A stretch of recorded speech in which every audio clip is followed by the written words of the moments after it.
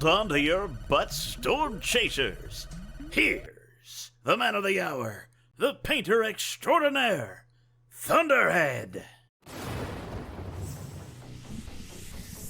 And my headphone cable is bound up across the room, so give me a second.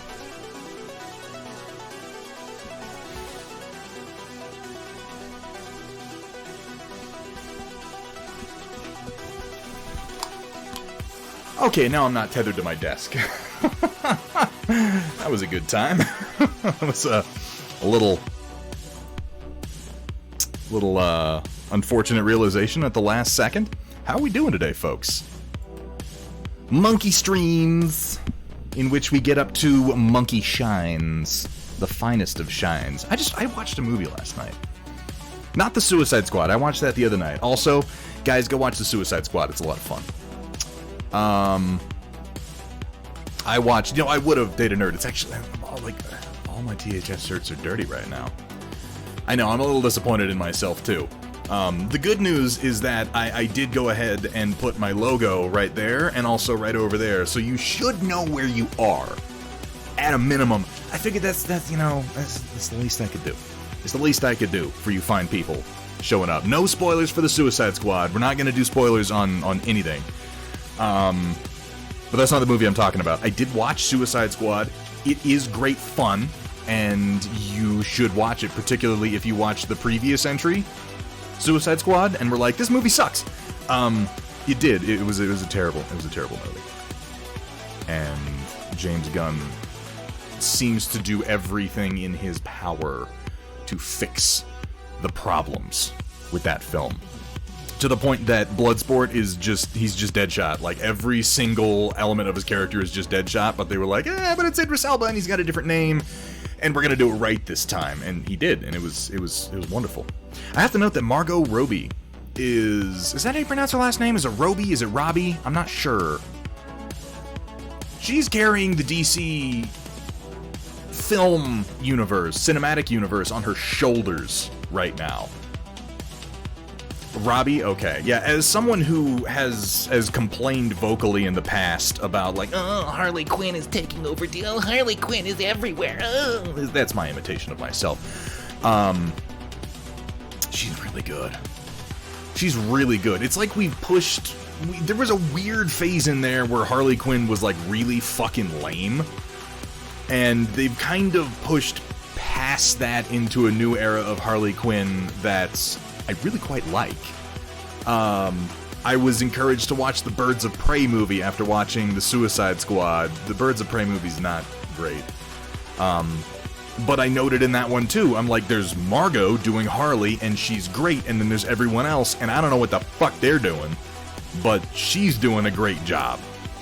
And she pretty much carried the Suicide Squad as well. I won't say she carried it. There were a number of actually pretty good performances in it. But yeah, guys, if you haven't seen it yet, go watch that. But that's not the movie I actually started talking about. I watched a movie called You're Next from 2011 by Simon Barrett, I want to say, is the writer's last name. It was directed by Adam Wingard. These are the same guys who did The Guest a few years after that.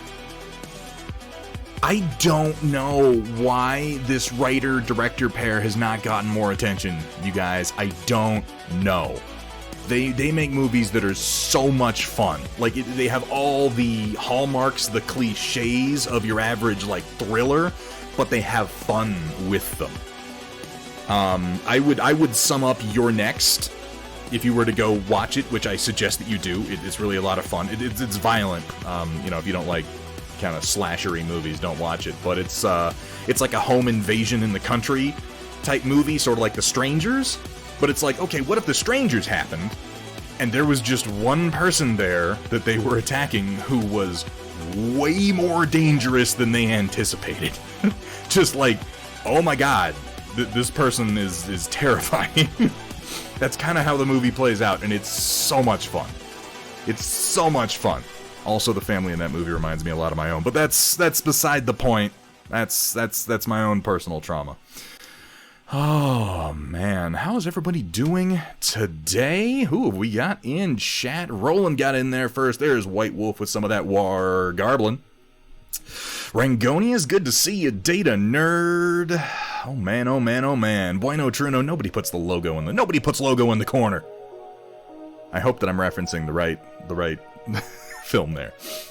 Yeah, I probably do need it would be fourth. I've got 3 right now. Admittedly, one of them I don't wear as much. The one that you did in the stretchier material with the logo on the arm, I don't wear that one anywhere near as much. Wombat Combat, how you doing? Is it just me or is James Gunn a master of crafting a soundtrack to fit a movie's tone? He does a pretty good job, and I think he stood out when he did Guardians of the Galaxy. Obviously he stood out when he did Guardians of the Galaxy. Everybody loved that movie, and everybody loved that soundtrack. But he's got his own soundtrack building style out of timely pop culture that works really well. I think that James Gunn is inconsistent. And we were talking about this earlier on the Daylight Gamers stream when he was playing Smite earlier today. James Gunn has like these moments where he does things that are just beautiful. I watched it, Data Nerd. It was on Amazon Prime. You have to rent it unless you have like one of their. You can get it's on Epix, I think, is the subscription. We can get it for free. And you can get an Epic subscription. It's like 99 cents for a month, and then $6 after that. So I'm like, here's $1, let me have a month, and then I'll cancel that shit. So I watched it on there. The Guest is, I believe, on Netflix right now. I would watch both of those movies. They're fucking fantastic. The Guest is better, but Your Next is also a lot of fun. As I just saying, yeah, so James Gunn, he has these moments that are really good. Like there's some combination of visual and sound and irony. He has a lot of irony in his writing. His writing's very on the nose. He's not a subtle man, and honestly I appreciate that about him. After decades of filmmakers trying to fool the audience into thinking their movies are more intellectual than they really are, Snyder, yeah, he's just like, nah, fuck it, we're doing superheroes. What do you want? Like, everybody can see these things. We're just going to say them. We're not going to pretend like we're trying to get one over on you. I really appreciate that. But he has these moments. And I'll just say I have 2 critiques of Suicide Squad. One's a spoiler, so I'm going to leave it out. The second is that for every really beautiful, really engaging, really funny scene in the Suicide Squad, there's at least one scene that's just like, yeah, okay. That's just really competent, but flat.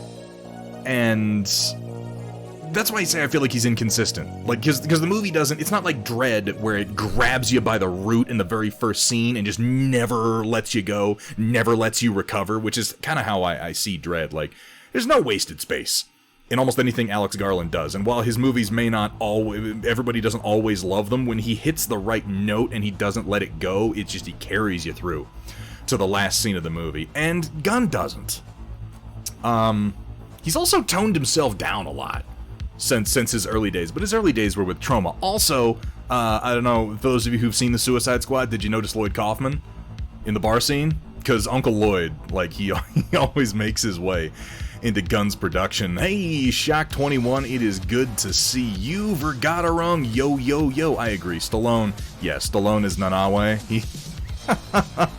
I love, in the beginning of the movie when they go in to see King Shark, he's doing the cliche where the big, tough supervillain is sitting in the jail cell reading a book, you know, with like glasses, because it's like, oh, he's big and he's tough, but he's intellectual. But Nanawe is sitting there with a book and it's upside down.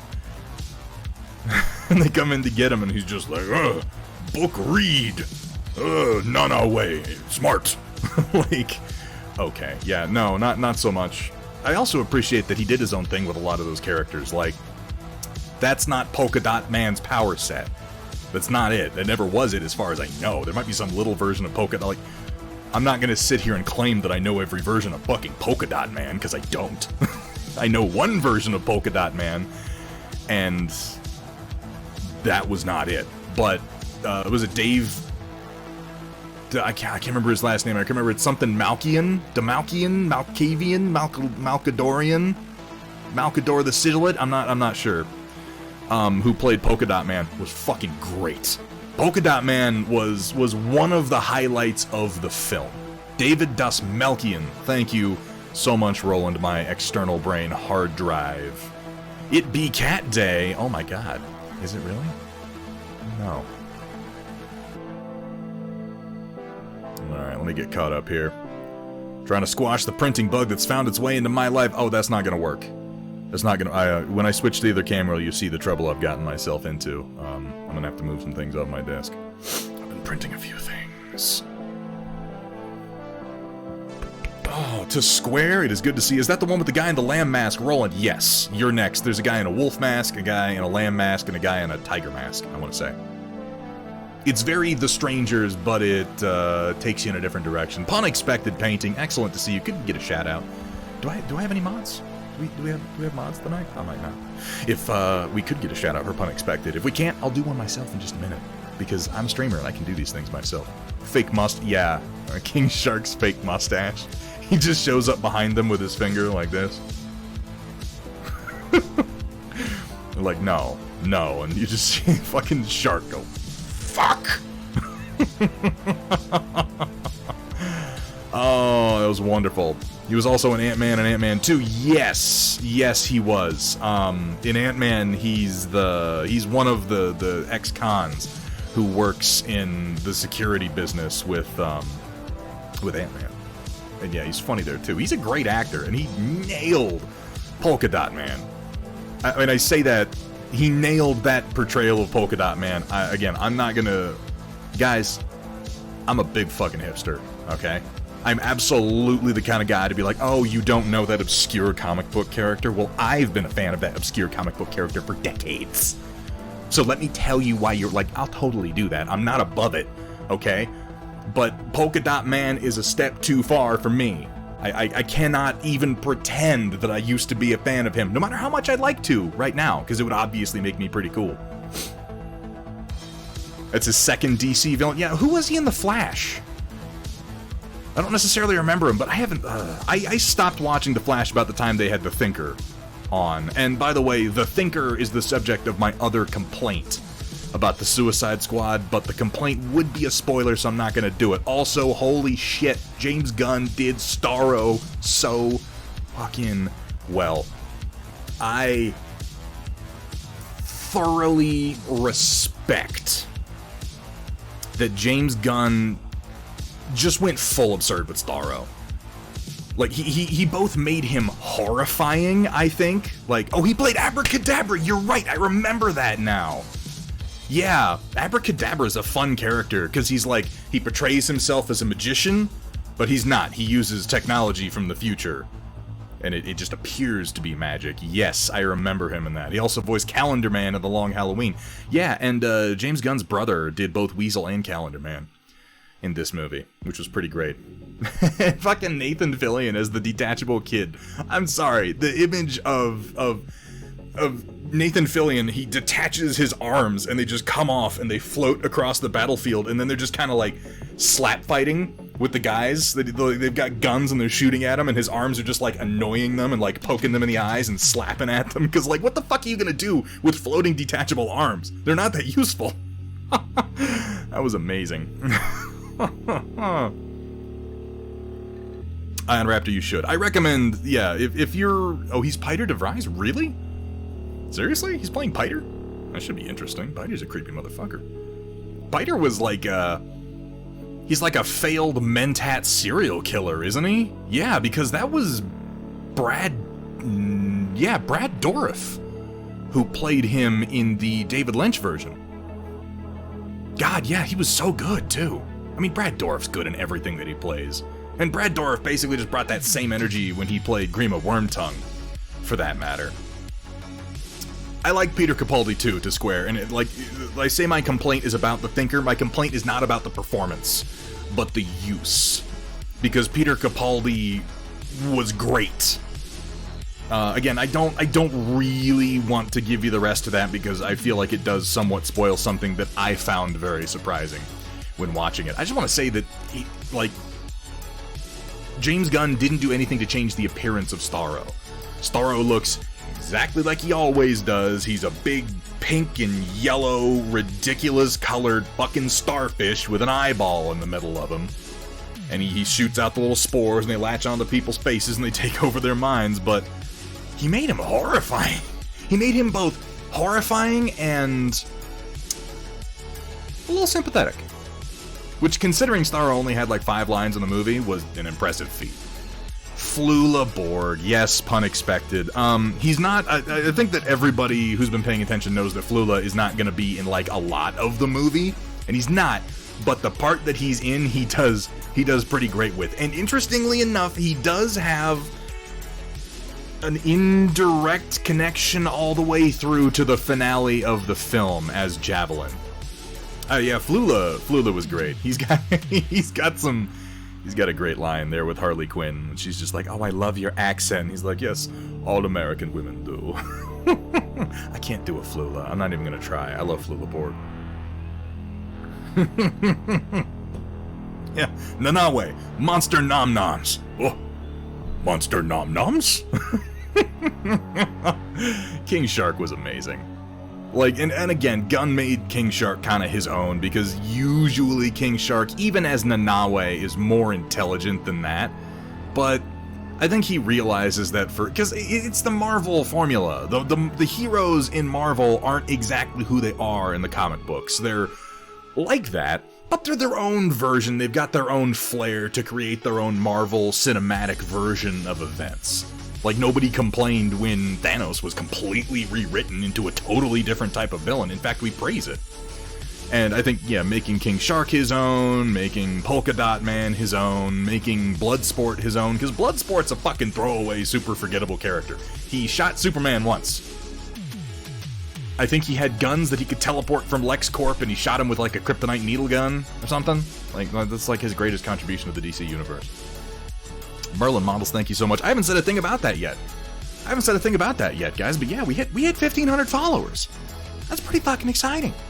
We've been going for just over a year and a half, and we have hit 1,500 followers right here on the stream. Guys, I cannot thank you enough for all of your support the whole time that we've been doing this. I love streaming. I love streaming. You guys have been with me for the last few months, probably for the period, for one of my most distracted and most drawn away from the hobby periods that I've had in a couple of years, these last few months. And this stream has kept me much more tethered and much more anchored to what I want to be doing artistically than I would have been before, because before I was streaming, if one of these moods came on or if a bunch of work came up, I would just be like, I'll just stop painting for a while, and it would all fall by the wayside. But with the stream, I am motivated to keep coming back, to keep doing at least a little bit, just keep things moving forward, and you guys have been absolutely responsible for so much of that. Merlin Models, thank you so much. I am on a little hard liquor today, so I'm not going to go too crazy with the hydrates. I got myself some water for that purpose. Drinking a bourbon 7. It's a lot of people. And you guys... yes, and they've learned... They made Amanda Waller very much into the villain, and I actually think that's one of the better things that James Gunn did with that movie.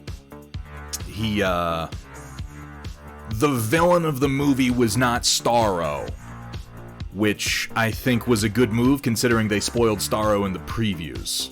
Like, Starro was a monster they had to deal with, yes, but he was not the villain of the film by a wide margin.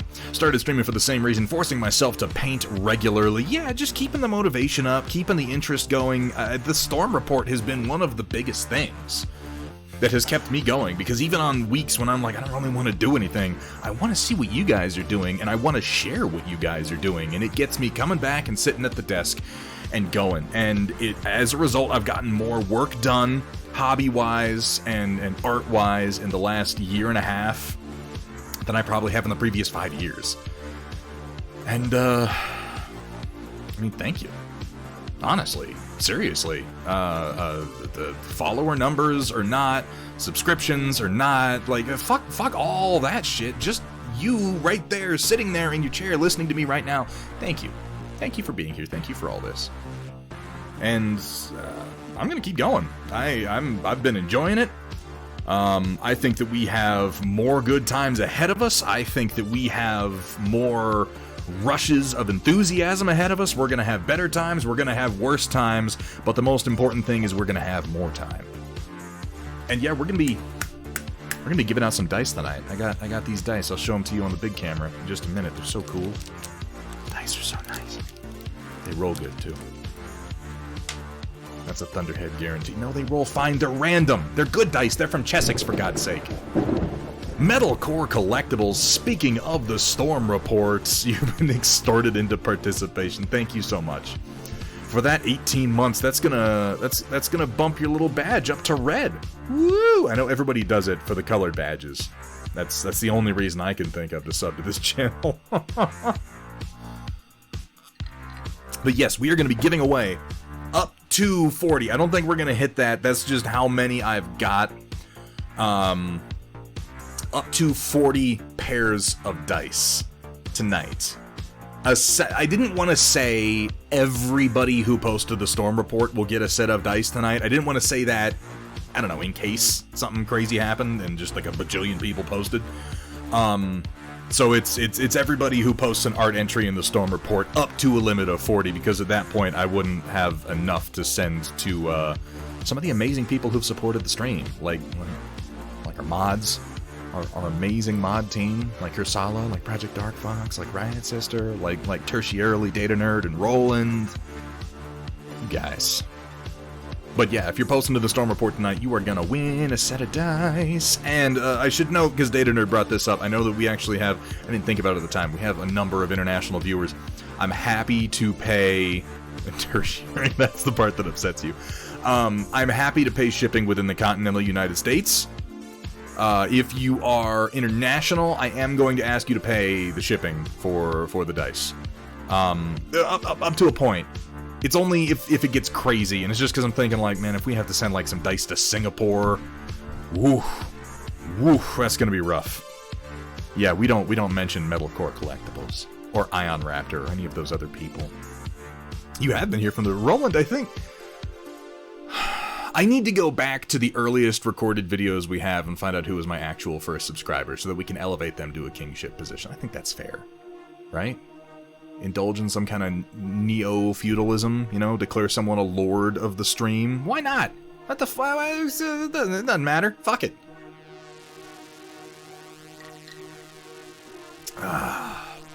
Australia, New Zealand. Yeah, I'm only familiar with that because we have some customers from Australia, New Zealand, for Steel Warrior Studios, and Alex complains to me regularly. We have made sure we have distributors in Australia because it doesn't make any sense to ship things. We can send them digital files and they can print shit and that's fine. But shipping them plastic is like, fuck you. No, thank you.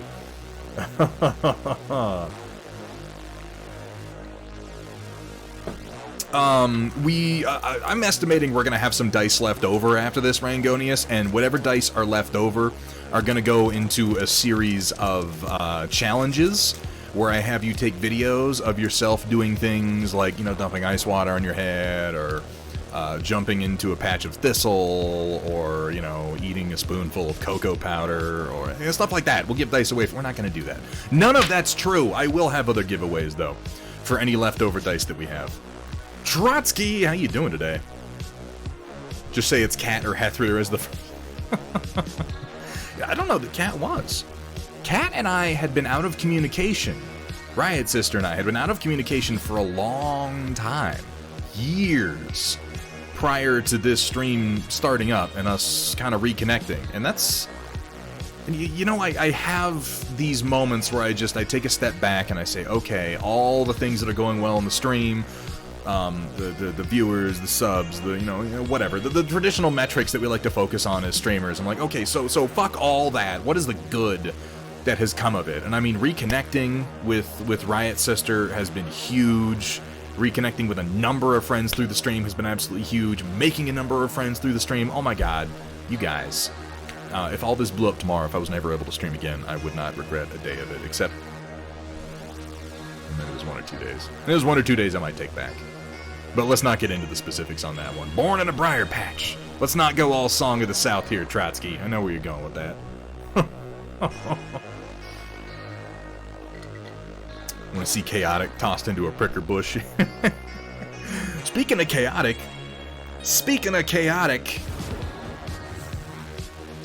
Look at all this shit. Look at the shit that's all over my desk. It's ridiculous. I gotta move these out of the way. But I've been printing these out. Chaotic is going to be doing it's called like Retro Palooza. It's like a retro pseudo gaming con. These are on my desk because I was just curing them in my cure station today. And I was doing a count. I don't know how I accidentally printed like way more Shadowhawks than I meant to. But I've got 1, 2, 3, 4 Battle Masters, 6 Shadowhawks, 3 Griffins, 2 Wolverines. Somehow only 2 Wolverines. I would have sworn that I did more than this. But I've just been kind of hitting the print button over and over. So I got to do a few more Wolverines and a few more Griffins. And then I got 4 Thunderbolts.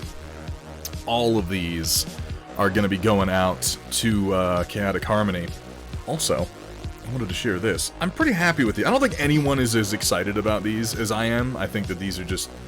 This is just something that I wanted to do and nobody else gives a fuck about. But I think this is pretty cool.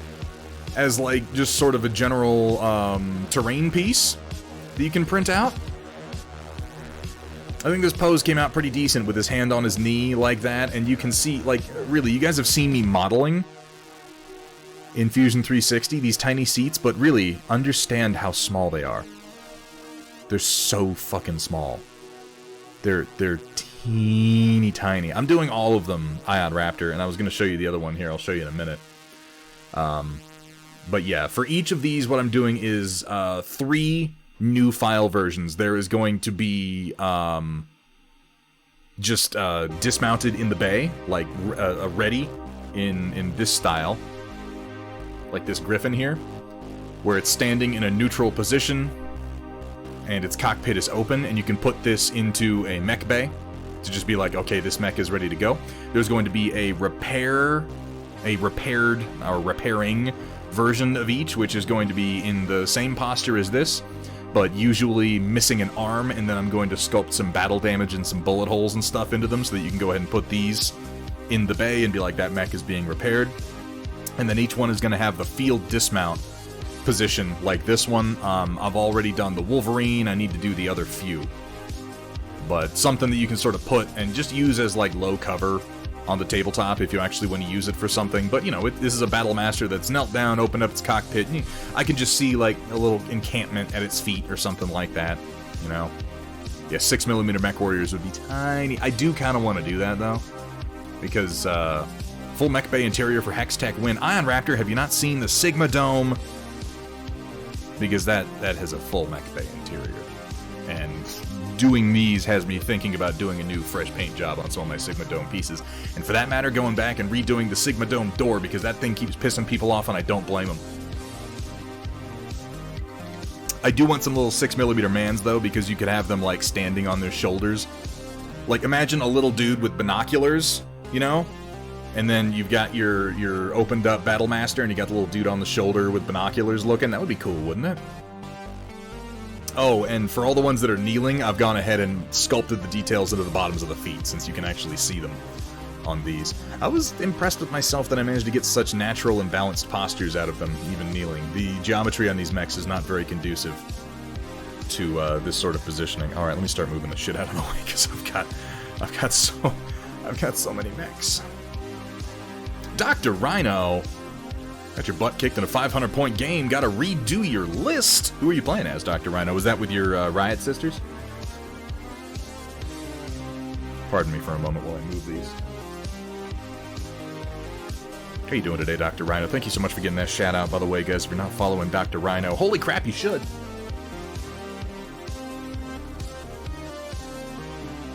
$1,500. I can scarcely believe it. I just want to thank you guys again for being here. We're gonna get to some painting here in just a minute. Painting all these in oils, right? You know, gradually that's becoming more and more true, pun expected. I'm glad you like the Battle Master, Datron Voltar. I'm pretty happy with how it came out. I wasn't sure that I'd be able to get the cockpit canopy to a thickness that would still print and paint reasonably well, but this came out pretty good, I think. And I just went ahead and had it touching the little antenna up here to give the whole thing kind of more structural integrity. Is that Plankwalker? Is that Plankwalker I see? So it is, Plankwalker. Welcome in, my friend. Sergeant of the Lurkers Brigade, as it were. You have to forgive my 3D printer today. It's printing a very tall piece. It's at the very top of it, and I'm going to have to let that cool before I can remove it.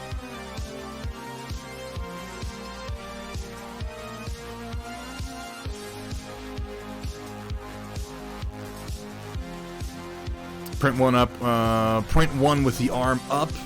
Like you asked about for the field dismount. I haven't printed that one yet, Data Nerd. No. On my printer right now is actually a Judge Dredd bust that we're going to be painting Thursday along with Steelo Rebel. It's occupying my printer for the next day or so. My Mars 2. I've got to get either another Mars 2 or okay, someone I have been informed, I believe it was Vergaderung that was telling me that the Mars 3 is set up so that it can only take files sliced by Chidubox? Maybe I don't want a Mars 3. That sucks. I hate Chidubox. Maybe I'll just get another Mars 2 when they drop in price. Because I love the Mars 2, and as far as I know, the Mars 3 doesn't really give you that much functionality in addition to the 2. Like, is the plate any bigger? The plate on the 2 is notably larger than the 1, and it prints at like twice the speed. But I don't know that the 3 is that much of a... Well, pun expected, because Chidubox manufactures all the boards that they use in those printers. And it's looking like, I think Vergaderung, you were saying, oh, the 3 has the 4K screen? Fuck. Well, I'm not so... I don't take the 2K screen for granted. I don't take the monochrome screen for granted to the point that I would mind too much at this point. But it seems like they are wanting to sell licenses to software companies to let them print on their board. So, yeah. Frozen Sonic Mini 4K. I like the Mars, but if that's what they're doing, yeah. Slicing your favorite, import to Chidu. Well, like, you can support in others, but you'd have to do the slice itself in Chidubox for that. Beer battered fish. 11 months and now you hit 1,500 followers. Coincidence? I think not. There are no coincidences, Hamburg Tech. There are no coincidences at all, just as it's no coincidence that you are here today, my friend Hamburg. It's good to see you. Yeah, that's some bullshit and I'm not happy about it. Chidu works just fine, Metalcore Collectibles, but I've started to fall in love with Lychee Slicer. And, like, it's now that, like, because Chidu... Here's the thing that got me. For a little while, 2 versions of Chidubox ago, Chidubox and Fusion 360 could not be installed on the same system. The existence, not running Chidu, having Chidu installed would crash Fusion 360. It was fucking ridiculous. It took me forever to figure out what the hell was going on, and then I uninstalled Chidubox, and it's like, oh, now it works. It was ridiculous. So around that time, I uninstalled Chidu, and I moved over to the Lychee, and I like Lychee. Lychee's a perfectly good slicer, and now they're telling me that I can't use it. That's some bullshit. I really like this one. I think this one came out great. With the pointing hand, I need to do a knife edge hand for Caddick Harmony. But yeah, Caddick's gonna get all these minis. I'm sending these to him for his RetroCon, and I hope he likes them.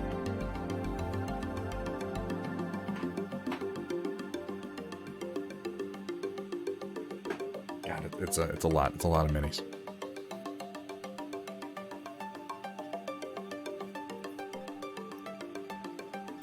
Failed to remove a support there. Came off easy at least. Autodesk uses Chidu for the AM module in Fusion. Really? There is a lot of Fusion 360 that I don't use. They have a generative design feature that you can pay for that when I see it used, it blows my mind and scares me a little bit.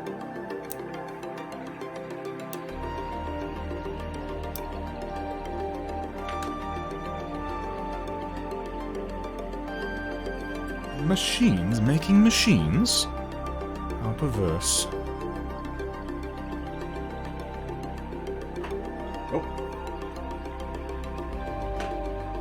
Not enough room on that shelf, but I made it work anyway. But yeah, guys, these dice are going to be going out here in the near future. They're really cool. They're really cool. And guys, yeah, if you have some art that you'd like to share with us, and just in case we have any new viewers today, I should let you guys know we have a bit at the end of every stream that we do called the Storm Report. It's just an art share segment. I love seeing you guys' art. This is one of the best things that's come of this stream, is I've got so many people sharing. Because I'm a blurry guy. It's because the C920 is stupid. Hang on, let me fix it. There we go. That's better. Sometimes it goes a little nuts. Yeah, but we do an art share at the end of every single stream. All you have to do to participate is to jump on over into the Thunderhead Studio Discord, which Data Nerd so kindly shared in chat right there. Hop on over into the Storm Report channel. Read the rules first. They're very simple. They're not really all that restrictive. They're just to make sure that you know certain rules that we have for the Storm Report. Welcome, everyone, to Thunderhead Studios, where the only rule is... Please don't show me your genitals. Please don't. Have fun, be safe, and above all... Don't show them to me. For the love of God. Don't do it. Please don't do it. But tonight is a very, very special night. We are celebrating 1,500 followers on Twitch and 1,000 followers on Instagram. So everyone who posts their art tonight, up to 40, will be winning a set of these Thunderhead Studio dice. I really like how these came out. They are a translucent purple, which if I can get some light on them, you can really see how that shines through there. Ooh, they're so pretty. Nice, simple pips. And then the logo, where the 6 would normally be. And I'm telling you, they roll so nice. They roll so nice. Watch these boxcars. Watch these boxcars.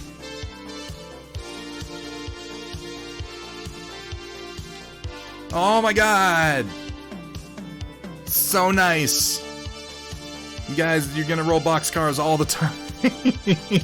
Close enough. It was a 5 and a 6, okay? That was a legit roll. For the love of God. See you later, warehouse. Catch you on the flippity flip. Am I right? Noise doise. Yeah, Hethru's got a pair. Hethru is the only person other than me who has a set right now, and that's because he came to my house and he stole them from me.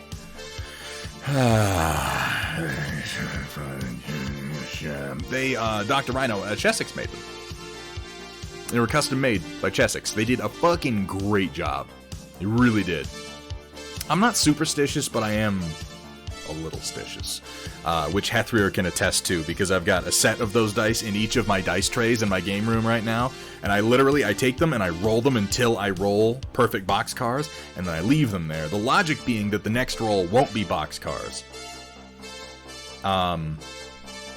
That's not logical. That's not how it works. But as I said, I am a little stitious. Alright, let's paint some minis.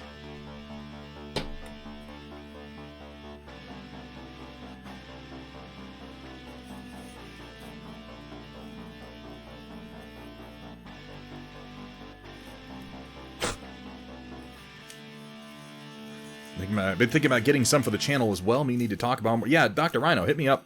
I'll send you my contact info I used. They weren't even that bad. I think I paid like $80 for 100 of them for custom. Yeah, no, please do. Because I'm going to be ordering probably at least another 100 of this style.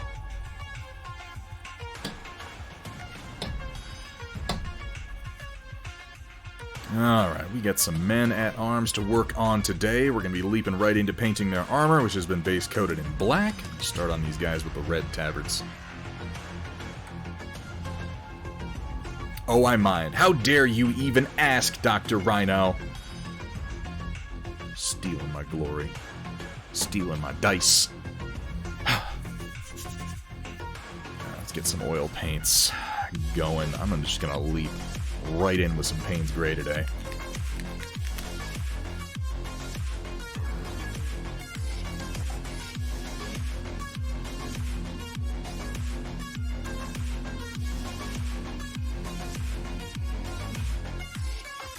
Oh, I suppose imitation is the sincerest form of flattery. I'll take it.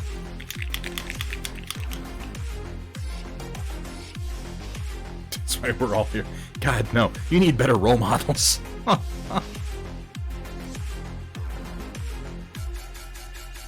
Alright, get some Payne's Gray, and I'm gonna immediately lighten it up with just a bit of titanium white to get going. I should give this a shake.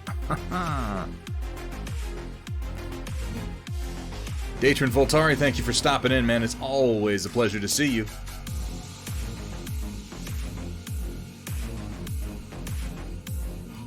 Your role model. Oh, I like what you did there.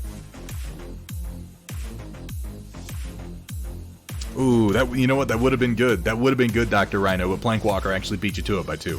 By 2 chat remarks. To your credit, it was unlikely that anyone else would choose that particular pun, but he did.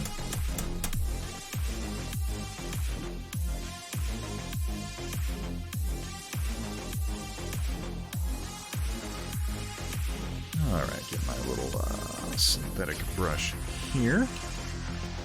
And let's get to work.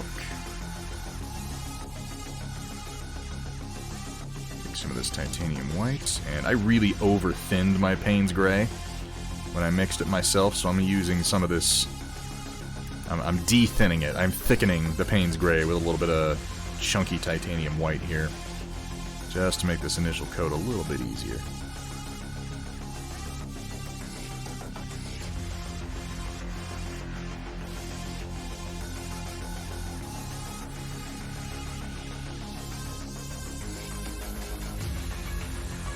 There we go. Ooh, I should have a little bit of white spirits ready to go.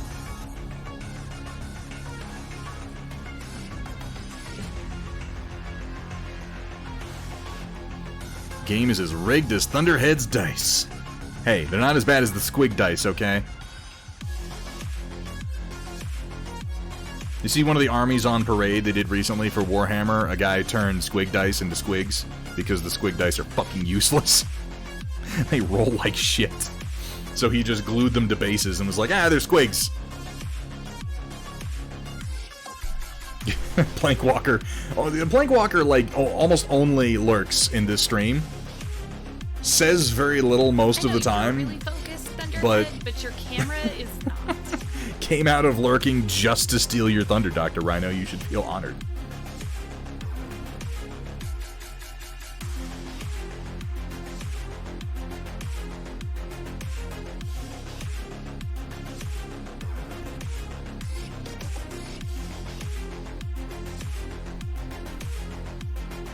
Alright, now I'm sticking to my, we're doing this quick, sloppy, and dirty mantra.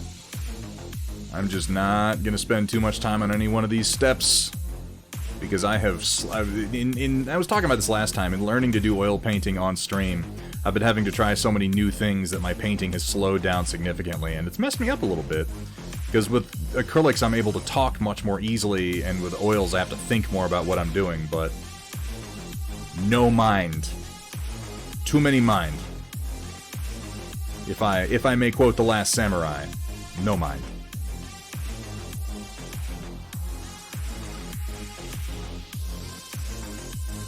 I like The Last Samurai. I don't care if it's a stupid movie. I like it. It's fun.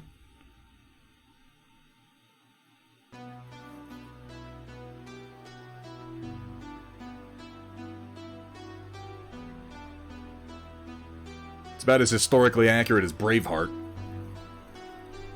Just slap paint around. It'll work. Yeah, that's what we're doing. That's what we're going for today.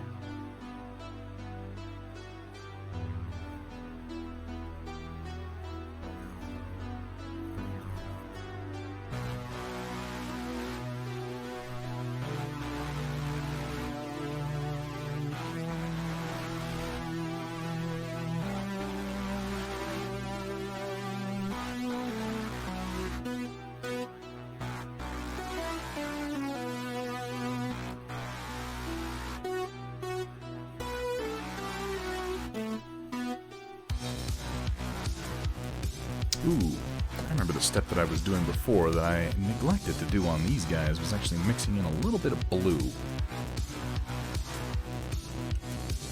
Let's do that. I'm just going to take a touch, just a touch of French ultramarine. Ponders what to do with $150 worth of ramen. I mean, you eat it. You eat it's what you do, Roland. This isn't a complex operation. I had the most disappointing bowl of ramen, potentially, of my life today. And it all happened because I had a chili sauce that I don't normally mix into it, but I put on other things, like a crispy chili sauce. And I was like, this will be good in this ramen, and I mixed it in, and it wasn't, and it was a sad day. It is a sad day.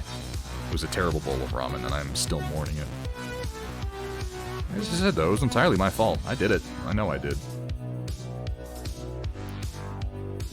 I'm just gonna mix that into my little pool of Payne's gray here, make it slightly bluer. Yeah, that's nice. That's real nice.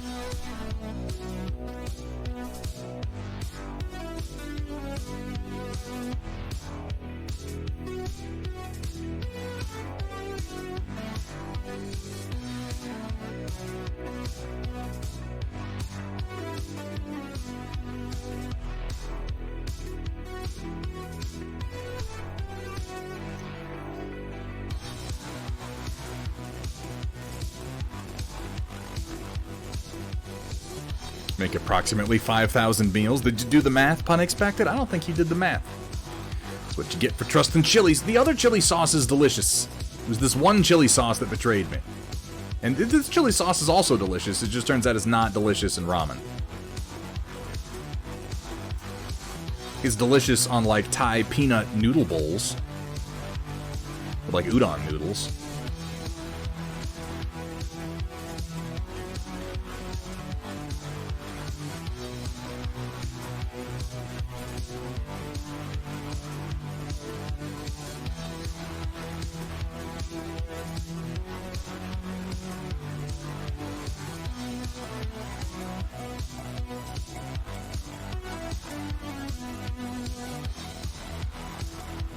There we go.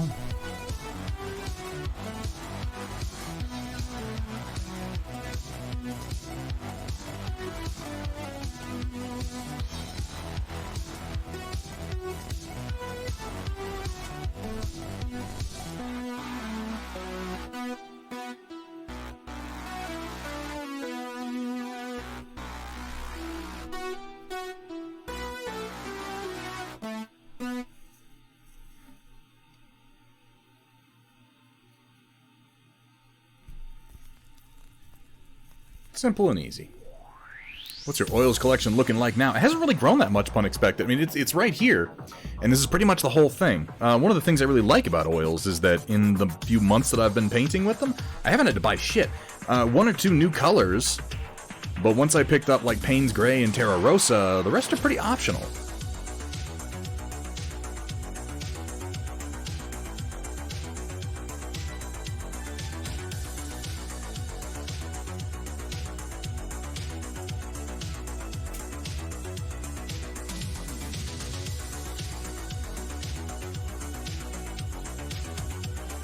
And you look at oil paints and you think, wow, that's expensive for a tube, until you realize that you buy that tube and, like, that tube's gonna last you for quite some time.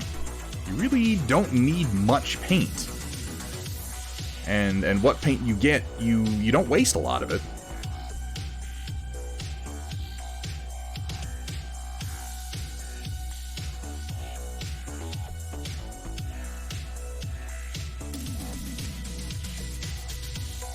And this is me learning to be as lazy as I possibly can with oils. I can't bring myself to spend that much time on them or try to do a crazy good job with them. We're just slapping it down because I've got a lot of men-at-arms to paint. You know what? When they're in a big group, they'll look just fine. One of your coworkers told you about supposedly the best ramen restaurant in the area you really want to try. I could go for a good ramen joint. I don't really have... I had one in San Antonio. I don't have one up here. And I don't know if you guys have been, alive for the last year or so, but it has been incredibly difficult to find new restaurants when you can't go to a lot of them.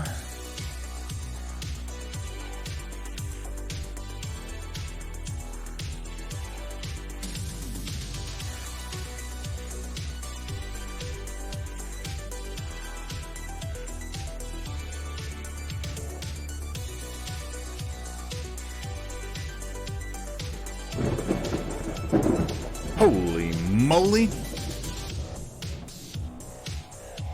Wait, what just happened?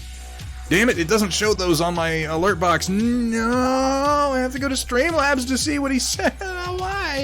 Why does this activity feed not tell me when I get Streamlabs donations? That's so very frustrating. Give me a second. Let me pull that up. I apologize.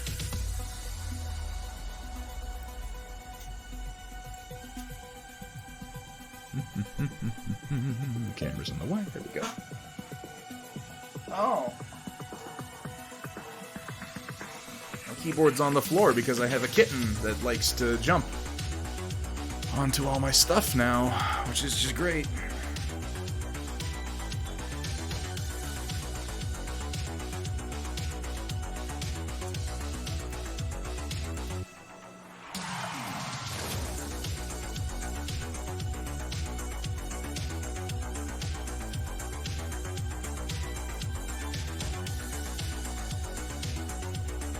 Yeah, Streamlabs, I know. Convert your clips to TikTok, fuck off! Out of your damn mind.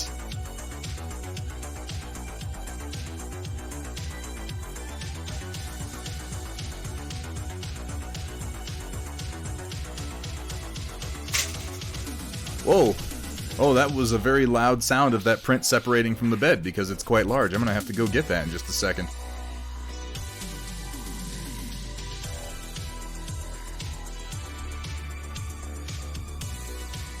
Recent events, that's what I'm looking for. There it is, from Soulsworn. Go buy Star Citizen, install it on your computer, join the online sensation before we all murder you. Ooh, whoa, that got dark fast. And use my referral code. Ooh, I got it right there. $45, Soulsworn, thank you. You know what? Okay, fine. I'm not gonna promise you I'm gonna play it like a whole lot, but I will give it an honest chance. And I'll come play the game with you. I haven't really wanted them to give them any money over the course of all this, but if they've got like a working build as of right now, I wouldn't mind jumping in. I've got a decent HOTAS set up. Star Citizen, the Money Pits? Yeah, that's the one. I'll be shocked if a good game eventually comes out of that, but I won't rule out the possibility. Alright, hang on 1 second. Let me check the status on my print here and get another one started. And I'll be right back.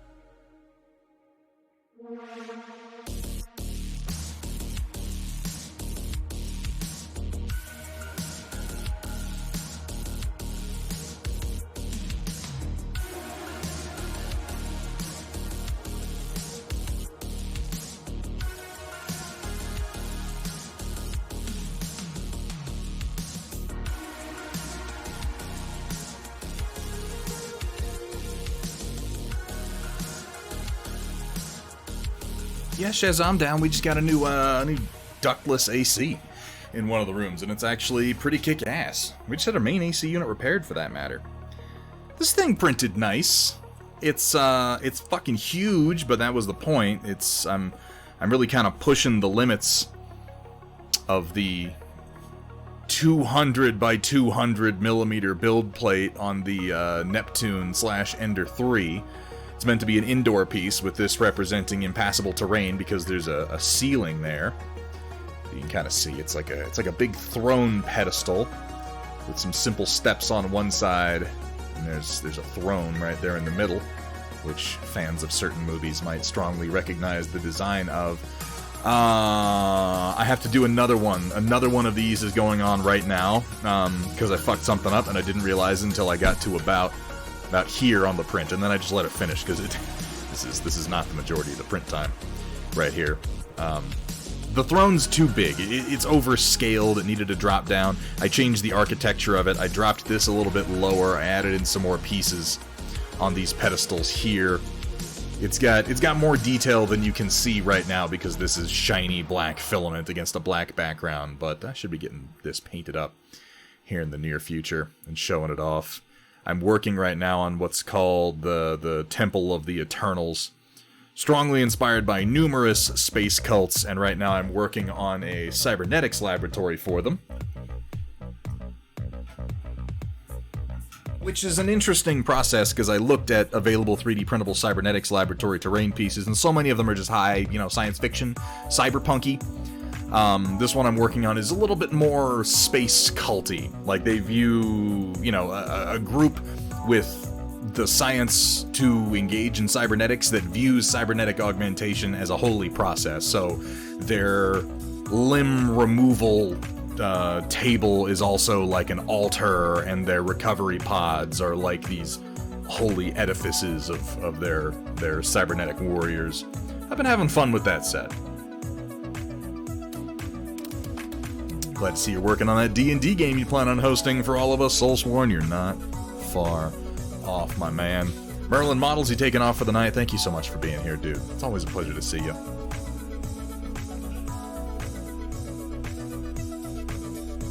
Budget bin AdMech. Yeah, but less steampunky. And much more, you know the guys I'm talking about.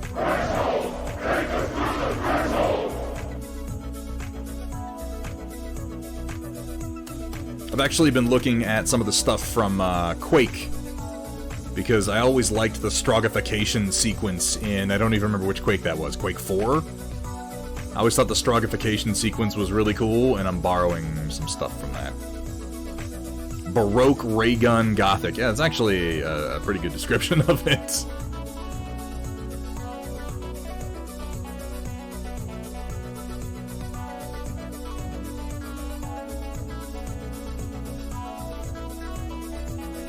Code Red, do the do. Oh, I'm Chaotic Harmony, and I'm here to tell you to check out my stream. Didn't you have some fucking, like, parents-in-law to meet or some shit? What are you even doing here, Chaotic? God. How you doing, Chaotic? It's good to see you, man. We were just talking about you. Kinda. Sorta. A little bit. Technically, we were.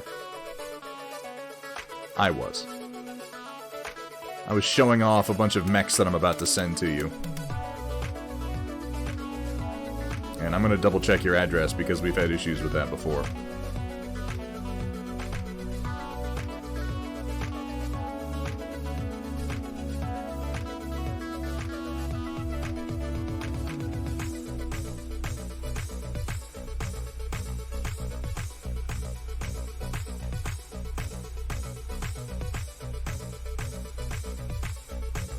Fiance's getting her haircut, so I'm off to the side.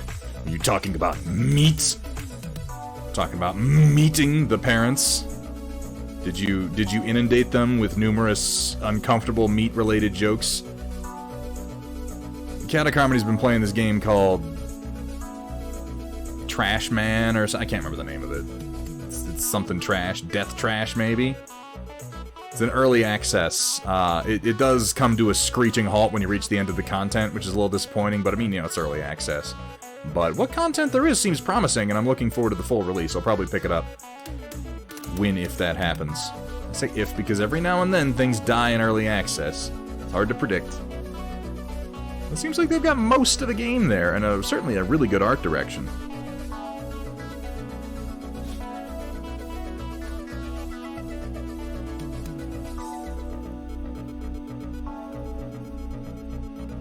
And yes, lots of meat jokes. It's like a post-apocalyptic meat world. Like, as far as I could gather from the story, humanity developed star travel, and we colonized some other worlds, and on one of these worlds we then underwent an apocalypse where blood rained from the sky and meat grew out of the ground. And it's like, there's just meat and flesh everywhere now. It's like a really uncomfortable meat apocalypse. It's gross. Frustrating how quick it is to blend shade with oil versus acrylic. They're just different. And I'm trying to find ways to kind of do both. You know, use the strengths of each method together.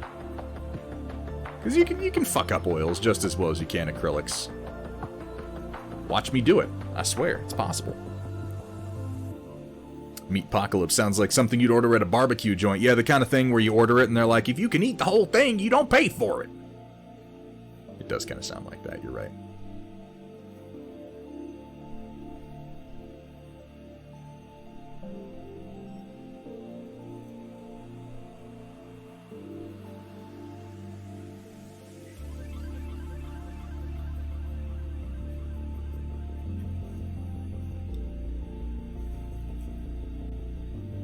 We're going to be doing some more oil painting on Thursday, along with a much, much better oil painter called Steel Rebel.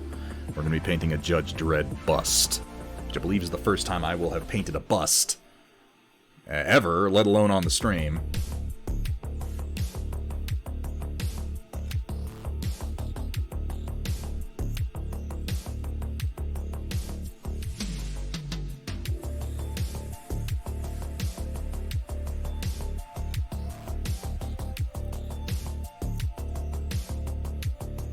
Meatocalypse? That's pretty good. That's pretty good.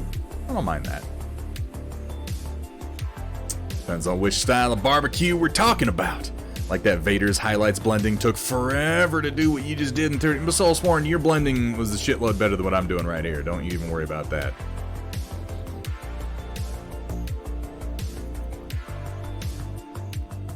A lot of painting, and I don't say this to be like, oh, I'm so good, oh, look at me paint so well. A lot of painting is just confidence, I find. Good artists can make ridiculous shit work for them because they're just willing to roll with it. And that's what I lack with oils that I have with acrylics is confidence, and it's kind of what I'm working on right now, is like, just don't think, just paint. Don't think, just paint, you know? Might be getting your first ever commission. Oh my. I want you to paint 60 guardsmen. Oh, you poor son of a bitch. There's a kind of irony to that that your first commission would be the style of commission that so many commission painters just fucking dread. Action Play 40 followed, and I didn't say anything. I must have been up and away. Action. Thank you so much for the follow. Welcome to the stream. Welcome to the Storm Chasers.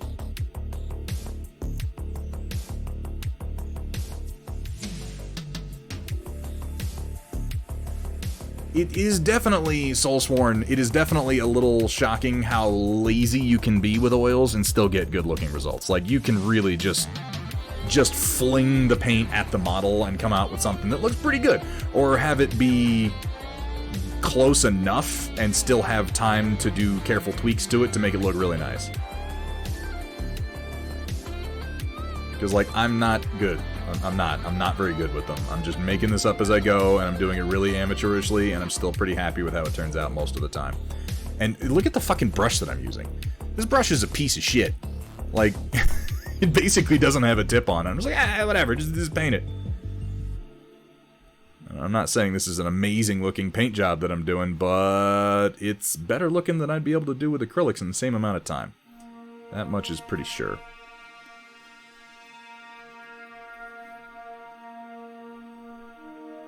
And when I make mistakes, I'm forcing myself to just ignore it and keep painting.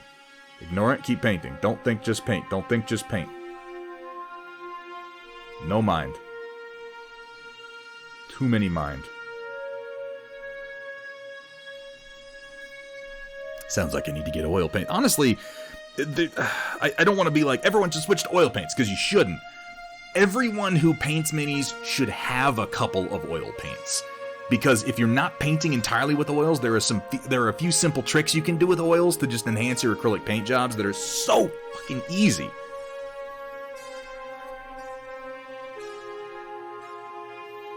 The scheme you once involves like 4 colors over the whole mini. Yeah, he fucking better if you're painting 60 guardsmen. Rocking the size 1 or size 2 on the Artis Opus. This isn't an Artis Opus. This is a Warlson Artist brush. This is a cheap-ass synthetic size 1. This is nothing. I have an Artis Opus that I use for my acrylics. I have an Artis Opus 1 here. I don't like these brushes. Honestly, I found Game Envy's brushes to be better. Yeah, the Artis Opus I was using was a size 1, and I'll usually use size 1. I'm like the opposite of Vergaderung, who's like, I use a size 6 all the time. I'm size 1, size 0 a lot of the time. It's just what I'm comfortable with.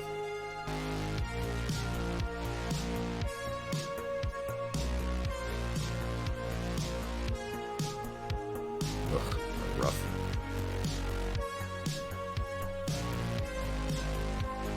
Size 2. He uses like a size 4. Don't listen to him.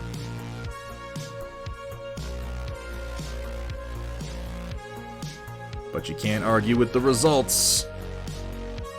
You really can't. Vergaderung gets some amazing results out of his giant brushes.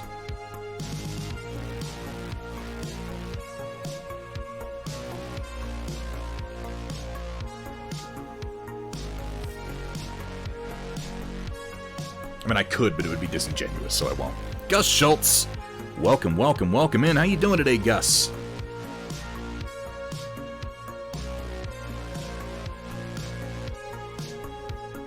Gus is a good example of one of the most truly talented sculptors and painters that have come into the stream. That, Gus, I'm always happy to see you in chat, man. I am a big admirer of your work, and I'm always excited to hear what you are working on next.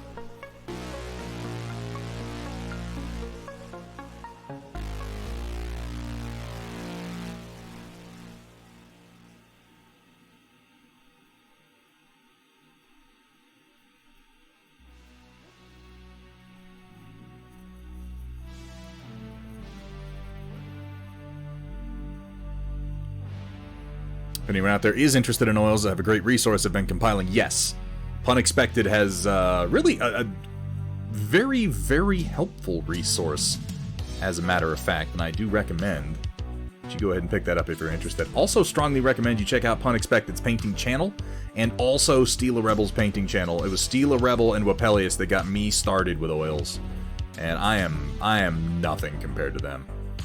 I am a joke compared to them when it comes to oil painting, but you know, in my defense, they've been doing it a lot longer. In my defense, Smack Weasel, how you doing, man? It's good to see you. Crossbow Roof, man, we got some real bros in chat today, and I'm just gonna reiterate so everybody knows we are celebrating 1,500 Twitch followers today, as well as 1,000 Instagram followers. You guys make the stream what it is, and we are giving away some dice. Some really quite snazzy dice, as it were, which are real easy to win. All you have to do is submit some art to the Storm Report. The first 40 people who make an art submission today will be winning a set of Thunderhead Studio commemorative dice. It's not like we're trying to get inside the lines or anything. We're not. We're really not.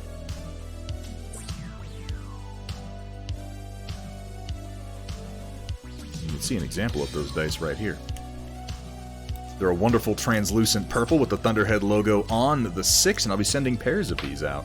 I would like to note that if I'm happy to cover shipping within the continental United States. If you are international, I'll probably be asking you to cover the excess shipping, because that can rack up pretty quick.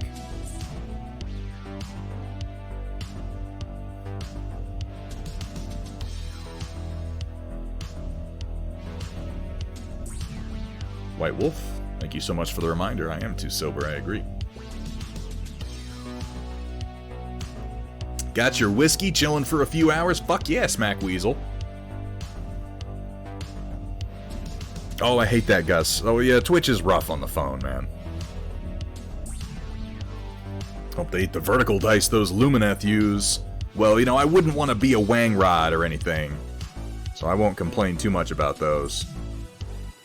Fucking Wang Rod. Those scroll dice. I just think it's... I continue to be amazed that...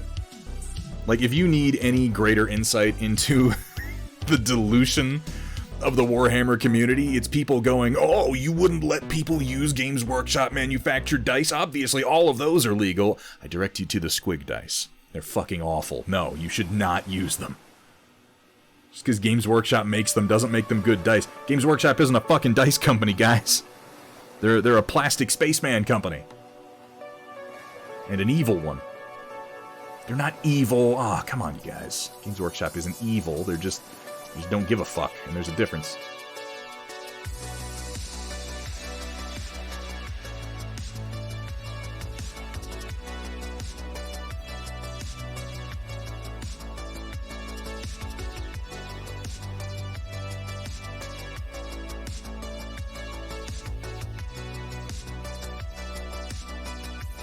Alright, on to the third guy. And then we'll highlight these up, and then ideally move to the second set of 3.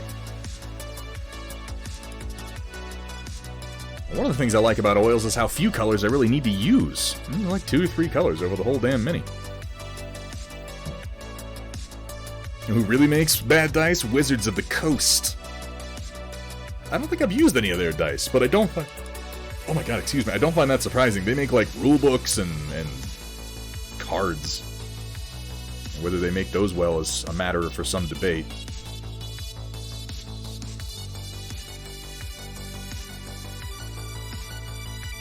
I mean, I'm really not doing much, like...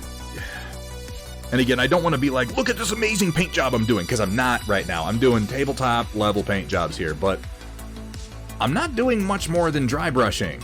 Like, really, if you can dry brush, you can do what I'm doing right here. It's really easy.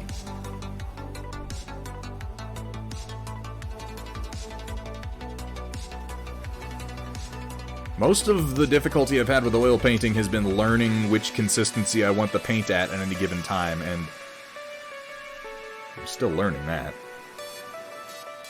Just that it interacts with itself differently at different consistencies.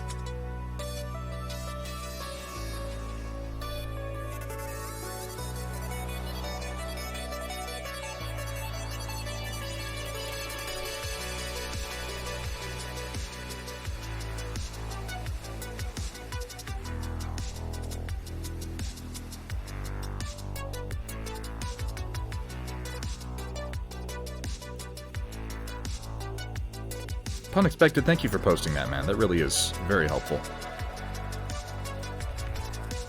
Is evil committed by apathy worse than evil committed on purpose? It's a question of intent, Dr. Rhino.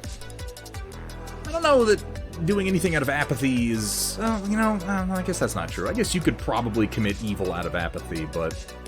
I don't know, in my mind, evil involves an intent to do harm, a malice. And I don't think that Games Workshop is malicious. I think that Games Workshop just... They make money, and that's the thing. Like, everything about Games Workshop, I don't say they're evil because I understand it. I do. It's the same reason that they use their paint pots. The Games Workshop Citadel brand paint pots are fucking terrible. They're awful. But here's the thing. When you're looking at the bottom line for that company, when you're asking yourself, like, okay, so is this the year that we retool our fucking supply lines and our manufacturing to use dropper bottles? Is this the year that we spend the money to retool from what we've been doing to something completely different? And you look at the bottom line and you're like, people are still buying it. Fuck no, I'm not spending money if people aren't going to make me. If anything, that's a failure of us as consumers. And that's why I sometimes encourage people to move away from Games Workshop. I definitely encourage people to move away from Citadel paints. It's not because I want to hurt Citadel, but because I want to send a message to Citadel that what you're doing isn't fucking okay and people want something else. But clearly I'm incorrect because people keep buying it. And frankly, if they're selling the pots, they shouldn't listen to me. You shouldn't. Like, I think I'm right. But don't fucking listen. Like, if your bottom line says otherwise, do what you're doing. Yeah, I'm just some fucking wang rod. Use less colors and oils because they were designed to be mixed up. You can mix good acrylics, but the paints and pigments don't work together. Exactly, Ramos. You really only need one or two because you can mix everything in between with those one or two. Like, even on this so far, I only have a couple of colors. Fucking wang rods. Somehow people will still buy those pots. Games Workshop is in a very unique position. Prince Knucklehead, thank you so much for the follow. Welcome to the stream. And it's something I've been kind of trying to analyze lately, particularly with the number of people who are like, well, we're abandoning Games Workshop. And I'm not trying to be like an edgelord. I'm not trying to be a cynic. I just am a cynical edgelord when I say that, no, they're not. They're not leaving Games Workshop. White Wolf. They do this every few years. But Games Workshop has this amazing pop culture position that no other game has. Games Workshop doesn't really make that good of a game. And I don't say this to be like, fucking Games Workshop, come play this obscure game that I want you to play. No, that's not what I'm trying to say. What I'm trying to say is, objectively speaking, there almost always have been better games than Warhammer 40k out there. But those games don't have the appeal that 40k has. They don't grip people the way that 40k does. And 40k has this inertia where it's like people started buying it early, they invested thousands of dollars into it, and there's this, and I've seen it, I can't tell you how many times, it's like, oh, Games Workshop ruined my army. Yeah, but I've already got like $3,000 invested in this game. I'm not just gonna quit it. I'm glad, Prince Knucklehead. I'm not saying it's impossible to do. I'm not saying no one's gonna do it. I'm just saying that, like, it's probably not going to be this huge exodus that people want it to be, because every few years this happens. And for everyone, Prince Knucklehead, that leaves, like you, they're bringing in more people. And they're not bringing people in necessarily from other tabletop games. They're bringing in fresh, new faces to the hobby, which is incredibly valuable. Bringing people in who have not played tabletop games before is way more valuable than bringing over tabletop gamers. It's the same thing that Atomic Mass Games is doing right now with Marvel Crisis Protocol and Star Wars Legion. They're not, like, they're bringing people from other games. Yes, that's happening. But they're bringing in people who are just like, I watch Marvel movies and I think dice are cool, so oh my god, you're saying that I can play a game and I can have 9 different versions of Loki and they can team up with Scarlet Witch and Vision? Yeah, I'll buy that. And they make money. They make a lot of money. I'm not going to sit here and say that it's good or it's bad or anything like that. It just is. It's what's happening. We have a game that has a reputation. Doesn't matter when you move, there's players. Exactly, White Wolf. And this is something I want to add to that I learned when I was serving in the Army. I learned it when I was serving in the Army, and it was cemented when I then tried to run a gaming community in San Antonio, Texas. When you buy a video game, you don't need to know that you're gonna have people to play with. At least not as certainly. Like, you do, but here's the thing. When I buy a multiplayer video game, first of all, there's lots of single-player ones, but when I buy a multiplayer video game, if there are servers, I can get games with kids sitting in Korea if I'm up at the right time of night. When I buy a tabletop game, I have to build the models, I have to paint the models, then I've got to find someone to play with, and that person has to be near me, has to have time, and on top of these things, I have to fucking like them to some degree.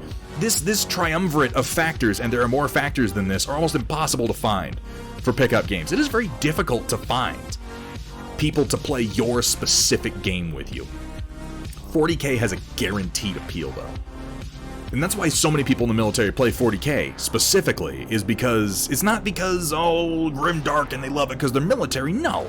It's because you're always gonna find people who play it. It has this inertia that is so difficult to overcome, and it is so difficult to build up for new games. There are games out there that are objectively vastly superior to Warhammer 40k. Maelstrom's Edge from Spiral Arm Studios is one of the best tabletop games similar to 40k I've ever played in my life. Good fucking luck finding players and good fucking luck bringing people into it. But it's better. Beyond the Gates of Antares is a better fucking game. But good luck finding people. And I don't blame anyone for that. It makes perfect sense. It's just that there are a lot of factors involved in tabletop games and who succeeds and why that I think a lot of us don't consider. Kursala considers it all the time, though, particularly when he's dropping that sub. 14 months, Kursala. Thank you so much. Thank you so much for the support. I appreciate your Prime sub, bro. All right, let me catch up with chat here. And Prince Knucklehead, I'm glad to hear that you quit playing 40K. I'm curious, what are you moving your hobby forward and into? And I don't judge anybody for playing 40K. Like, I'll talk plenty of shit about Games Workshop, but guys, we're playing plastic men. Like, play whatever you want. I don't really care. It's all, I'm all about the hobby. And I want to see your 40K stuff as much as I want to see anything else. I'd argue any organization motivated by something as selfish as pure profit is bordering on evil without considering actions. Nanotanks, if you want to have that conversation, we're going to get real quick into capitalism promotes pure evil, which is not necessarily a conversation I want to get into. It's not something I necessarily disagree with, but it's a little contentious and not exactly the subject of the stream. They exist in an environment that promotes that behavior, and I'm not really going to criticize them for just going with the flow, because it makes sense at the end of the day. Slowly iterating a more fun game, not necessarily a better game for Gadarong, and they have a really bad habit of not supporting their side projects. The setting and lore is what brought people into 40K, why can't I read IMO? In my opinion, Tawars, I agree. I would put forward that 40K's setting is, ironically, one of the most generic settings in all of science fiction. And that might be a subject of some argument, that's just a personal opinion. It basically borrows individual things from numerous sci-fi sources over the last 100 years and mashes them all together with a bunch of edginess. And I liked 40K's lore and setting more when it was totally hopeless, and very recently they've shifted gears into like, oh, there's new technology and humanity's doing okay, and there's new stuff going on, and not everybody's so superstitious, and I'm like, this isn't as fun. This isn't as fun, but that's just me. We have a game that has a reputation, it doesn't matter when you move, there's play. Oh yeah, I was just talking about that, that's right. Alright, let me catch up here. So I got a little lost for a minute there. Quit playing the games. Army strong, still serving. Fuck yeah. Fuck yeah, battle buddy. Playing an FPS and you see Korean characters, abandon all hope. You're about to get run over by an aimbot from a computer. Yeah, okay, that's... You're not wrong. There's a reason I don't play multiplayer online games, man. I fucking suck. Wargaming in the UK military is doing so well at the moment, it's amazing. Smack Weasel, I believe that. A lot of wargaming got its start in Nottingham, and a lot of it's still based there.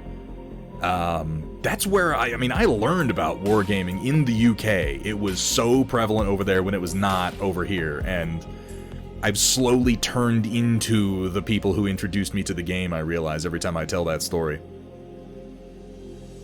Alright. Come down here. Cool Mini or Not games are awesome. I agree, Prince Knucklehead. Smack Weasel, thank you for the reason. Don't apologize. Smack Weasel, don't apologize for not subscribing. Are you out of your mind? You never have to subscribe to this channel, dude. I love having you here in chat. But thank you so much for the sub. It really does mean a lot. Apologizing. Good lord. I think the local shop supporting Games Workshop also helps a lot. Ramos, there's a big conversation to be had around that, because in my time working at a game shop, I learned a lot about how Games Workshop incentivizes game stores to carry their product and disincentivizes them to carry competitor products, and that is maybe the part of their business practices that I take the most issue with. They do some shady shit. You might not realize it, but game stores that carry Games Workshop and Citadel products are, in many times, required to carry certain products and required to place certain products at certain places in their stores ahead of other products just to be able to carry them in the first place. I didn't like it when I had to go along with it, and I don't like it now. Play 40K mostly to support my local game stores. Prefer games like Dead Zone. Dead Zone's a good game. Mantic definitely scratches out their corner of the market, but it's really, really hard to overcome Games Workshop. I like Dead Zone a lot, though. Generic setting is what allows it to have a broad appeal. I'm not saying you're wrong. I'm just saying that I personally find other things a little bit more interesting. I like Maelstrom's Edge a lot, because Maelstrom's Edge has that edge, if you will. It has that hopelessness that the original 40k setting did that they don't so much anymore. Maelstrom's Edge is like truly grimdark. In the setting of Maelstrom's Edge, everybody's dead. Everybody in the galaxy is dead already. They just are delaying it by another day. Every single battle that they have, they're delaying it just a little bit more. They're scratching out that last little bit of resources that's going to carry them to the next world, where they're going to have to start all over again. And it's just, the clock is ticking down until that planet is also consumed. They're fleeing to the galactic rim, and when they get there, there's nowhere left to run. It's really desperate, and maybe that doesn't appeal to everybody, but for whatever reason in a war game setting, I really like that. I don't play multiplayer games. Trax says I've yet to play a game of Titanfall 2 with him. Ooh, shots fired, Dr. Rhino. I felt that one. Kings of War is a great game.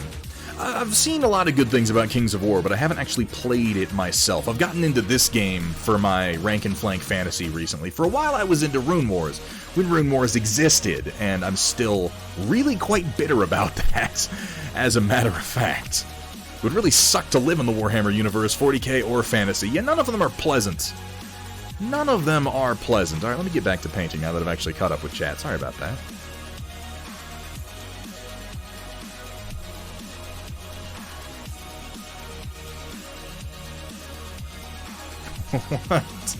What? I was ranting holding a mini-stream. Yeah, that's what we do now. I'm not gonna rant about Rune Wars. I just miss it, okay? God. Rune Wars was a great game. It still is a great game. It's just not supported anymore in any meaningful way. Fuck you, FFG.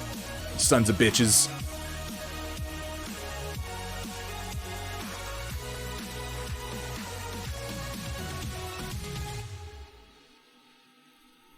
FFG sacrificed their proprietary IP on the altar of Disney in order to make Star Wars Legion. And I don't like it. I don't like it. I can't get into those big IP games so much anymore. I prefer individual IPs where companies are free to make creative decisions. Because, I mean, you know, play your Star Wars games, play your Marvel games. Just know that those games could be taken away from the companies that hold the license at almost any time, and know that those companies are not really allowed to make a lot of creative decisions regarding the games. And I know this from some first-hand experience with FFG and Armada and their inability to simply create their own new ships or change anything about existing ships without consulting directly with Disney before they were allowed to do it. It's not great. It's not great. The games are fun, though, and, like, I really don't want people to get the impression that I'm, like, shitting on anybody's game. Because at the end of the day, guys, if it's a tabletop game and it excites you and it fires up your fucking imagination, you should play it. Boom, there, that's the whole answer. If it excites you, if it fires your imagination, for the love of God, please play it. Yeah, they got picked up by Asmodee. Asmodee also has Atomic Mass games, and I think it was Asmodee that shifted Legion over to Atomic Mass. Riot's sister, how are you doing today? Hello there. In myself a little bit of black paint here to make up for a little mistake that I just made, not a big one.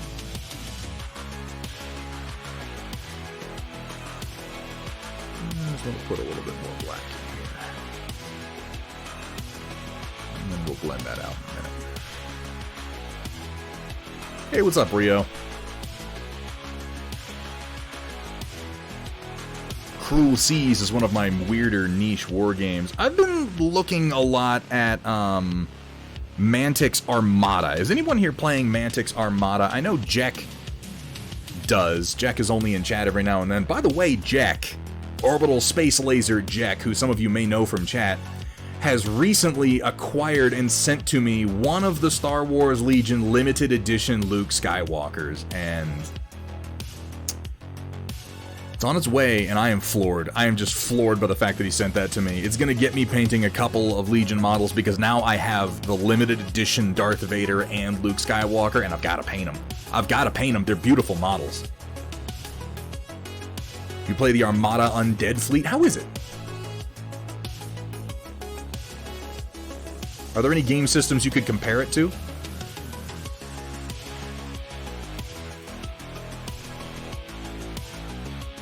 It catches my fancy pretty regularly, and I stop myself from buying it because I've got too many other systems that I still need to paint. Now I need the Obi-Wan limited edition. Man, we'll see if that's going to happen. Box of Rocks knows what I'm talking about. Box of Rocks 51. Thank you so much for the follow. Welcome to the stream, my friend. Welcome to the Storm Chasers. I hope you're having a good day. And just to remind everybody, we are celebrating 1,500 followers on Twitch and not 1,500, and 1,000 followers on Instagram today. We have a bit at the end of every stream known as the Storm Report, where you can share your art and creativity with us. And today, in this very special stream, everyone who shares their art with us will also be winning a set of limited edition Thunderhead Studio branded D6s. They really are very stylish. And it's up to 40. I've got 40 sets of them to give out, so the first 40 art entries will be winning a set of them. I'm happy to pay shipping within the continental United States. If you are international, I will be asking you to make up some of the shipping difference, or possibly just pay for it altogether. Some of that shipping can add up real fast.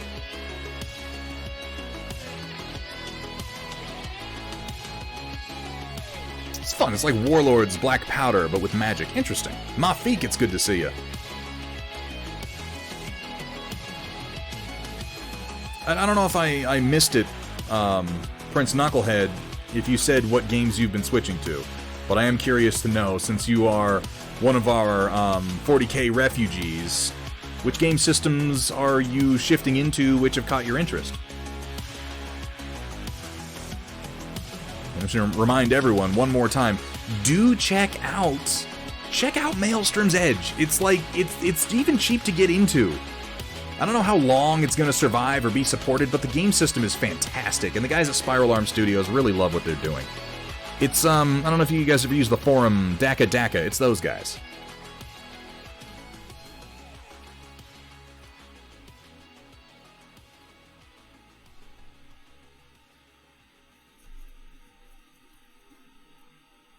Gonna try to get him to play Judgment. He's a local painter, but okay. Guys, what's Judgment? Somebody tell me so I don't look stupid.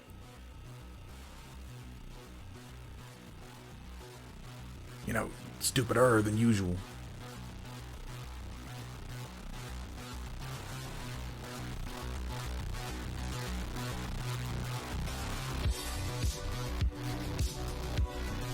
So what made Rune Wars so great? Rune Wars, first of all, like, where do I even start about what made it so great? As far as a rank and flank game goes, I love the way that units were built and damage was calculated. These are two of my favorite things in the entire game.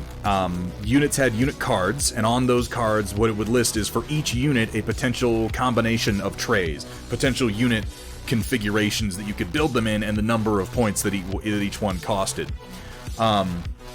And the reason that this mattered was not just to add more hit points to your unit, which essentially every model was a hit point, but the way damage was calculated had directly related to the size and shape of the unit itself. The number of trays that you were wide, well, basically, every unit had a combination of dice that they rolled for damage. They had additional attacks, ranged attacks, special abilities, yada yada yada. But lore friendly, thank you so much for being here. It is always great to see you in chat, and I hope you have a great day, my friend.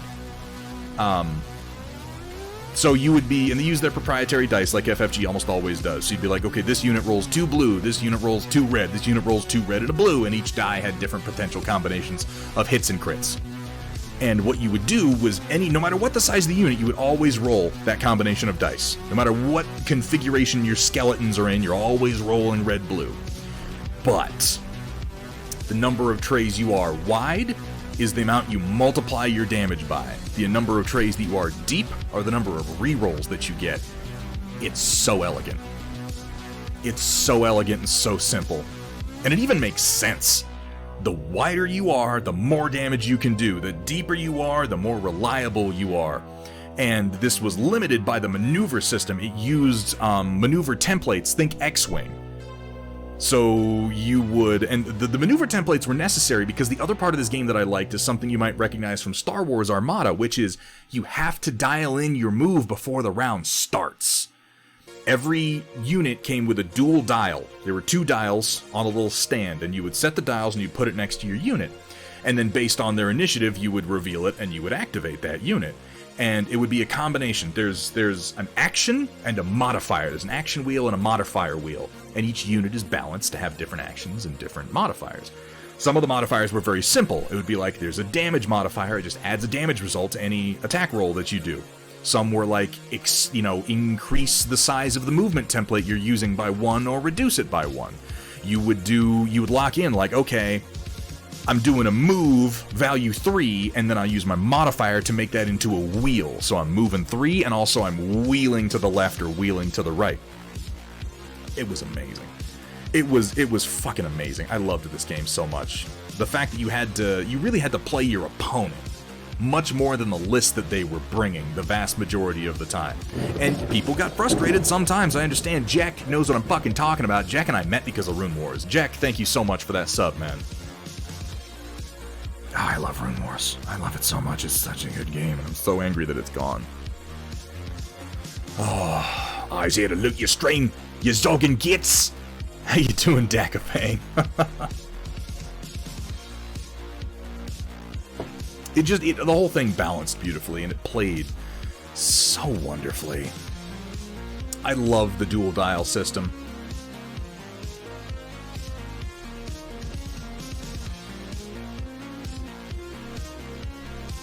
If I tried the Total War series on PC, so I'm gonna tell you something. I've been playing PC games for a long fucking time. Most of my life. I've never played any of the Total War games. I don't know how.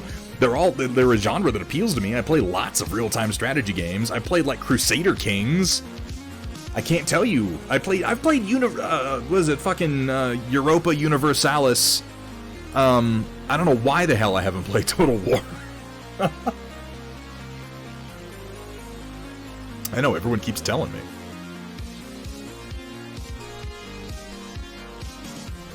Some locals are trying to build some interesting Conquest. Jack, let them know that if they want to buy Conquest and they buy it from the online store, they can use code Thunderhead to save 10%. That might help. It's a great game. So legitimately, I can say Conquest is a fantastically built game that is actually quite a lot of fun to play. I couldn't attest to that until fairly recently when I actually got some games in with Hethrir, but it's a good game. It's solid. The rules are kind of confusingly written in some areas, but if you just go through them one step at a time and you realize that they are confusingly written, the actual rule is solid enough and makes good sense. It's just the writing that's a bit obtuse. And I think that they're fixing that with a new edition of the rulebook. That's your frustration that I haven't. Only point to play Total Wars if you wants to wah. I can understand that. I do kind of want to wah, if I'm being honest, though. I mean, who doesn't, on some level? Anyone who says they don't want to wah is just lying to themselves and to you. We had so much fun with Rune Wars, didn't we, Jack? God, that game was amazing.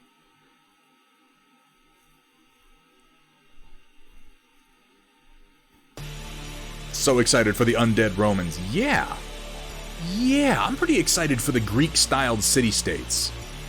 I'm very much looking forward to that faction coming out for Conquest.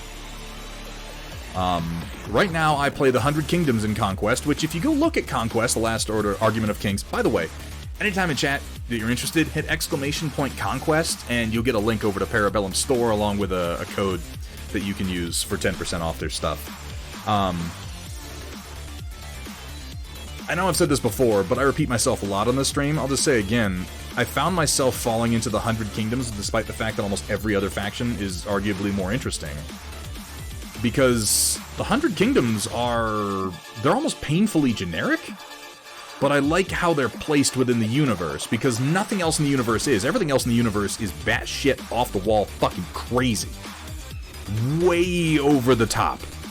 Orcs riding dinosaurs, and dwarves that are half fire elemental, and space elves with biological clone slaves and just crazy shit.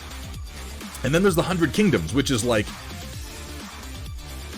16th century Europe undergoing an economic revolution. Like, that's their whole thing. So Vergaderung, I have them. These are what you're talking about. The Steel Legion. I love these fucking models. They're awesome, and their rules kick ass. These models are sweet, and I almost built them today, but I stopped myself because I need to paint what I've got. But yeah, look at these guys.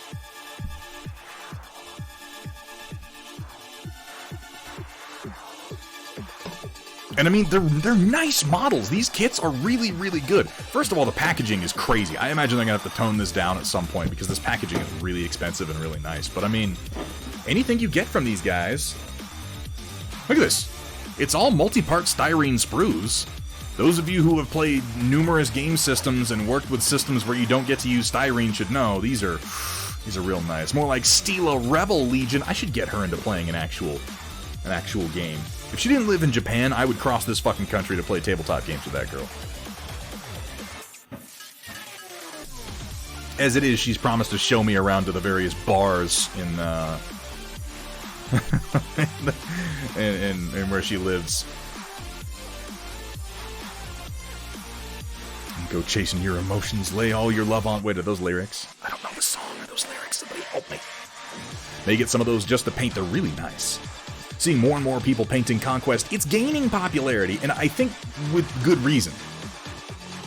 It's an excellent game, and the minis are really, really nice.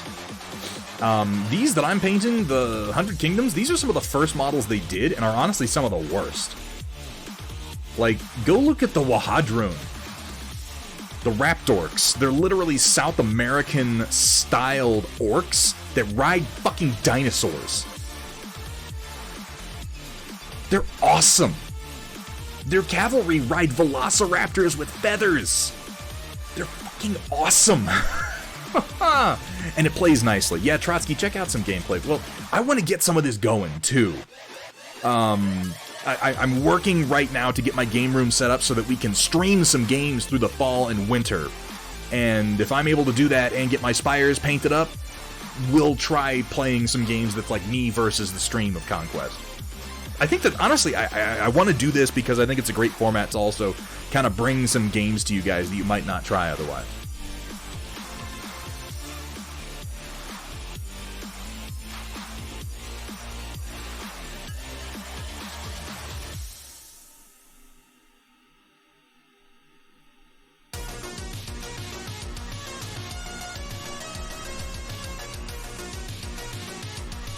Oh.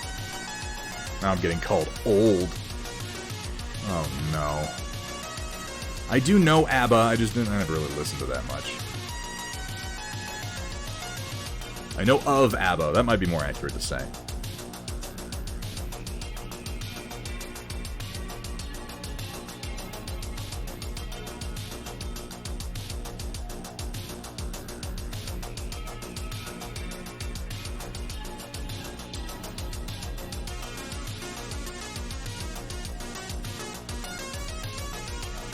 I hate getting old. I hate being old. It gets worse every year. Not even that old, I'm just very, very vain. It's kind of worse. By the way, Jack, thank you so much for the resub. I don't know if I thanked you when you did it. I was kind of rambling about Rune Wars. Jack, thank you so much for the resub, man. I was just singing your praises and saying that because of you, I'm going to have the opportunity to paint one of those limited edition Lukes. Which is fucking awesome. Thank you so much for hooking me up with that.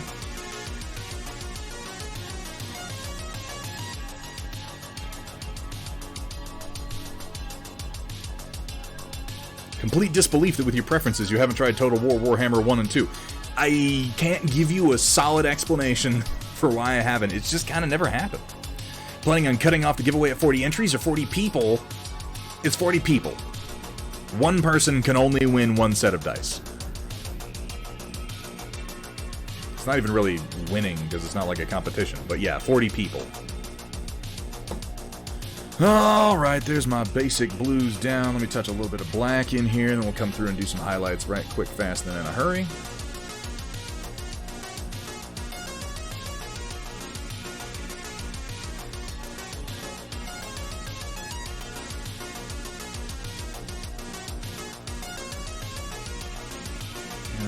thin this ever so slightly. Not a whole lot, just a little bit. Don't want it too thick.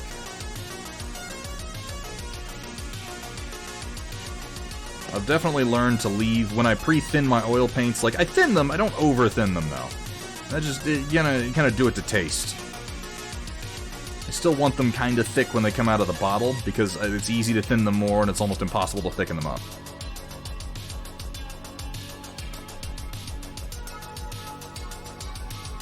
Planning to buy a 135 scale German half-track with Panzer Grenadier divisions? Ooh, nice. One of the other great things about oils, and I'll say this to those of you who stream painting. You know those moments when you're streaming and you start talking about something and you wet your brush with some acrylic paints and you go up and you're sitting here like this with your finger braced and then you start talking about something, and by the time you get back to painting, you're like, oh, my brush is dry. That just doesn't happen with oil paints, and it's pretty nice.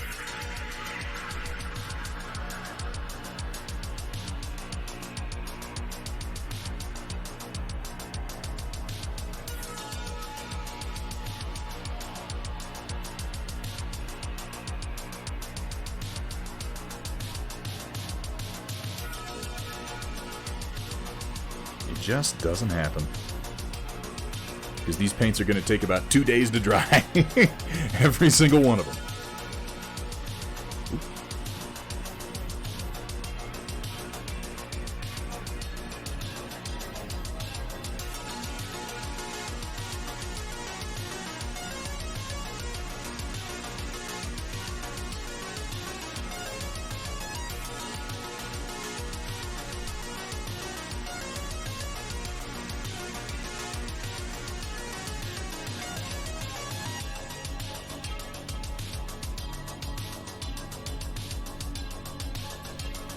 Bueno, thank you so much for saying so. I'm still, like I said, I'm working on gaining that confidence with oil paints.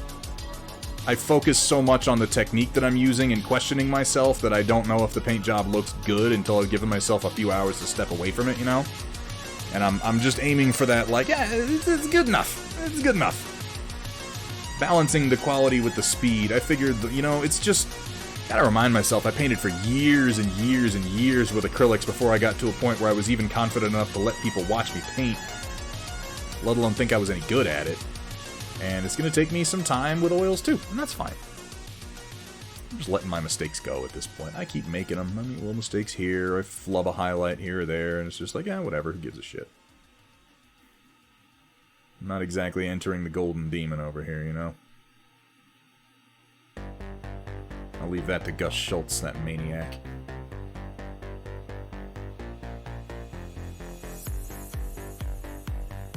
And some jackass you met in Florida kept hounding you to start a stream. Yeah, he did. It's true. Those Floridians, man.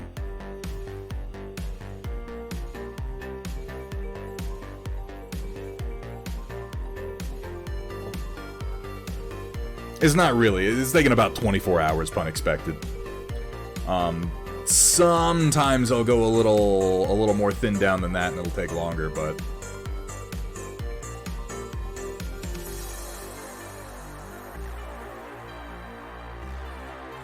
Like I said, most of the learning curve on oils so far has been learning consistencies. I'm still not great at it, but I'm better at it than when I started, which I guess is the goal, right?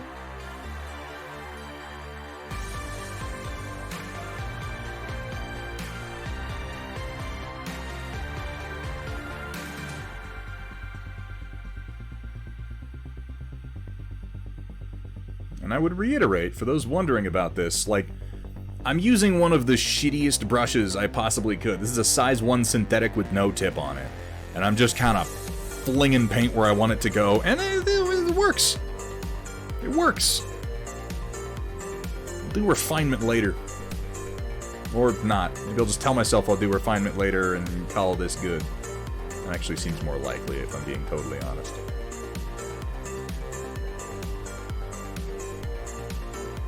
Because I got a lot of men-at-arms to paint, guys. Thunderstream. Sounds like a knockoff energy drink. Oh shit, what was that one? Power Thirst! Does that date me? Oh god, that dates me, doesn't it?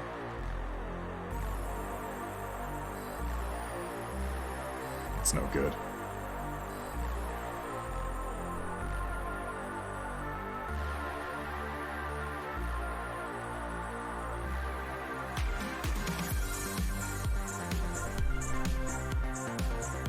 I think it dates a lot of us. Oh no. Well, thank you, Bueno. I really appreciate it, man.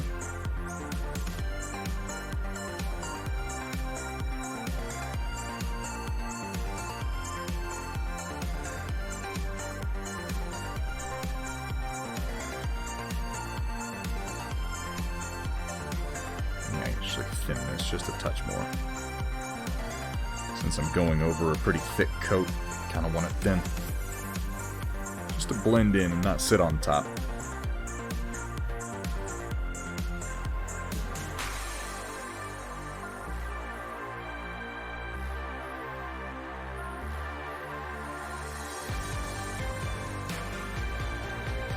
Sit for just a second.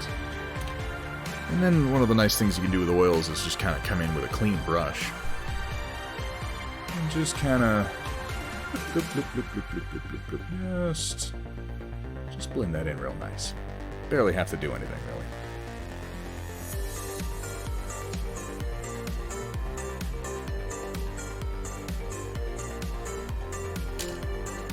Oh, are you sharing Power Thirst? My God. Riot Sister, thank you for the reminder. It's been a long time since I've watched Power Thirst. Nice to paint the new Beast Boys and Squid Riders. Oi! God, I hope there are no British people here to listen to my awful orc cockney. So bad. I watched Lock, Stock, and Two Smoking Barrels one time. Does that count? Basically a cultural expert. The secret, Smack Weasel, is that it is easy. Honestly, if you're curious about oil painting, I cannot recommend enough that you go check out Wapelius. He has the most inviting, like, he'll just walk you through what he's doing, and it kind of blows my mind. Crocodile? How you doing, man? Crocodile, it's a pleasure to see you. I almost never see you in chat, dude. But that's understandable. You've had a lot of shit going on lately, is my understanding. I am honored that you managed to make it in today. Thank you so much for the congratulations. We get a shout out for, we already did, because Riot Sister is one of the best damn mods on all of Twitch. Crocodile is a fucking fantastic painter. You can catch him when he has the time to stream. One of the most friendly guys on Twitch. One of my personal favorites to watch. How you doing today, Crocodile? I hope you're having a good one.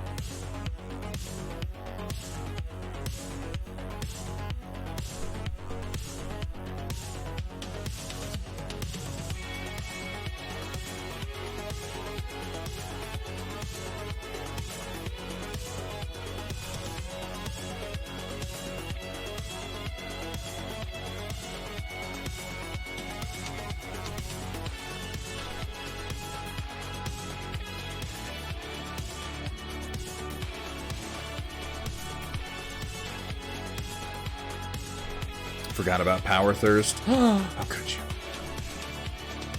You betrayed an entire generation. Man, Power Thirst was a time and a place. The world seemed so much simpler then. I guess it probably wasn't. It just seemed that way because I was young and dumber than I am now. That or I've gotten dumber as I've gotten older. It's hard to tell. You know, if you were getting dumber, would you know it? I mean, you wouldn't because you'd be dumber, right?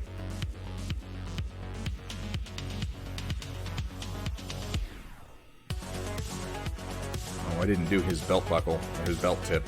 Oh well. I'll come back in with some yellows later and do those in like a brass or something.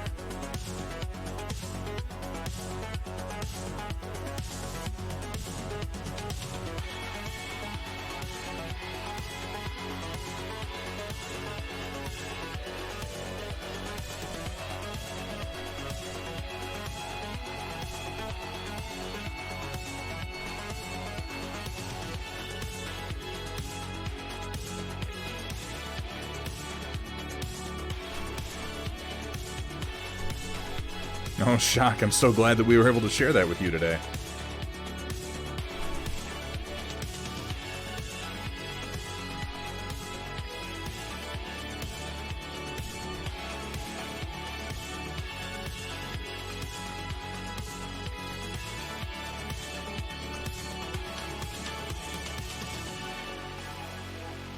taking your first steps into a larger world. Not really. It's a silly meme from like over a decade ago.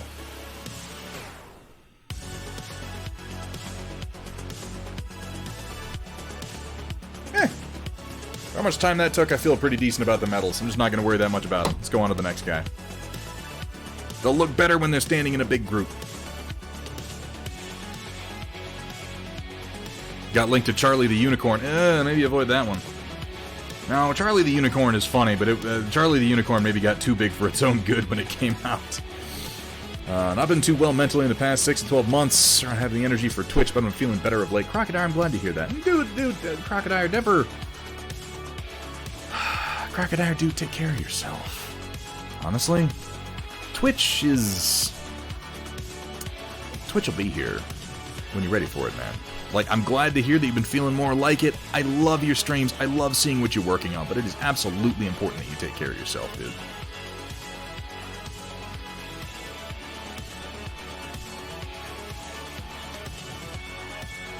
Besides, you're going to do your best work and your best streaming when you're feeling good, you know?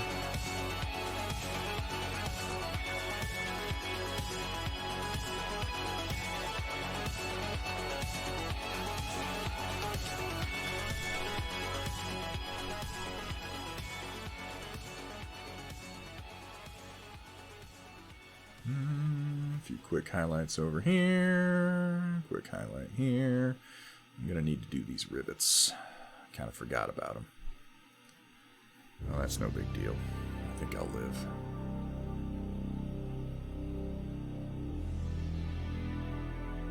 There. Down to the edge of the shield here.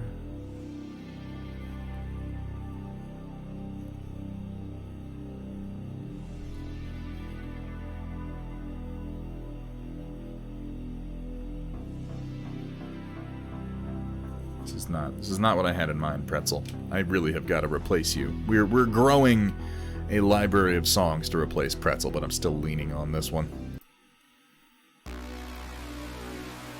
Feeling excellent lately, gotten your energy back in droves, something just clicked again. And you know, this is something that I don't know if this applies to you, Crocodile. You know, you're the only one who can determine that, but I tell people, particularly when it comes to painting, as I've discovered, holy shit. I mean, let me finish what I'm saying. Particularly when it comes to painting, like, you know, we all get artistic blocks.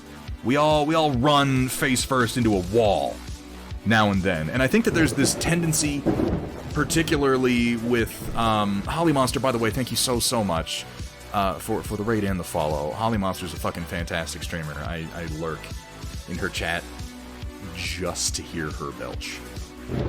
Which sounds strange to you, I know. As I say it out loud, you're thinking, wow, that's a weird thing to say about somebody, but this girl's got some fucking depth on her. Like, I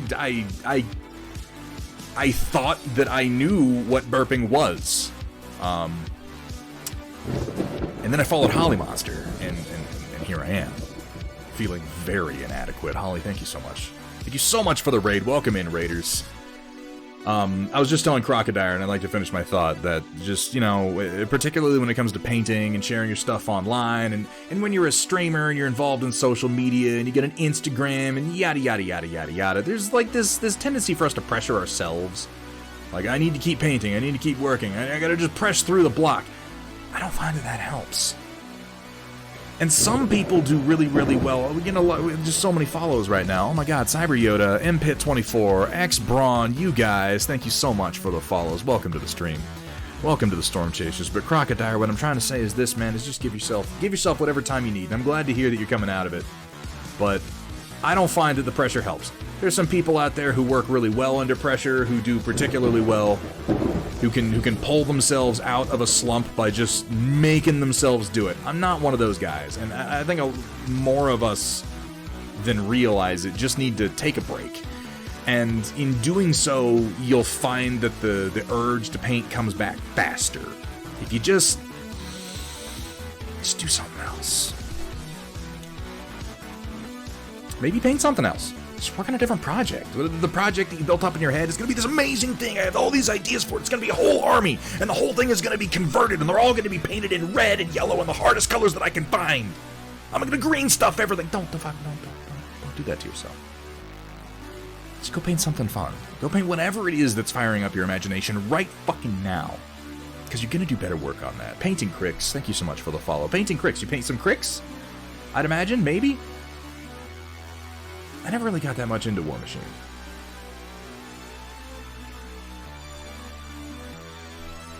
No, Dr. Rhino, that's where I live. If I get out of your head, I won't have anything to say to anybody. Damn it. I installed my Mind Dominator when you started streaming, and now I just steal all my content from you. You haven't even realized it yet. What's funny is you're going to forget that I said this in 30 seconds, because my technology is so good. Don't play anymore, the game died off. I feel you on that one, Crix. I myself have shifted. I did a little bit of War Machine, but I've been painting Warcaster. The new Privateer Press game. I don't know if you've played it. I like it quite a lot. Where'd I got? I got my Iron Star Alliance guys that I'm working on painting right now. They're neat models. They're metal, but they're neat. You always hit exclamation point STL Ramos to get a read on what's up there, and I can actually show you that because I'm printing a new version of this thing that I just did, which is a design that I'm working on. It's giant, and you can't really see the details of it very well because it's so giant. It's a platform with some neat designs on it and a throne at one end with some kind of triple helix columns going up to a ceiling support. They do kind of, Iron Star Alliance does kind of share an aesthetic with the Concord from Antares, Jack. Too many disgruntled ex-Warhammer players found the community to be a little bit toxic when I tried. Yeah, that can happen, particularly in Privateer Press games. They, I don't know, there's a weird rivalry. Fans are weird, you guys. We're all a bunch of weirdos, is what I'm trying to say. I was not super into the War Machine community when I tried that game out, but I gotta give Privateer Press. They know how to make a pretty damn tight rule system. They really do. Yeah, I forgot about it. That's a whole other can of worms. But I can't comment too much on myself because I wasn't really there.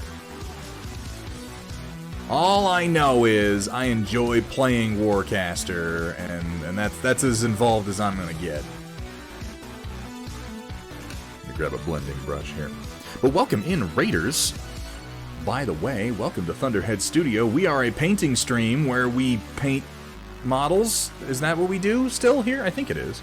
We're celebrating 1,500 followers on Twitch and 1,000 on Instagram today, and we're celebrating it by giving away some pretty snazzy dice. I really, really like these dice. These came out wonderfully.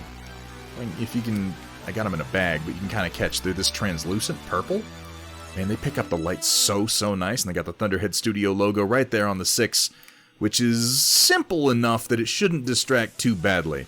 In your dice collection, we have a bit at the end of every stream called the Storm Report, which is an art share segment where you could go right now and share some art with us if that's what you felt like doing, and I would strongly encourage you to do it because it's one of my favorite things that we do. We've been doing it since the beginning. I think everybody needs to kind of get used to sharing their art. You've all heard the phrase, thank you for the follow, C-Pit24. It's an old axiom. I don't really know where it came from. I guess there was probably like a C-Pit in ancient Rome, and Tacitus was like, thank you for following me, and that just sort of stuck around in the lexicon. Wait, that's not the saying? God damn it. C-Pit, thank you so much for the follow, though. I really do appreciate it. You've probably all heard the phrase, we are our own worst critic. And I like to push that a little bit further to say that we're not... It generally is used to say that we're the harshest on ourselves. And I think that there's more to it than that. We are not just... Yeah, the Tacitus. We're not just our own harshest critics, you guys, and I think a lot of you can sympathize with this. We're kind of the least qualified to judge your own work a lot of the time as artists. You might notice sometimes you finish painting a model and you set it down and you ignore it for like a month and then you come back to it and maybe you hated the paint job when you finished it, but then eventually you're like, Actually, this looks pretty good, now that I'm not focused on, oh, look at that brushstroke I got wrong, oh, I didn't mean to do that, you know, like it didn't come out the way you had it in your head. We need outside perspectives, and the Storm Report helps with that. It's a good, really just low-pressure place for you to share your work, get the opinions of other artists. You can ask for critique. You can just show off something that you're proud of. You can just say, hey, look, I'm building this thing. Isn't it cool? And we'll take a look at it. We'll show it right here on the stream. But I mention this because everybody who submits an art post to the Storm Report today, up to 40 people, which I think we've got 15 slots left, will be receiving a pair of Thunderhead Studio dice. And I know some of you out there are avid dice collectors. Well, now's the chance to add these sexy, sexy purple dice to said collection.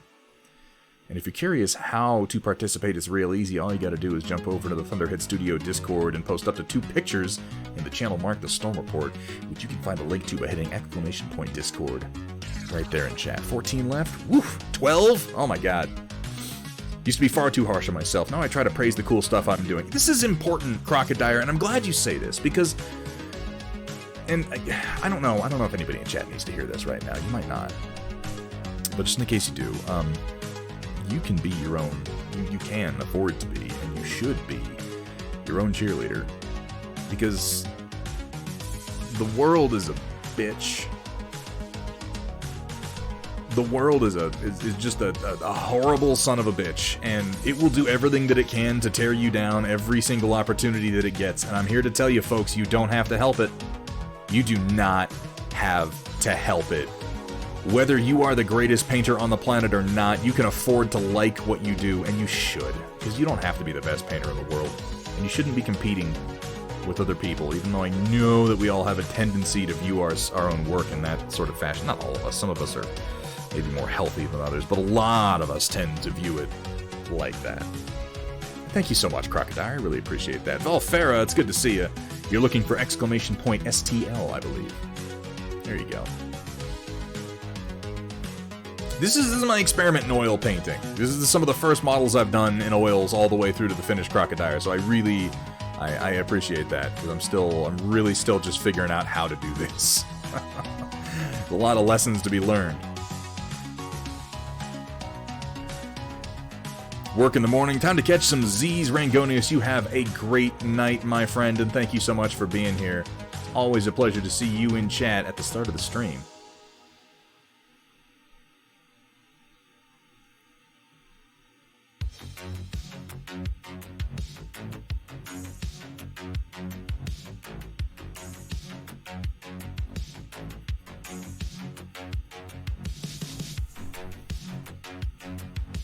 Oh, Mafik, I am sorry to hear that.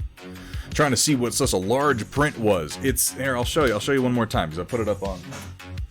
I'm doing a second version of this because this one is slightly wrong, which is hilarious for how big it is. But it's like it's a raised platform with kind of a religious icon on it, and then on one end you have a throne flanked by a couple of columns. I had to change a number of pieces of geometry on this end, so I'm having to do another one. But thankfully, filament is not terribly expensive. I get my stuff from GST 3D, and I just got another thing of 10 spools, so I'm doing okay on that front at least. And that's my new Neptune 2, actually. That's running that print. But I really am pretty happy with how this has come out. I like these triple helix columns. Yeah, it is a Neptune 2. That is a lie. It's not an Ender 3. I had two... What the fuck? Hang on a second, I need to see if I'm going crazy. I'll be right back.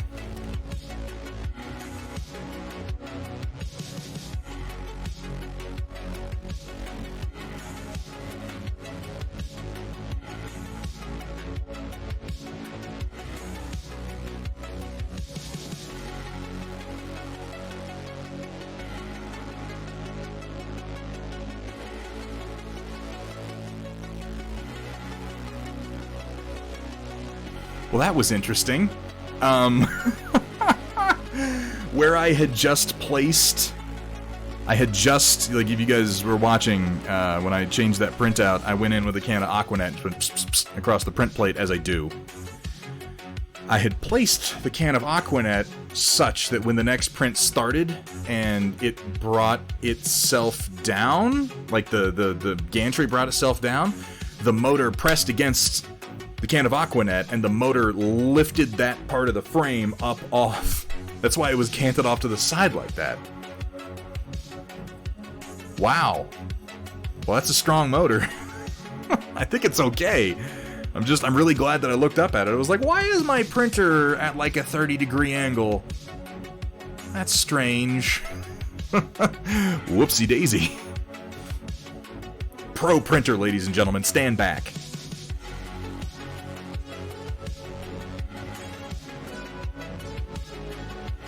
You would think I'd be better at this. I print lots and lots of stuff. No, the print's still good. White Wolf, it didn't, like, the motor did fine. It doesn't look like it messed anything up. It just, yeah, that was a little nuts. I can attest to the strength of the Z-axis motor on the Neptune too. It is quite tough. Quite strong.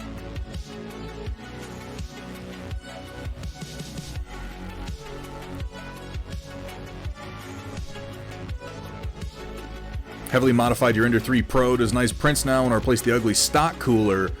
I could show you the cooler I have on my other one. I have an Ender 3 version 1 that I picked up a couple of years ago. I have completely... Also, the strength of the can of Aquanet. You're not wrong, M-Pit. I've replaced the cooling mechanism on that one with a dual fang that runs an 80-20 blower, I think is the model. It's a much stronger cooling fan. And it splits it into 2 streams. If you've seen the Pet's Fang dual fang model, you know the one I'm talking about.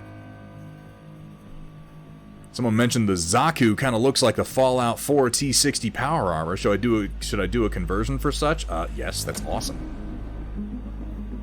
I guess it does a little bit when I think about it. Because the T60 is the older model, right? Like, chronologically older in the setting, not actually older, because I think it came around later.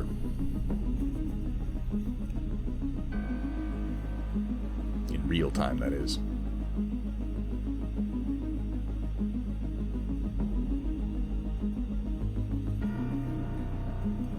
Yeah, chronologically before the war started, but in actual real people time, the T60 wasn't designed until later, I think, because it wasn't the T60 that was in Fallout 1. Exactly what I'm saying. Yeah, the T60 was introduced in Fallout 4. It was a later in-universe chronological model that was the first power armor in Fallout 1, and then Fallout 2 introduced the Enclave power armor, whatever it's called.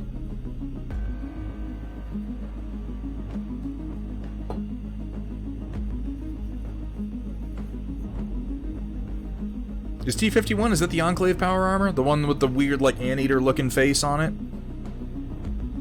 I always remember the first time I watched that, cutscene for Fallout 2, X01, thank you. Where it's like, the intro to Fallout 2 was always so great.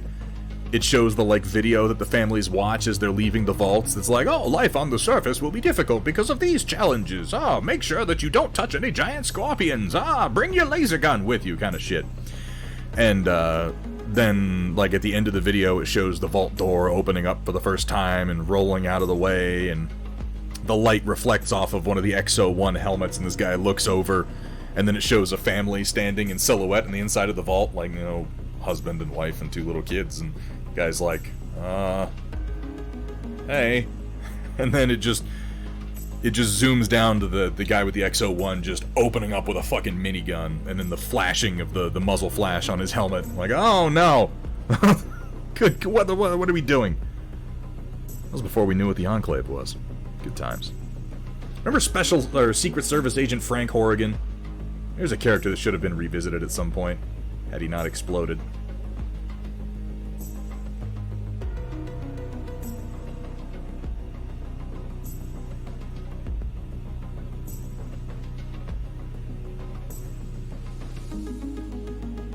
I remembered that he exploded after I said that. That explains why what I just said doesn't make any sense.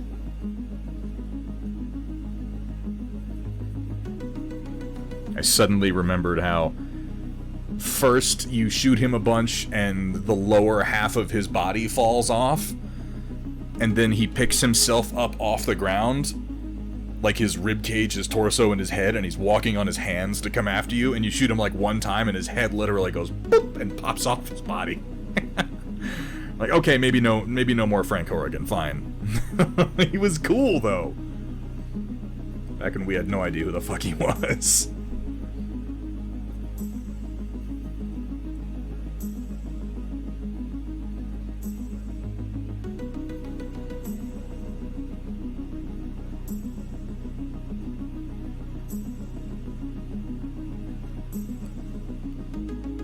Music is not conducive to painting. It's too... I don't know. Let's fix that. One of these days I'll play the Fallout games. Not sure if that'll be before or after Mass Effect. Those games are all worth playing. Like, I have my complaints about the later Fallout games, but, like, none of them are so bad that you shouldn't play them. The one with Liam Neeson is probably the weakest. I think that was, what, 3? Don't play Fallout Tactics. I guess you could play Fallout Tactics, but generally don't. Don't play Fallout Brotherhood of Steel. That was just Dungeons & Dragons or Forgotten Realms Dark Alliance, but lamer.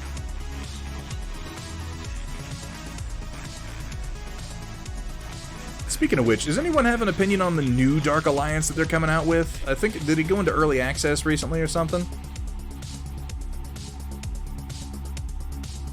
I feel like I remember something about that.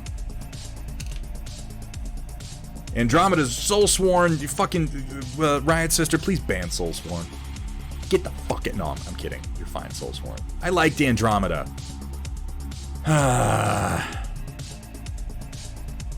I know Andromeda got a lot of shit, but I liked a lot about it.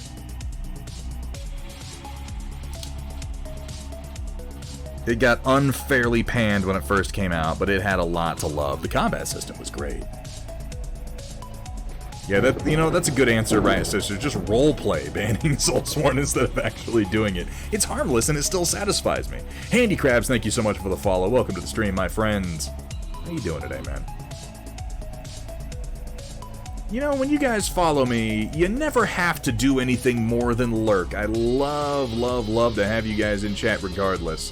But I'm always a little curious what games you guys play when you do. So if you feel like letting me know, please do.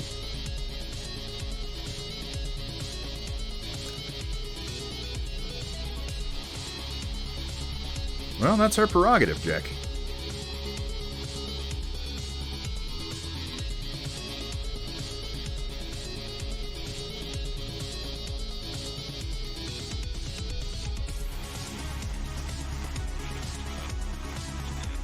I think this metal is maybe a little overdone, but, you know, whatever, I'm just experimenting.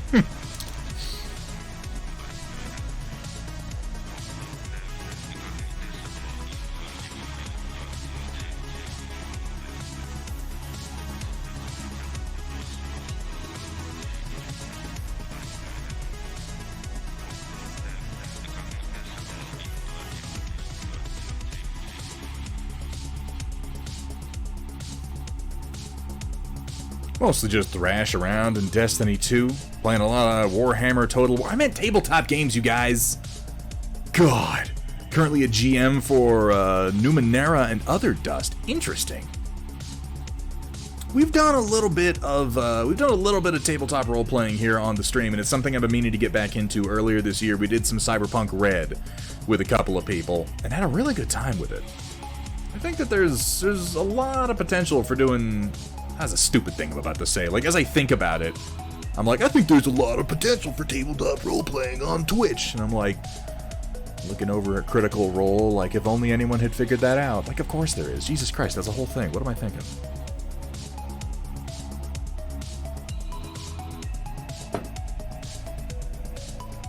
Yeah, Matt Mercer could take a page from my book, man.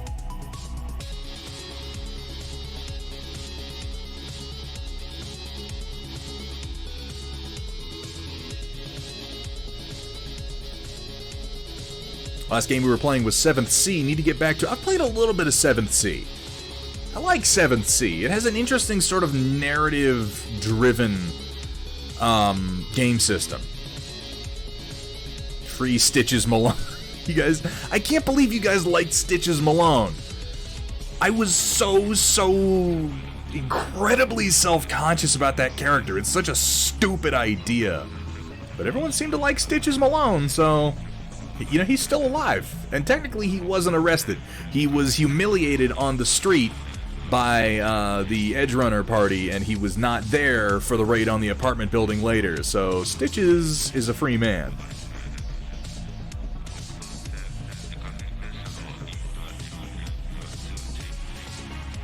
I feel like the new crit roll is very I haven't actually watched it in a little while. I'm going to tell him you said it. Please do, Kursala. I'm sure he'll give a fuck. Arc Plays Games, thank you so much for that, man. Yeah, 1.5k. Y'all are amazing. Y'all are really amazing. And I'd like to keep reiterating that. Like, it's cool and everything, hitting 1.5k here on Twitch, but... more than anything, I'm just glad you guys enjoy coming out, and I'm glad you like hanging out with me while I'm painting stuff and bullshitting with me and listening to me complain about the latest popular movies. It's, I might have gone crazy through 2020 without an outlet for a lot of this stuff, and you guys have provided it. God, that is terrible work that I've done there. Let me, hang on. I was just looking at it like, good God, it's so... Ease it out. Ease it out, man. That's way too stark.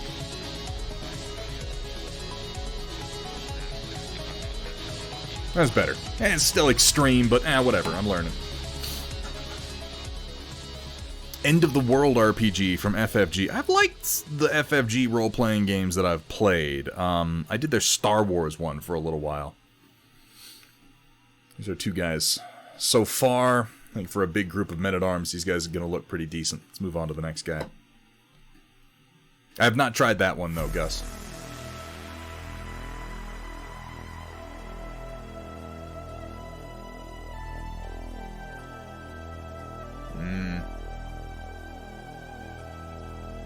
I can hear my Neptune under-extruding. Damn it.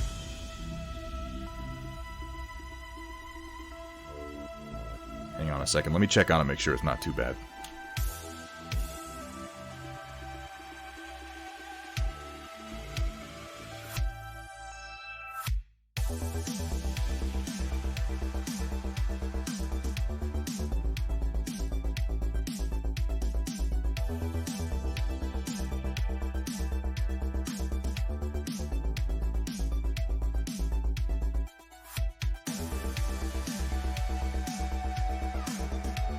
Well, it's under-extruding, but it's doing it on an ironing layer, which if it's going to do it anywhere, it's going to do it there, so I'm just going to leave it. I can still clear that print and reset it in a couple hours and not lose too much time if it gets bad. I've been putting off doing the PTFE fix on the Neptune 2 until I was sure that I needed it, and I think I will.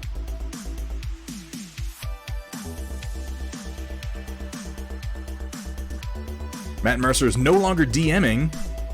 What? Wait, really? Hold on. Wait, what? Is that really a thing? Matt Mercer is not DMing Critical Role? That doesn't sound like Critical Role, then. That's like when Nightwish dropped Tarja Turunen and was like, no, we're still Nightwish. We're like, yeah, but you're not, though. Like, come on. Come on. Really? I don't know.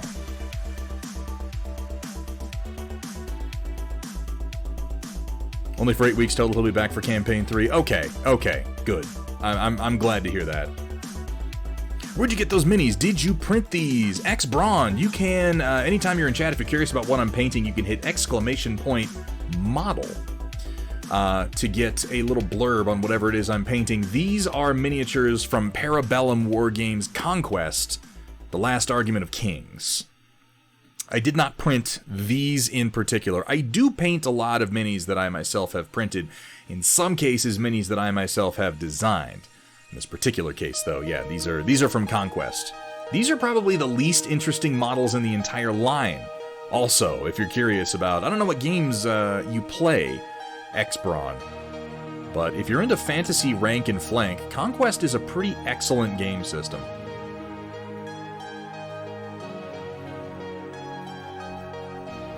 And these all come in styrene sprues. They're very customizable.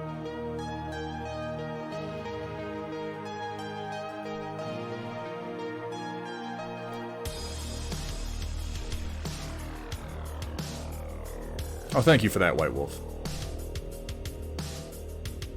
Yeah, the two commands, if you're curious about what I'm doing, usually STL and model. STL will give you a readout on what I have going on the 3D printer up there, and model will let you know what it is I'm printing, assuming I remember to update the commands, which, you know, I do sometimes. Didn't I design and print their helmets? No, White Wolf. Actually, you reminded me I need to do something, though. These guys I did. My household knights, which are also from the same game, Conquest. I did design and print the helmets on these guys, which by design I really just replicated some 14th century European great helms instead of using the stock ones. So these, yes, I did design and print the helmets, but the rest of the model, not so much. To Square, I'm glad that I'm not the only one, because every single time this song starts, my brain starts to... Modern day warrior, mean stride. Yeah, like, it's ridiculous. And for a scale comparison, for those of you who might be used to some other games, like the True Scale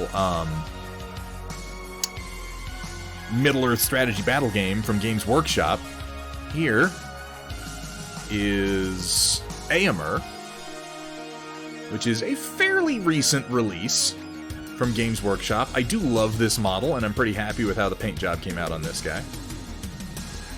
I kind of went all out with, we painted this guy entirely with one brush. He was part of our one brush challenge, used True Metallics. And I really tried to get that sort of dappled gray for Firefoot, because this is very much like the coat that the horse had in the Lord of the Rings movies. But for size comparison, then there's this guy. Conquest is slightly larger scaled. Oh, shut up, Forgotten. Paint at least one of them in the colors you rock in Medieval 2. I thought about that a few times, White Wolf, about painting them up in, like, the colors of the Mason Order. Maybe. I don't know. I'll probably borrow some from that. I'm kind of doing them all up in different colors. I'm glad you reminded me, though, because I need to glue this guy's arm back on. And I meant to do it today. Let me get my plastic glue. It's one of the things I love about working with styrene is I get to use this plastic cement.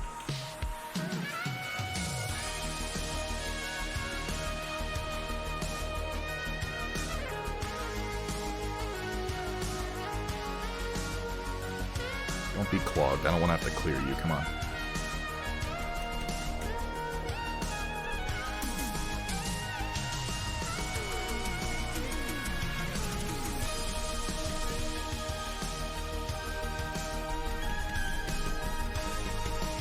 Alright, hang on a second.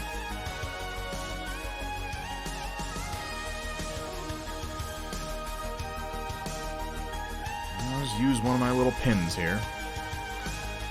Jackie taking off, man. Hey, thank you so much for being here, dude. Thank you so much for hooking me up with that limited edition Luke Skywalker. I will be sure to let you know when we're going to be painting that here on the stream. I now will have one of the limited edition Luke Skywalkers and this incredibly sexy limited edition Darth Vader Star Wars Celebration figure. I think there are only like 300 of these made. I'm a little nervous about painting it as a result, but we're going to be attacking this guy in oils, and I'm very excited to paint this one. It is a lovely miniature.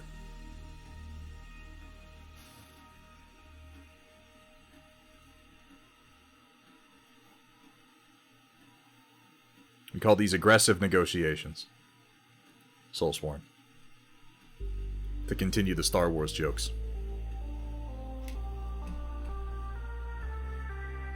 This is where the fun begins. Paint him green to make people mad. Crocodile, I like where your brain's at. I'm going to paint him blue, though, to appeal to the comic book fans. Soulsworn, I got the one I'm going to do, yeah, I've got this one that I actually finally pulled out of the box and put together. I'll do a couple of Vaders in a row. This one's much easier to get than the other one. Also, So I have a couple of Star Wars minis I've been meaning to paint at some point. I believe these ones are from Darkfire Designs. I've got a Luke and Leia in their Return of the Jedi outfits. And I think these would be ideal to do with oil paints, particularly because of the blending work that's going to go into their camo cloaks. Let's put him into Carbon Freeze with Captain Solo. Exactly. I know, yeah, Cyber Yoda. I have been incredibly lucky. And you know, the thing is, like, I tried to get the limited edition Celebration Vader when he was being sold. I don't know how many of you guys followed that. It was a couple years ago at Star Wars Celebration. FFG had a booth, and I think it was $35 you could get the limited edition Vader for, and they only had like 300 of them. And what happened was, it's Star Wars, and everybody loses their fucking minds over Star Wars, and each vendor booth had a special pin that you could get for buying something at their booth, and people were collecting those pins. So FFG's booth had a Sabine Wren pin, but you had to buy something there to get it. You couldn't just buy the pin. So what happened was, people would get in early for the day with their press pass. They would go to the FFG booth, and they'd say, I want the Sabine Wren pin. And they'd go, well, you gotta buy something from us first. And they'd go, well, what do you have on sale? And they'd go, well, we have these things. And they'd look at the price tags, and they'd go, well, that one's only, it's $30. It's the cheapest thing you got, so sell me that. And then they'd give them the money, and they'd take the mini, and they'd get the pin. And they didn't want the fucking mini because they don't even know what Star Wars Legion is, so then they'd turn around and they'd go home and they'd go, I don't want this, and they'd put it on eBay. Or they'd look and they'd see it's limited edition and they'd put it on eBay for like $400 or $500. This is where a lot of those Vaders went, and it sucked. I had 3 people who went to that Star Wars Celebration with money that I gave them specifically to buy me that Vader because I wanted it so much, and none of them managed to get it. They were all sold out by the time anybody got to it. That was some bullshit. But because of this stream, someone who isn't even regular in chat at this point contacted me and said, hey, I was one of those guys. I didn't put it on eBay, but I've just kind of had it sitting in my closet for the last year. I don't really play games. I don't know anybody who plays these games. I'd like it to go to somebody who's going to use it, who's going to appreciate it, not just resell it. And he sold it to me for $50. And that was fucking amazing. And if you're out there, bro, I really do appreciate you hooking me up with that opportunity. And then very recently, Jack let me know that a friend of his got the limited edition Luke and also wasn't going to paint it, and they're sending it to me to paint. The only requirement being that I do it on stream. So I'm going to do the limited edition Vader and the limited edition Luke, and I am, as you say, very lucky to have both of those.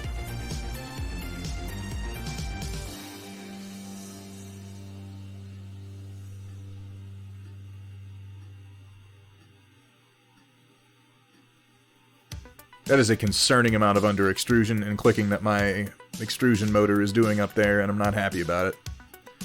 I'll have to address that later. Scalpers are getting... Yeah, Crocodile, like, there's a whole portion of the Warhammer 40k market that is apparently supported almost exclusively by scalpers. It's kind of ridiculous. I'm not gonna sit here and tell people that they're wrong for engaging in the act of capitalism, but... fuck them. It's some bullshit, man. They're toys. They're toys, and they should go to people who are gonna enjoy them. The limited edition Vader is only really worth something to someone who's going to appreciate it, paint it, and use it. And I mean, truth be told, I'm probably gonna paint it and put it on a shelf someplace, and then I'm gonna feel guilty that it's not being used in someone's army somewhere.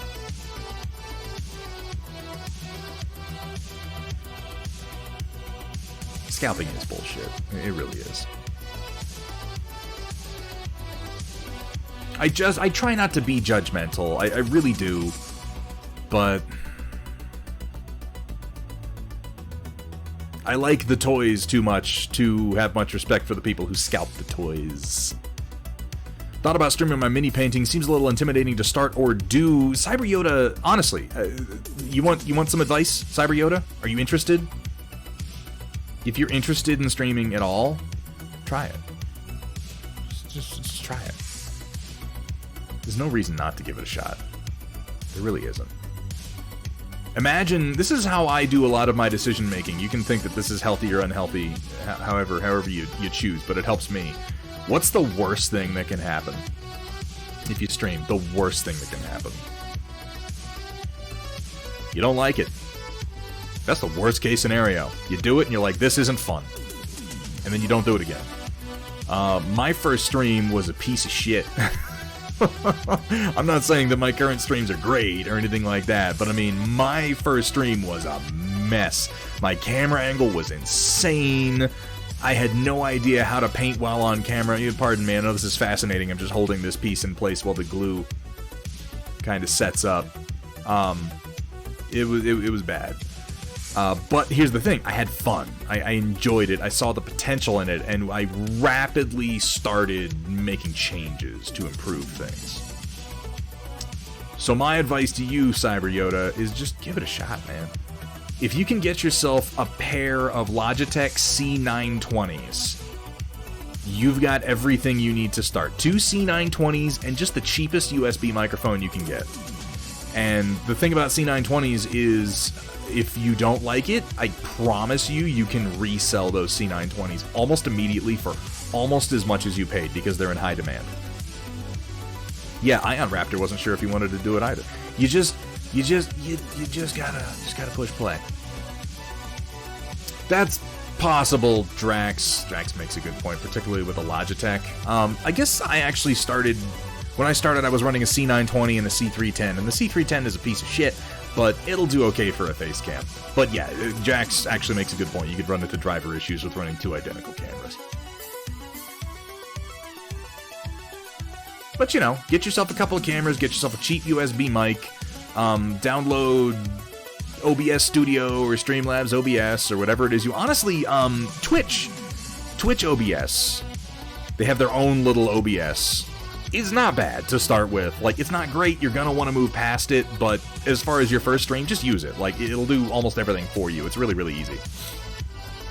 How you doing today, Drax? Good to see you. Crocodile, thank you for saying so, man. But just try it. Just try it. Because like I'm telling you, the worst case scenario is you don't like it, and then, you know what? You know you don't like it, and you don't have to keep doing it. But, I love it. I love streaming. It's fun. It keeps me going. It keeps me on task. It keeps me focused. It keeps me coming back to the same projects when the lazy asshole that I am otherwise might just abandon them entirely. Do it for the right reasons, but here's the thing. The right reasons are going to depend entirely on what you want to accomplish. Other people's reasons aren't going to be yours. Do it because you like it. It's fun. And the Twitch painting community is fantastic. The streamers are incredibly supportive. They will give good advice. I would caution you against, like, I know that I'm sitting here giving you advice on streaming, kind of unsolicited, but the one thing that everybody does first is you go into people's streams that you like, and you're like, hey, what camera do I use? How do I do the thing? Don't do that. And I say don't do that not because people don't want to help you, but because when you're sitting here streaming, when you're doing the stream, if you will, you'll realize very quickly that you wouldn't give good advice either. Because right now I'm focused on a bunch of different things. I got my cameras, I got my printer, I got my stream deck, I got my mic, I'm listening to my monitor, I'm paying attention to my metrics over here, I'm keeping an eye on my Discord, like I'm doing a lot of shit. So my advice won't necessarily always be the best.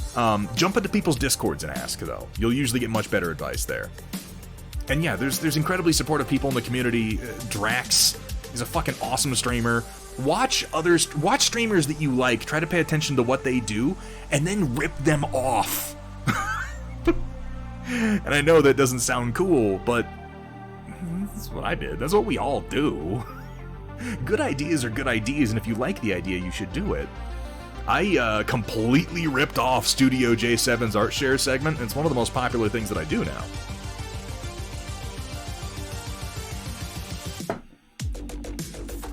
Also, you should follow Studio J7 if you don't. That dude's fucking amazing. Borrow. Be inspired by. That's the phrase we use for Got It Wrong. In art, we're inspired by people. We don't steal from them.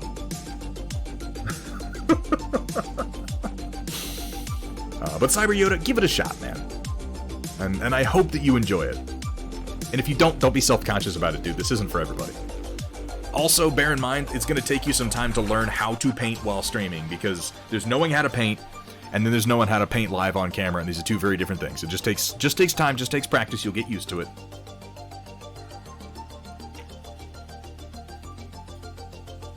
Gonna inspire my way to some recasts. Okay, now slow down there, Turbo. That's not what we're talking about. As long as you're not selling them.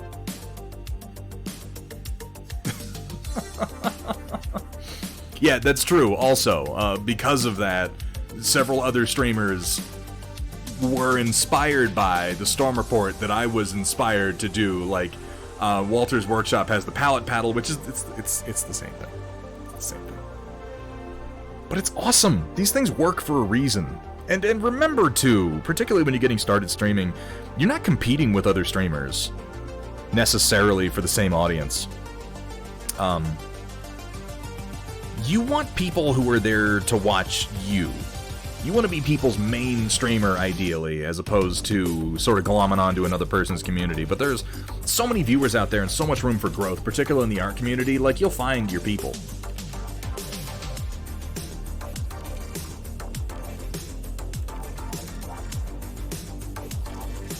And this guy's like Dr. Rhino. Or Matt Yee, who just completely rips off bits. The like, okay, there I am one day, right? And I'm doing my stream, and I'm like, oh, I'm hungry. I'm a man, and I'm hungry, so I'm gonna eat something. Hungry man is eating something. And like the next day I get on Twitch, and there's Matt Yee, and he's straight up like, hungry man eats. This is the bit that I do. Look, I'm eating food on the stream. And I swear, you'll be hearing from my fucking lawyers, Matt. You know, I work so hard. I work so hard on this stream. I rack my brain. I come up with these amazing ideas, and then these oil painting assholes just come along, and somebody ban Matt Yee. Will somebody do that? No, don't do that. Matt Yee's a fucking amazing painter. God, I'm so full of shit. It's disgusting. Matt, how you doing, man? It's good to see you. Really, though, Matt Yee is a great streamer and a huge inspiration. He is part of my my Triforce, if you will, my triumvirate of oil painters that I'm inspired by. We got you know, the head of the pyramid. We got Wapelius, who even Matt would have to admit, like, Wapelius, man, holy shit. And then down here we got Steel a Rebel, who is just so organized it's kind of crazy. And then we have Matt Yee. And Matt Yee he's like the oil painting equivalent of, do you guys ever play Katamari Damacy? That's basically how he paints. And yet his results are amazing.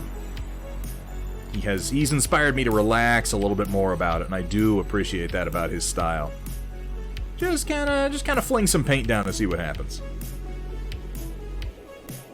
How you doing, Matt? What are you working on lately? I haven't been able to catch any of your streams lately, Matt.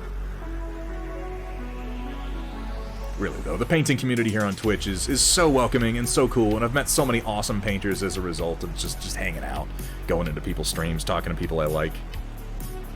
Get a little bit more white spirits here.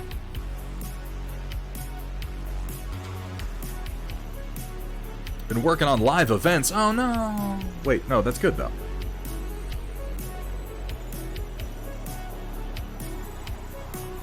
I'd rather be too busy than not busy enough, you know? Oh, you are, pun expected. Oh, you are. Oh, you're part of the elite oil painting cadre. How do you say that word? I don't English good.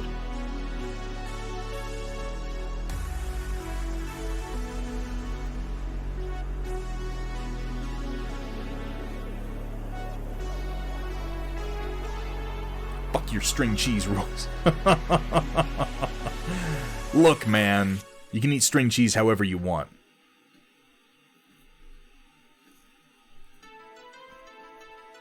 The question is, Matt, can your subscriptions pay for your lawyers? Because mine can't. Ah, shit.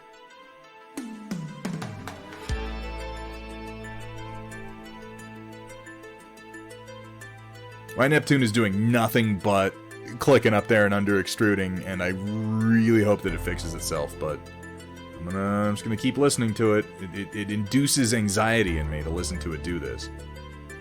I've been putting off the PTFE fix, and now I feel like I can't anymore.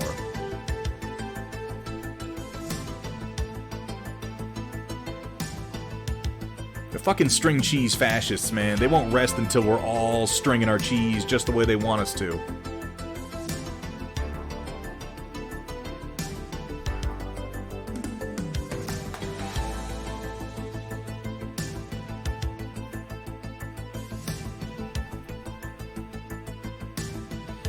Yeah, it's a pain in the ass. Well, I mean, I didn't want to swap the PTFE tubing out or do the crazy little capture fitting until I was sure that it needed it, and this is the moment where I'm sure that it needs it.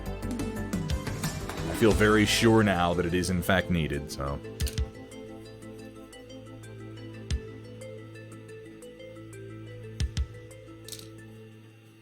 I'll get to it.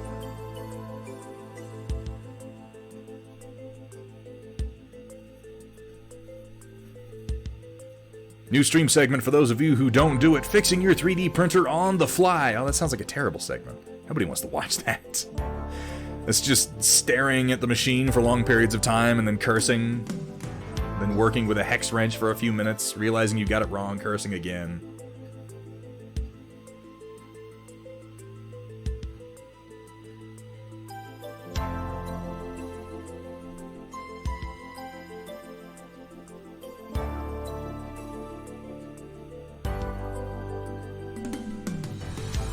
Well, you might have a point there, White Wolf. Yeah, lots of cursing. More cursing than you probably actually want to listen to, if we're being totally honest.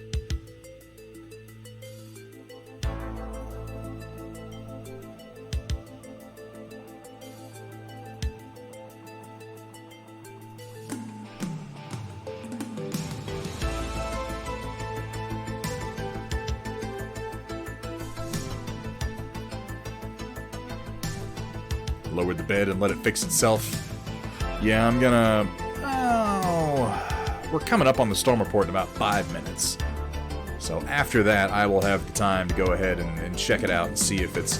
I'm hoping that it's just under extruding because it's laying down the first few layers. Sometimes that'll happen. If your ironing settings are a little funny and it's got some low layers that it tries to iron, sometimes that can lead to a lot of clicking that then works itself out. That tells me that I need to calibrate my extruder, though.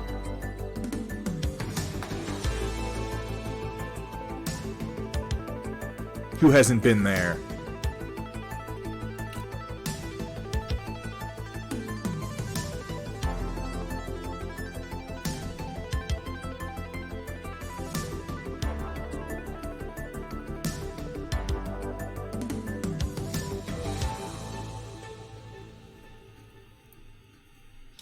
Still, if in the next 5 minutes I can finish up these last few highlights, I need to do another round of them, but if I can complete this round on these 3, I'll be happy with what I've done for today.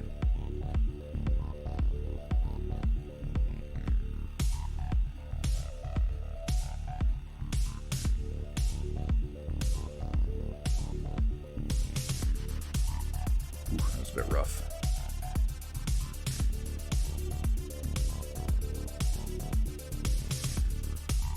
Cursing is like 80% of my painting process.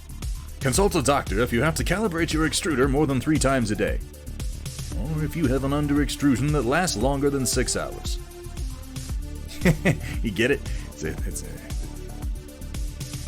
wiener joke. You know.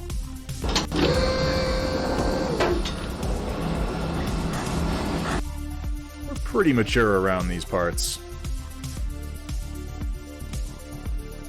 Our humor is nothing if not highbrow.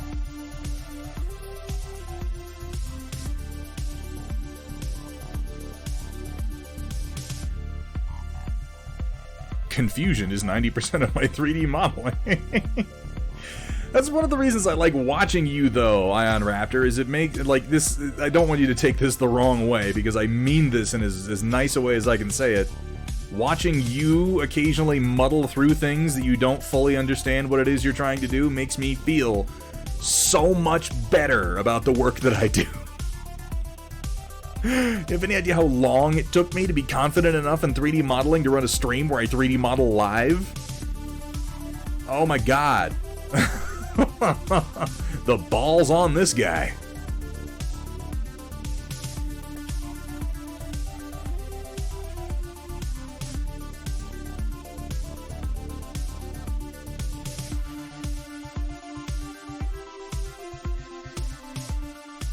Gotta get my head into gear soon. Crocodile, thank you so much for being here, dude. It is wonderful to see you in chat.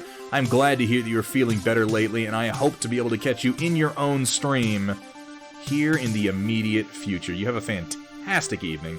And again, dude, thank you so much for coming in. I know it's not always the easiest, considering you live like in the upside down, on the other side of the planet where time is reversed.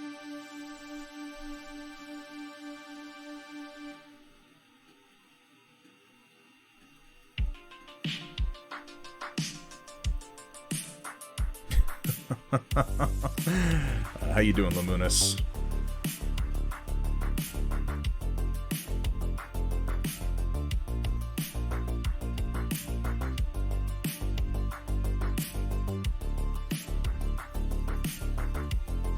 Ooh, it's about that time.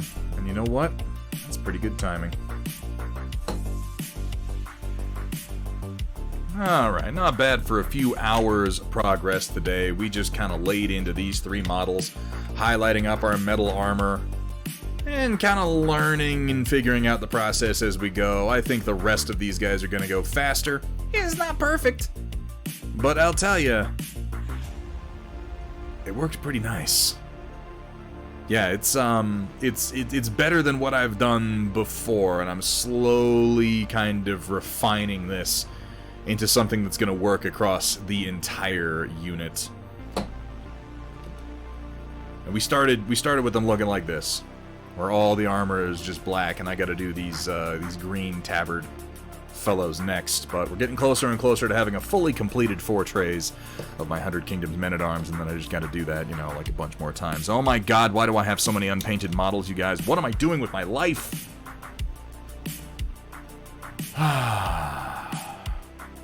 I know. I know what I'm doing with my life. Know what it is? I'm doing the storm report. That's what I'm doing. So let's see what y'all have been posting. Alright, locusts and gentlemechs, ready to feast your eyes on glor paint and wet palates with the occasional culinary atrocity thrown in on tonight's Storm Report, brought to you by viewers like you.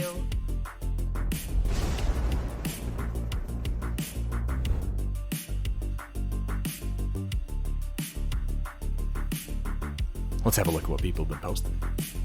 Move my oils out of the way so I don't stick my elbow into a big wet pile of fucking Terra Rosa. God, that would be terrible, wouldn't it? Did you like that? You like that, Vergata? All the cameras are right?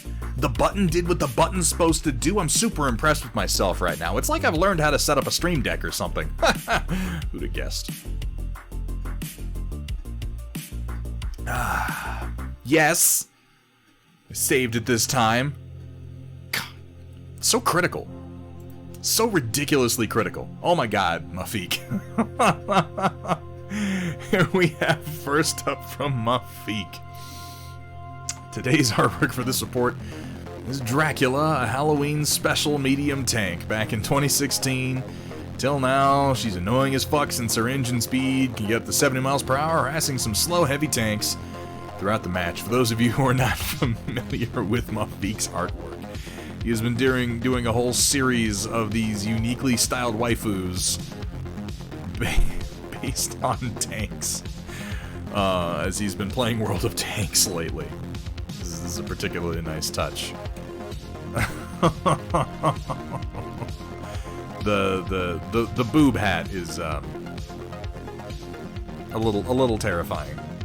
God, calm down, Matt. This isn't some personal spank bank for you. One of these days we're gonna have to actually ban that. It's gonna get weird.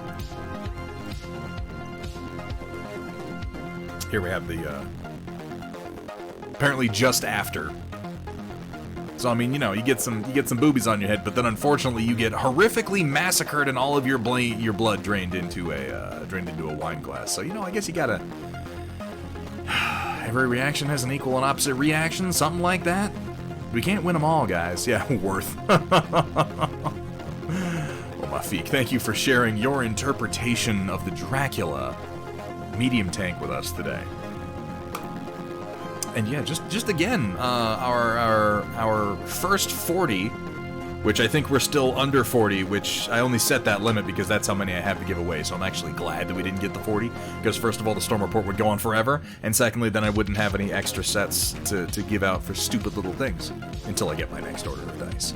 But Mafik, you'll be getting a set of dice, and thank you so much for your contribution today, man. I always love seeing your art. Also, if you're curious about this, the particularly interesting art that Mafik has been doing, he's a whole series of them, and he has his own art channel over on the Thunderhead Studio Discord. It is absolutely worth checking out. Here we have from Chaotic Harmony, first 5 Space Marines for the... Ooh, we got a long one tonight. Let me get to it. First 5 Space Marines for the local game store army complete. What are these guys? Somebody tell me what this scheme is. I recognize this with the crossed swords. Celestial Lions? No, that's not it, is it? Astral Knights. Astral Knights. I knew it was something like that, which is why I guess something completely different, because I obviously know what I'm talking about. Chaotic Harmony is a painter who didn't paint that much. Feel free to correct me at any point, Chaotic, if you're here, which hopefully he isn't, so I can talk all the shit in the world. Is Silver Sabers a chapter? It should be. I think it just became one. You said it out loud and now it's a chapter. That's how this goes, Dr. Rhino. Chaotic Harmony is a Battletech player who did a teeny little bit of painting on his own mostly game-oriented stream. He's a bad, bad man. You've probably heard his voice a few times over the course of the stream. He does all my voice clips. But Vergaderung and myself got together a painting kit and sent it to him. Here at Thunderhead Studio, we specialize in turning your shame into... There's the guy. More shame. That's the one. We wanted him to paint more, so we got together some better painting supplies because he was using like Walmart craft paints and shit like that. Sent them to him, and he has been painting non-stop for the last year, and he has shown so much improvement. He is now taking commissions. He's painting store armies for his local game store. Chaotic Harmony is a success story that I talk about because it's one of the most inspirational things that's come from streaming. And if any of you out there are wondering, like, why should I stream? What do I really want to get out of this? I'll tell you the most rewarding thing I've gotten out of running this stream is that occasionally people tell me that I have inspired them in some way, doing something that I never expected, to keep painting, to start painting, to push themselves a little bit further in their painting. And I cannot describe how gratifying that feeling is to know that something I have done indirectly, unintentionally perhaps, has inspired someone to pursue their art, to pursue their love, to pursue their joy, to pursue their enthusiasm. That's why I always love seeing Chaotic's work. Matt Yee is a big fan of stagnating and burning out. Yeah, you can tell that just by watching his stream. Like, you go into Matt Yee's stream, and it's like someone just hung like a concrete weight around your neck. Everything just comes down real... Oh, shit, I just remembered something I need to do. Oh my god, hang on a second. Hang on a second, this is stupid. I'll be right back.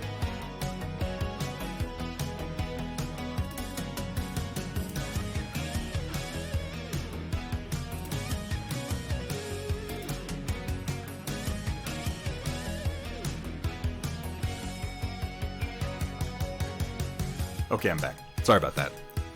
We have, I live out in the middle of fucking nowhere, and we have a big sodium light for the outside of the property that I don't have rigged up to a timer yet, so I have to manually switch it on and off, and I just realized it was dark outside and the sodium light wasn't on, which sucks. So, had to go do that real quick. Yeah, speaking of burning out, there's something I need to do.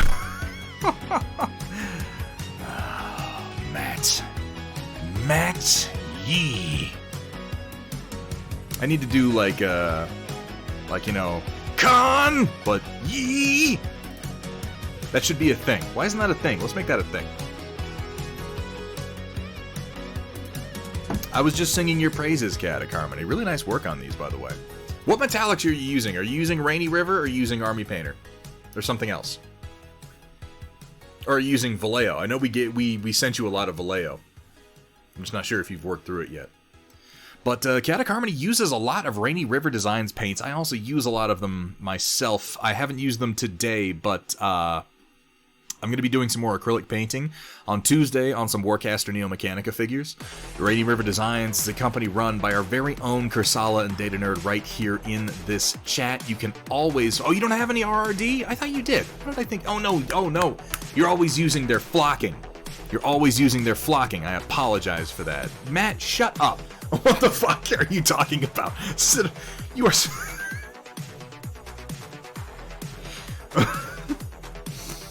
Citadel Metallics.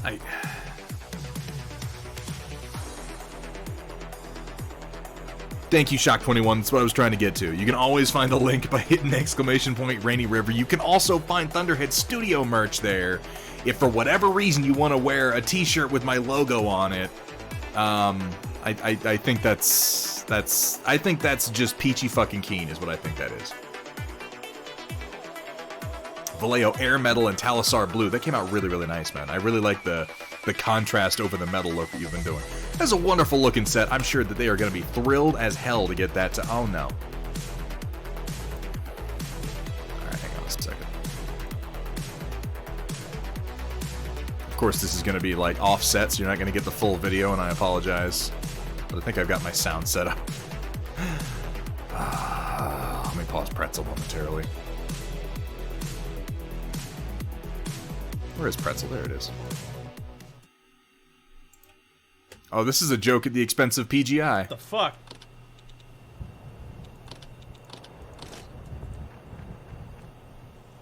Oh, God! This whole game is upsetting. Oh, God, is that Russ Bullock's mother? It's such a narrow audience for this joke, Chaotic. It's such a narrow... Like, you've narrowed it down. There's like 2 whole people who even know who the fuck you're talking about. It's okay. Yeah, that's death trash that Chaotic Harmony has been playing. Everything in the game looks like that. Everything's covered in meat and flesh, and it's deeply upsetting. Don't care. Funny to me. As long as you're getting something out of it, man. Who am I? Who am I to ruin your fun? Chaotic Harmony will not be getting a set of dice. Wait. Damn it, yes he will. Shit. I forgot he posted a picture first. Son of a bitch, I was hoping to deny him dice. Ah, damn it. I really locked myself in on that one. Alright, fine, what's next? Here we have from Lore Friendly. Damn right, Thunderhead dice. Have you seen them, Matt? They're really cool. They're really cool. Have you seen them? I'm going to show them to you.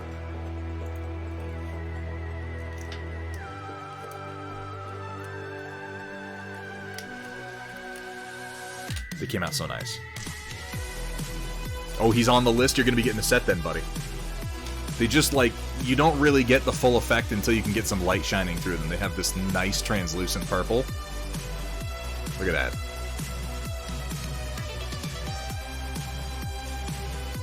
And if I do say so myself, I've collected a lot of dice. Almost every local game store has gotten some dice made with their logo on it.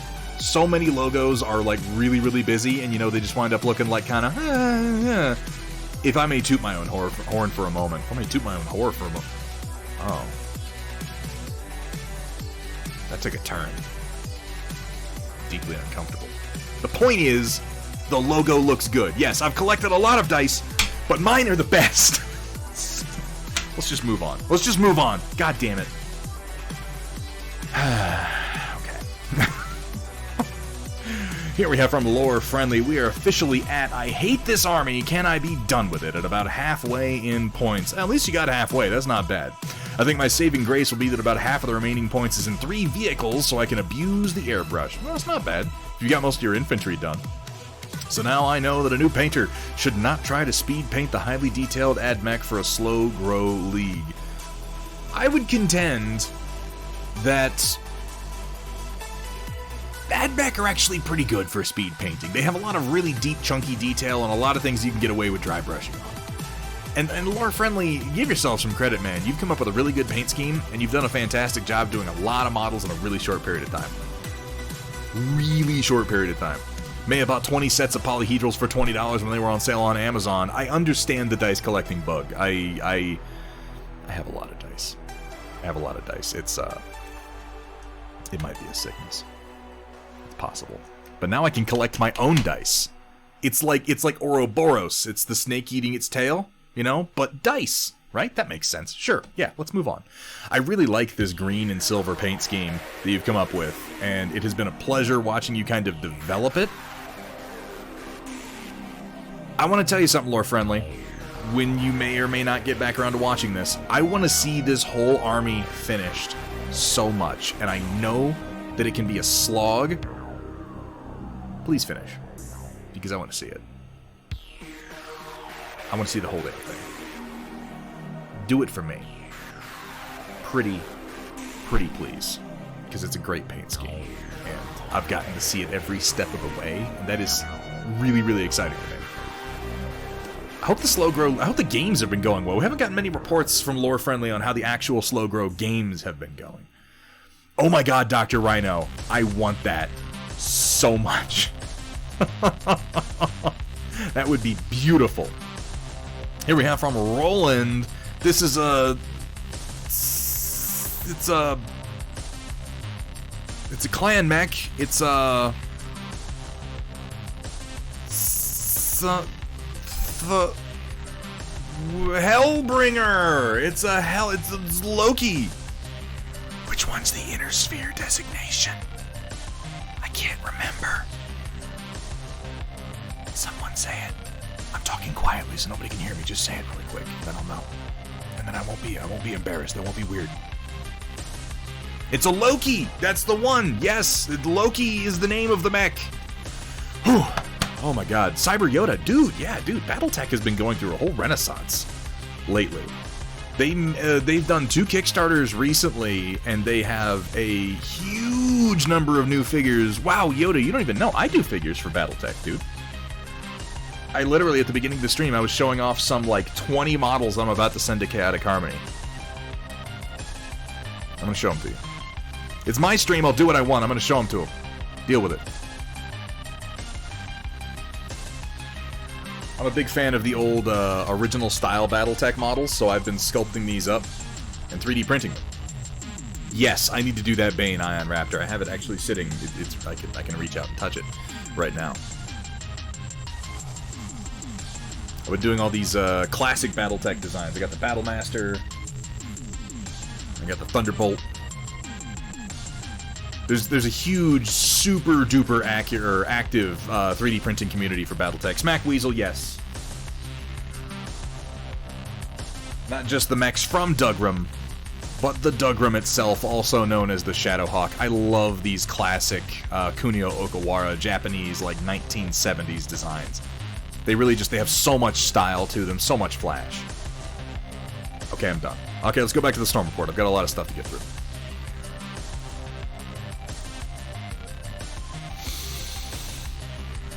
Now that I've established that this is definitely a Loki, and I knew that the whole time, Roland is another painter that I've got to watch develop over the last year or so as he continues to plug away on these figures. Really like your color choices on this one, man. I'm noticing more and more that your brush control has gotten better, by the way, Roland. Your paint work is a lot cleaner than it used to be. Your red here is also more vibrant than some of the reds that I've seen on your previous Clan Hell's Horses, if I'm not mistaken. But yeah, Cyber Yoda, dude, I make a shitload of Battletech terrain. Cyber Yoda, I don't mean to be like, hey, go follow my Instagram. But if you go check out my Instagram, you'll see a lot of Battletech shit on there, man. You might find some links to some stuff that you like. Taking more time, I think it's paying off, Roland, because it's definitely cleaner and more striking. And I like the sort of soft sky blue we have for the cockpit here. Nice work on that, Roland. Good use of contrasts. Yeah, a bunch of stuff on Discord and Facebook, too. In fact, if you just go click on my link tree, you'll get all the links to all the bullshit that I do. Oh my god. This looks delicious. It's more berry than bread. What am I looking at? It's like a cobbler, but it's exploded out of itself. I'm not willing to concede that one, Roland. I don't... Look, okay. The hands of the peasants is art. I don't want to shove my face into the hands of the peasants, okay? Peach and blueberry galette. I've never heard of that, but I want to eat it very much. Oh, God, I love blueberry, though. When it's just a little bit tart. It does look delicious. Oh, it's oozing and it's gooey, and I just want to... Why do I always do this? Why do I always do this? Like, I'm always hungry when I start the Storm Report, and this only makes it worse. Fresh picked yesterday? Damn, Roland. Well, thank you for sharing your baking work with us. Here we have from Vergaderung, something that I love. I love this. I love this so much. Got some base colors down on the Scorpius Disintegrator Kit Bash, inspired by the Horizon Zero Dawn Corruptor. Vergaderung. I've made a couple of comments on the Discord about how much I like this, but I have not had the chance to fully attempt to articulate how fucking cool of an idea this is. Yeah, this is really neat. For those of you who've played Horizon Zero Dawn, you'll probably recognize, because he's actually really captured the look of this very well, the Corruptor from Horizon Zero Dawn. This is...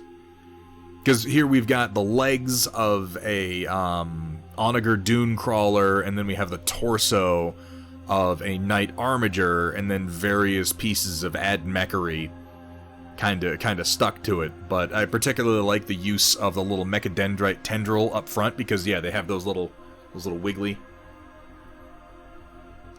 bits. You know the ones I'm talking about. There's a new version at the end. Ooh, exciting. Thank you for letting me know. I'll gush over that one then, because this is really, really cool work for Vergaderung, and nicely done. Here we have from Squared, finally had the paint motivation to come back to finish up the work on the Oryx. Just need the FDM to finish my batch of bases. I continue to love this camo scheme. It reminds me so much of the Terran Republic camo scheme that I use in PlanetSide 2. I know that it's based on a car, but that's always what it makes me think of. Your lensing is definitely coming along. It's still fairly chunky, but you have the colors in the right places. All you really need to work on is just the fine stuff, the blending, which is admittedly the most challenging part of getting decent at doing lens effects. I love the green. You've done it again right down here in the plasma rifles. I'm not sure which weapons these are meant to be. And then our medium lasers. The Oryx is such a cool figure also. Nice build on this one. This is a figure you can find if you're curious about this at all. Hit ! Metalcore in chat. You get a link over to Metalcore Collectibles. Some of the best mech warrior proxies. Plasma rifles, that's what I thought. Some of the best mech warrior proxies and just general 6mm vehicles and battle mechs that you are going to find. He does such a fantastic job on them. They're all hyper modular, and you can magnetize the Christ out of them. Get another look at the back here. The camo pattern really is good.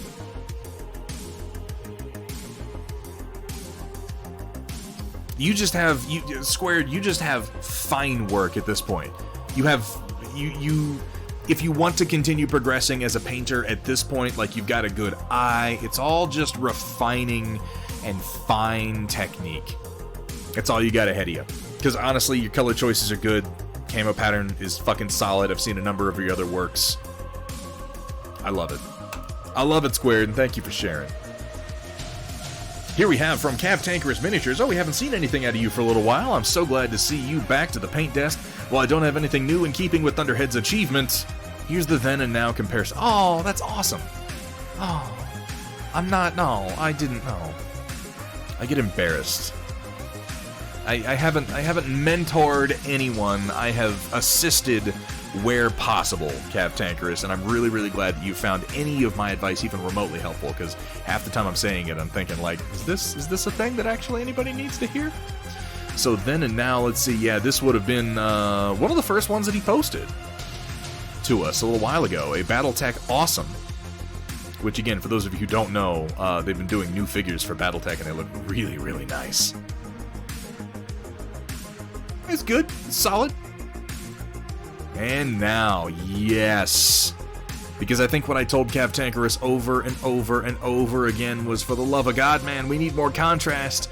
We need more contrast, you gotta push it, you gotta push them shadows, you gotta push them highlights, and he has. The temperature contrast is spicy. And then we got some nice grading contrast down in here, some good...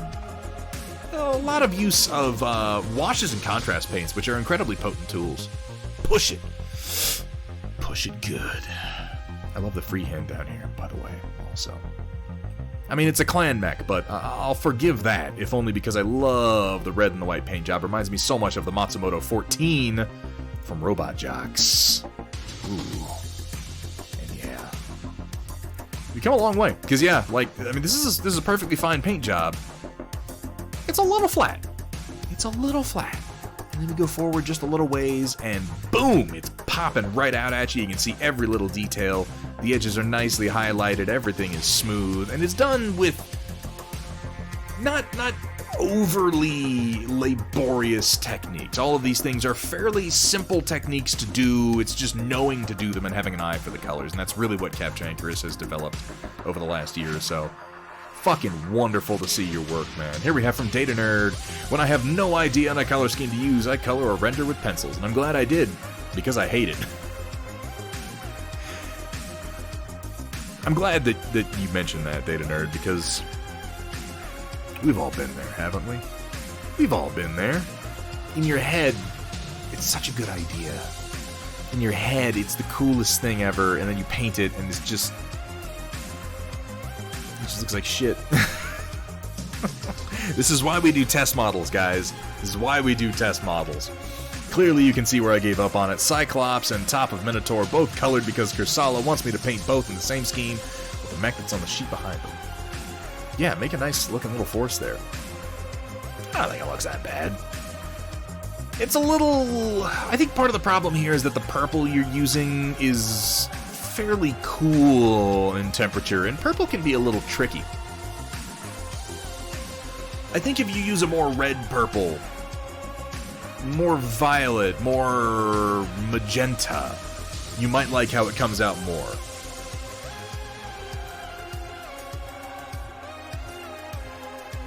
Thinking again with Vergaderung's suggestion, I'll have to take a look at what that is.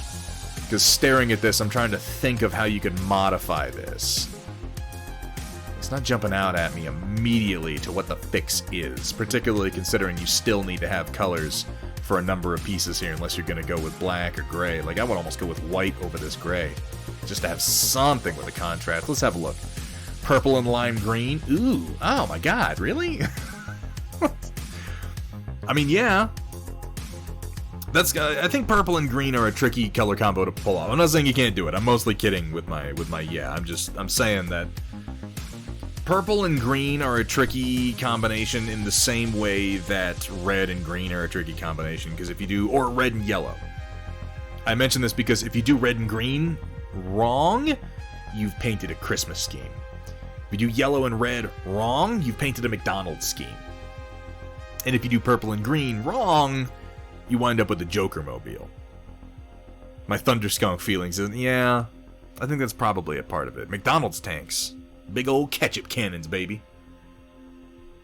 You get one of those pushes, you know, the little push pumps on top of the tank, right? So you push down and ketchup just goes and oozes out the end.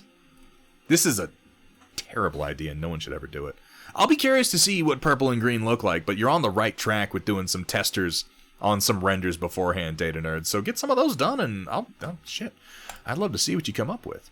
Here we have from White Wolf, SD Command Gundam, AK Interactive, matte coat varnish on everything except the V-fin. Oh, my back, excuse me. Which got satin Lumix 42.5mm f1.7 used for the photos at f2.8 in my light 10. Oh, those are good photos.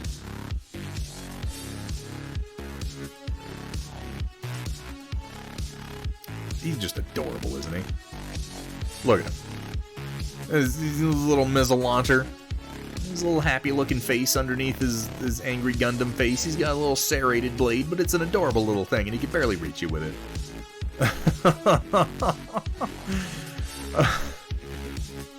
You guys introduced me to so many new things. I didn't even know these kits were a thing. Like, I've seen a couple of them at this point, but still, it's just... it's ridiculous. Dr. Rhino's got a head to bed. Super proud of hitting the 50. Oh, thank you so much, dude. I am a buttress of the community at most, attached to a pillar, perhaps, Dr. Rhino. But thank you so much for being here, and thank you for saying so, dude. I always love seeing you in chat. And guys, if you're not following Dr. Rhino, what the fuck? What's wrong with you? Like, how are you not following Dr. Rhino? The dude's an amazing streamer. He has a wonderful community, a great stream, and he's painting some of the coolest Sisters of Battle right now. Go give that man a follow. Had to go with those. Yeah, it really sets the tone, doesn't it, White Wolf? Lovely photos. Like, really, really good photos. Your photo tent setup has really paid off. Nicely done. And good edit together, for that matter. This is a good photo. And we talk a lot about photos in this stream, because, guys, taking pictures of minis is as hard or harder than painting them in the first place. I have to tell you. Good work, White Wolf. Then up next, proper photo tent pics of the high-grade Gundam The Origin Zaku 2 Shar Aznable Red Comet version. Totally forgot to clear code it. Also tempted to just keep it as is, since it was my first gun plaque kit after all. That's how you have to say that word, by the way. Ooh, these are some nice ones. I like the leaning forward pose, like leaning into the inevitable kick off of his giant anti-ship, anti-materiel rifle. It really makes the Heat Hawk look kind of diminutive, doesn't it? It's ridiculous. Smack Weasel, have a great night, dude. It's been wonderful to see you in chat. God, that is a sexy looking figure. Nice build on this. The mounting point looks a little uncomfortable, but you know, we have to make sacrifices for our flying poses. Really great pictures. You are doing a great job with these, White Wolf. And thank you for sharing. Yeah, I like the lean forward pose. I like that a lot, Cyber Yoda. Yeah, it looks like it's more aggressive and he's leaning into the shot a little bit there. Here we have from Ion Raptor, hot off the heels of the Legacy, doing some Operation Lancaster Celestial Series Omnimex, starting with the Archangel. Everybody loves the bad guy. No. Ion Raptor, I love your work, but nobody loves the word of Blake. Come on, man. Let's be realistic. We're Battletech fans. We can all acknowledge that the Word of Blake are the least popular faction in the entire fucking setting.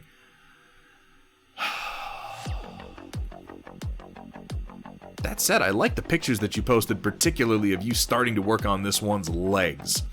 And yeah, I noticed that Ion Raptor, you have a tendency to make just a big block vaguely in the shape of the mech you're trying to make and then chop pieces out of it. And I do it the opposite way a lot of the time, where I will, like for the big pieces, yeah, I'll make a chunk and then I'll cut pieces down. But yeah, you assembled this one more out of small parts in the first place, and I think that it lends itself to the design fairly well, because everything stays kind of tight, sort of svelte. You don't really have a lot of fat to trim because you're adding on rather than taking off. Better than the clans, am I right? Are they less popular than Comstar? I mean, to be fair, I think Comstar is better liked than the Word of Blake, because Comstar is like who Word of Blake came out of Comstar. So there's a definite, like, everybody thought Comstar was cool and funny and humorous, and then they're like, now we're a death cult, and they were like, oh, that's unfortunate. Then it got weird, and there were cyborgs and shit introduced. Everything went crazy around the time of the jihad. Speaking of jihads, hey, you suck. You'll never be able to band together to revenge us. That is why you suck. Why did they let the air out of everyone's tires but yours? Oh, God. That's because they got me worse. They left me a hate note. Oh, DLG. Thank you so much for the resub, man. 14 months.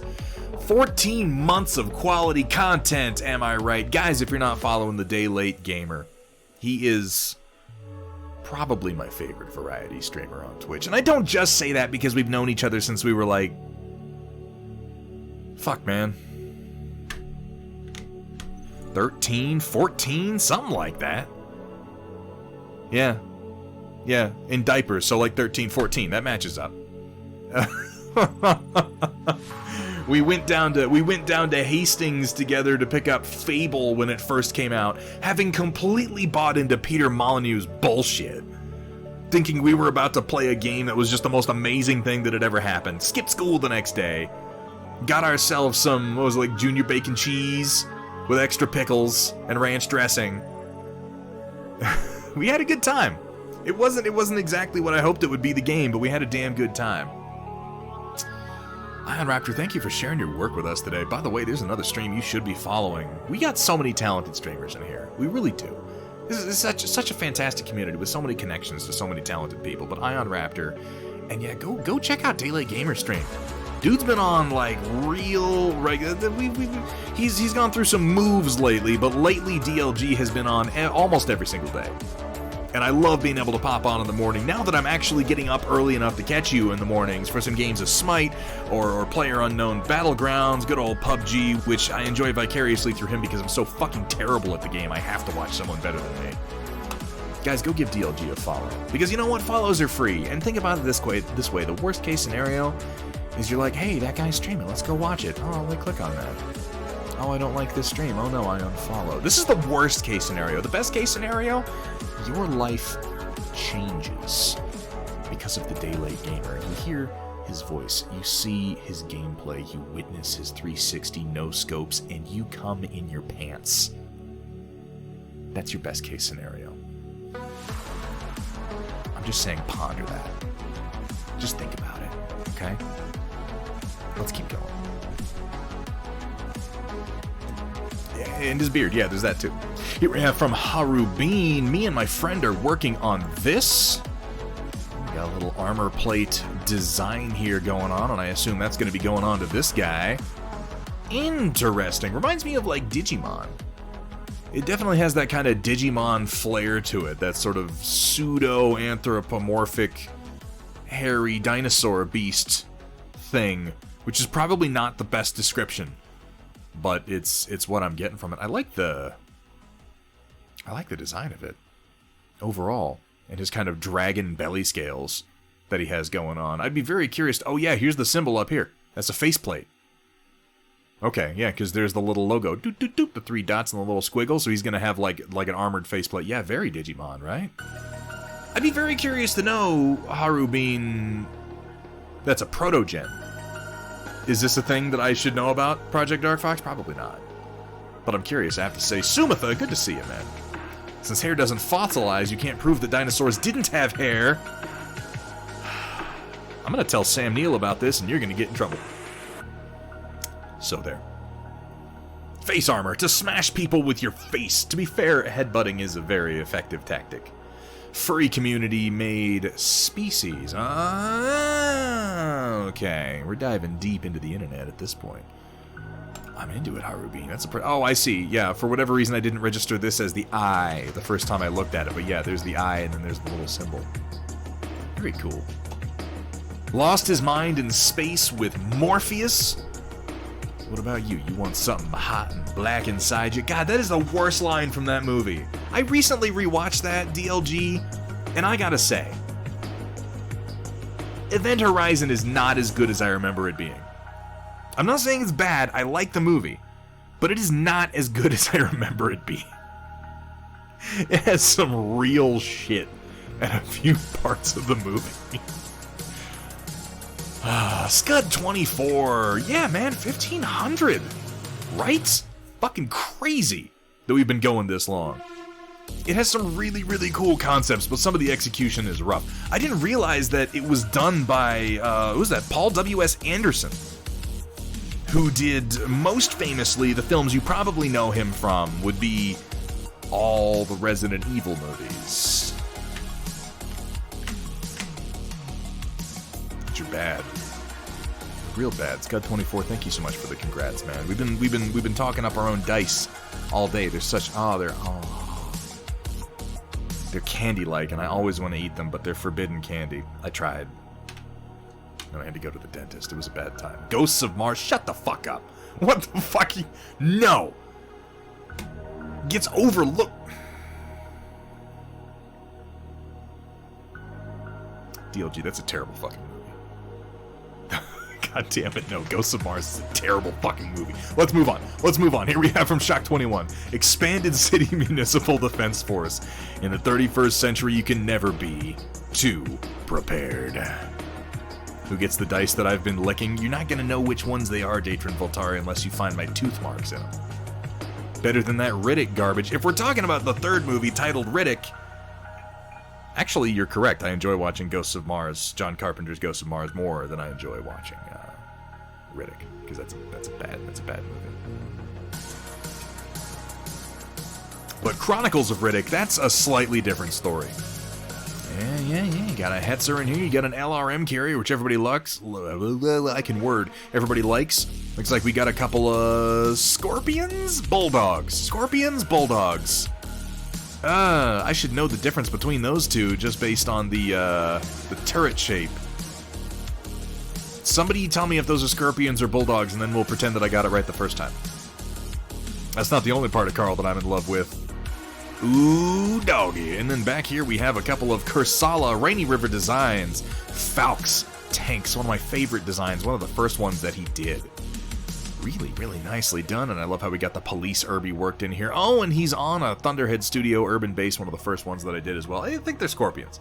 Panda tanks. Oh no, Data Nerd, why'd you say that? I can't see anything but pandas now. Oh, that's no good at all. Yeah.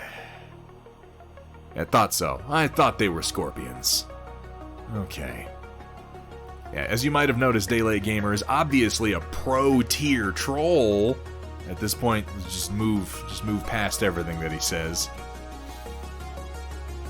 Triple X Xander Cage. Lamunas, I'm gonna tell you something crazy. Triple X is a fucking cool movie. The first Triple X movie is really entertaining, okay? And I probably just lost like 5 followers. We probably just dropped below the 1,500 threshold, but I don't care. Because that movie's a lot of fun. That's a damn nice looking police force, and it is really cool to see some Falx tanks getting painted up. I love the little red and blue accents that you got on there. Lovely work. Oh, it's dumb as fuck, nano tanks. Yeah. No, it's stupid as hell, and it's incredibly entertaining. But I don't think at any point when they were making Triple X, they were like, this is the smartest movie, and it's gonna blow everyone's minds. Like, this sentence was never said. At no point. I never saw the second Triple X because it looked like a piece of shit, Datron Voltari. Really nice work, Shock 21. And some good-looking prints you got there, particularly considering you're working with all FDM. That's how I feel about Crank. Dude, Crank is a great movie. So is Crank 2. Both of those movies are amazing. Plus, Glenn Howerton gets his brains blown out in the second one, which is hilarious. Yeah, they're the good kind of bad. They're up there with Streets of Fire, where it's like the dumbest thing you've seen all year, and also one of the coolest things you'll ever see in your life. Almost guaranteed to be worse than you imagine. Dirt bike backflips take out bad guys better than guns. Yeah, there's literally a scene where he jumps a dirt bike past a guard tower, and the guard's coming out with an AK-47, and he does like the little Superman twist, and he kicks the dude in the face and then lands the dirt bike. You know, as I say it out loud, as I describe the scenes in the movie, I realize that I'm kind of burying my case. So I'm just going to say it's entertaining and you should watch it. Any plans to upgrade to an SLA printer? CWEAM Queem 989. I actually have, I have 2 of them going right now. I've got a Mars and a Mars 2 on the shelf behind me. Yeah. Which, is that SLA or is that DLP? I'm trying to remember which one's which. I can't remember which one's... Yeah, it's DLP. Okay, thank you. Thank you, Datron Voltari. But either way, resin. Because, yeah, SLA is a more mechanically complex process, I think. Resin comes tomorrow. Just got a Mono X. I've never 3D printed anything. Dude! Queem. I'm so excited for you. I'm so excited for you. You are taking your first steps into a larger world. That's... Do you, Queem? I'm curious. What is your interest in 3D printing primarily? You do just general interest, tabletop gaming? Is there a specific game you play? If you don't mind answering, I'm just curious. John McClane took out an F-22 Raptor with his bare. Fucking shit! Have you guys seen Cosmic Sin? Daylight Gamer, have you seen Cosmic Sin? It's on Netflix right now, I want to say. Go watch it. Go watch it, DLG. I want to know what you think. I want to know how far you get. Because I'm pretty sure that you or I, with the money we get from our monthly Twitch subscriptions, could afford to put Bruce Willis in a fucking home movie at this point. It's... Drax, I got 15 minutes in. I timed it. I got 15 minutes in and I couldn't take anymore. And I watched some shit. I watched some garbage. Okay? I watched fucking Skyline and the sequel to Skyline, and I will argue that the second Skyline movie is worth watching, and it's awful. You watched the whole... Why did you watch it all? It's worse than Velocipaster. By far. Skyline was not good. No, it was not. It had some fun concepts. I like Skyline only because you get to see people get their brains ripped out of them.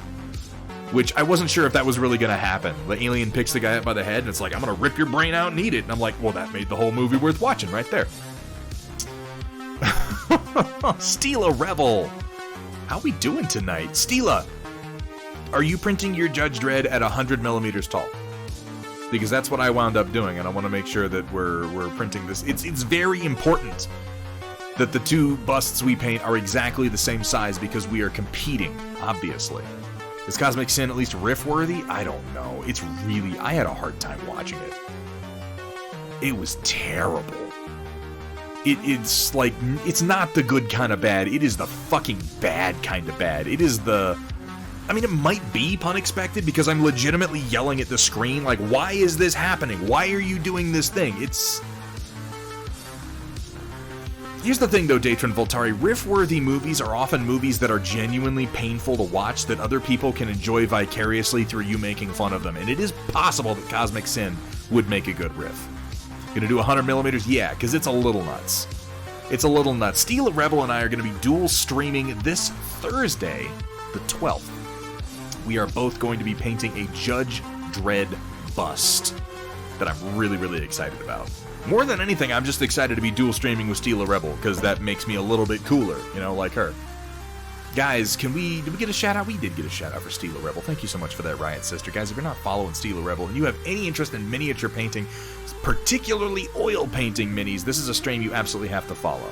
And for those of you who, I'll link it on the Discord, Arc Plays Games. Ping me on the Discord, please. Remind me, and I will link it to you. It's a free file you can download off of, did we get it off of Cults 3D or My Mini Factory? I can't remember. I'll send you the link. But yeah, guys, follow Steela Rebel.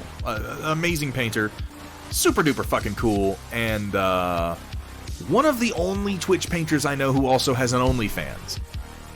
And I know what you're thinking. And you're totally right, she paints models' boobs, and it's amazing. Really, though, she has some not safe for Twitch figures that she does, and she paints them on OnlyFans, and it's cool. It's fucking awesome. They're not always, like, super sexy either. Well, she painted one a little while ago that is not safe for Twitch, but it's not safe for Twitch in, like, a really upsetting body horror kind of way. Steela, it's great to see you. Welcome in. And thank you so much for the congratulations. I'm really happy about it. 1,500 follows. I guess I can quit now. Here we have from Datron Voltari. This is an older piece, but as I'm out of town, my upload options were limited. It's a Blue Star Irregulars Catapult K2 I did for the Lords of the Battlefield Mech Exchange a few years ago. Maybe more than a few. Damn, I feel old again. I don't know, why'd you have to go and say it? I really like the burning effect on here. It's simple and straightforward. Smooth and effective. I like how the smoke, like your blend on the yellow, orange, red is very smooth, and then it's a lot rougher for the smoke, which kind of grants a lot of texture to what looks to be a very smooth piece. Slowly goes back to the void. Mafik, you do your best work in the void, man. Good looking blues on this. I love the free-handed details and the little PPC glow that you've got on the K2. What is this that he's taken down here? Is that an assassin? I can't quite tell. A cicada, maybe? I can't quite make out the shape. Very curious, though. One of your first real forays into hand-painted details. They came out well. It all looks very, very smooth. Nicely done. That's a classic Locust. Oh, okay. The Crusher Joe style Locust. Okay, I gotcha. And just to show my magnetic journey started quite a while ago, here's a view of the catapult with both the PPCs and the missile pods ready for action. Oh, and the smoke plume is a bit of expanding insulation foam coming from a locust that had an unfortunate encounter with an 8-year-old at Gen Con. Oh, so there's a story. Also, good use of expanding foam. I imagine this was just like a pea-sized bit of expanding foam, because, man, they ain't kidding. They ain't kidding when they say it expands. You really were magnetizing quite a long time ago, you maniac. But hey, now you got catapult options between the missile boxes and the PPCs. Datron, nicely done. Thank you for sharing this classic work with us. Oh, here we have from Cyber Knight Metalcore Collectibles. Oh, sure, I have nothing to post, but now you're forcing me to post. Guess you want to get a look at The Wall. Trademark. Again, seeing as I've been working on upstocking it for like a month and a half now. I guess. The sarcasm just drips. You're so organized, it makes me sick. I want to throw up. I'm gonna throw up. Hang on. I'm not even gonna pretend to throw up, because that's gross. Nobody likes that. It is an impressive level of organization, considering he does all this himself with a handful of resin printers. Guys, if you're ordering from Metalcore Collectibles, you're going to get one of these lovely little handmade packages. Goddamn. That's a good-looking wall. Yeah, right, Plankwalker? Like, I'm deeply ashamed of my surroundings at this point. Hey, on the plus side, my extruder stopped clicking, you guys. I'm really excited about that. How his hands are still intact after all that fine work, I'll never know. Yeah, I'm pretty sure well, we know, Sumitha, we know. It's not widely known, but Cyber Knight is actually... You know, like how Krang rides around inside that big baby suit? Cyber Knight's actually a dog who has a... like an endoskeletal, steel endoskeleton human frame that he rides around in. So it's really no wonder that he's able to do this much work. Well, thank you for sharing. And yes, we did force you. And personally, I have no regrets. Doggate. Printed himself a new pair. God, if only we can get to that point, Skull Fairy. The ideal cyberpunk future. But does Krang bang? Like ladies? Like lady Krangs, maybe? Does Krang bang? Like chick brains? Was he a brain? What was Krang? Somebody help me out. Was Krang an actual brain that was, like, mutated, or was he just from an alternate dimension? Because he was, like, from the same place the neutrinos were, right? Inquiring minds want to know. Here we have from Wombat Combat. The only thing left to do here really will be to paint the base's rim black and matte varnish it shut. I can hit the less is more with this weathering, but does it work? Oh, yes, I meant to answer you about this, by the way. I'm so sorry. He asked me about this the other day. Lord Krang, you will address him properly. Yeah, he was from Dimension X. Does Krang hang brain? I think is the real question you want to ask, DLG. I think this works nicely. This is a lot lighter. Like, I would think you could still go a little lighter than this, but this doesn't jump out at me as overdone like that initial Cataphren Destroyer you posted. That was a little like, maybe a little bit too much. This is heavy, but I think it's more effective. If I were doing this model myself, I might consider doing some sponged weathering on the edges, since it's clear that these guys are meant to be weathered. It looks like they've had, like the edges of the paint have been sandblasted off. That's usually where abrasion like that is going to hit, is when you have like blowing sand. Hit the edges down here and up here. I would take a sponge. I would agree with Vergaderung. More shadows, definitely. Broadly speaking, as far as your painting goes, Wombat Combat, I think you should spend a few models focusing on deeper shadows. But on this particular model, I would take a sponge like the kind that you get in some miniature packaging. Take some black paint and then some, like, rust brown to high orange. And just sponge a few little rusty blasted patches down here along the edge. I don't know if I would go really high with it. I would stick mostly to the low edges and on the legs. A little bit of extra color, and it would give it more of that rough, ragged, sandblasted look. But broadly, I think Vergaderung's right. If you focus some more on your shadows, that's going to be the next major step forward for you with painting. Was his mech suit thingy also named Krang? That's a good question. Does anyone know? Did Krang's suit have a name? I agree, Steela. It looks really nice, doesn't it? Who wins? Krang or the thing from Total Recall? You mean Quato? I mean, Quato, pretty obviously. When Quato had like a... Actually, no. I was about to say Quato had an army, but Krang had the Foot Clan. Huh.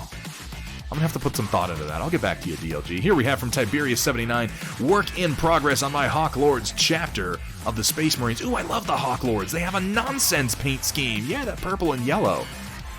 I like the busted up Necron you got on the base here. These are both difficult colors to do. Yellow in particular is tricky, and yours here is, I would say, a little washed out towards the edge of some of the highlights. It gets into this kind of canary yellow, but you've got some decently deep shadows on it. I think that balances it out well. It looks a little bit better on his shoulder shield than it does on this big one. And I think maybe and I hope you don't mind the critique, I apologize, but part of what is weakening your yellow here is just that you have yellow next to gold/brass. And these two are kind of fighting for the same slot visually. Now you want Dia de los Muertos Space Marines? Do it. Yeah, you want these two to be distinct because you're kind of losing this detail here. And even once you get towards the center, like the bone color, which is very effective, is also a little bit yellowed. So a lot of the shield is blending together, which is throws you a little bit because the Marine himself has some wonderful contrast on him. Purple and yellow contrast beautifully. And yeah, it looks like you've got more of a red copper on this detail and then on the helmet.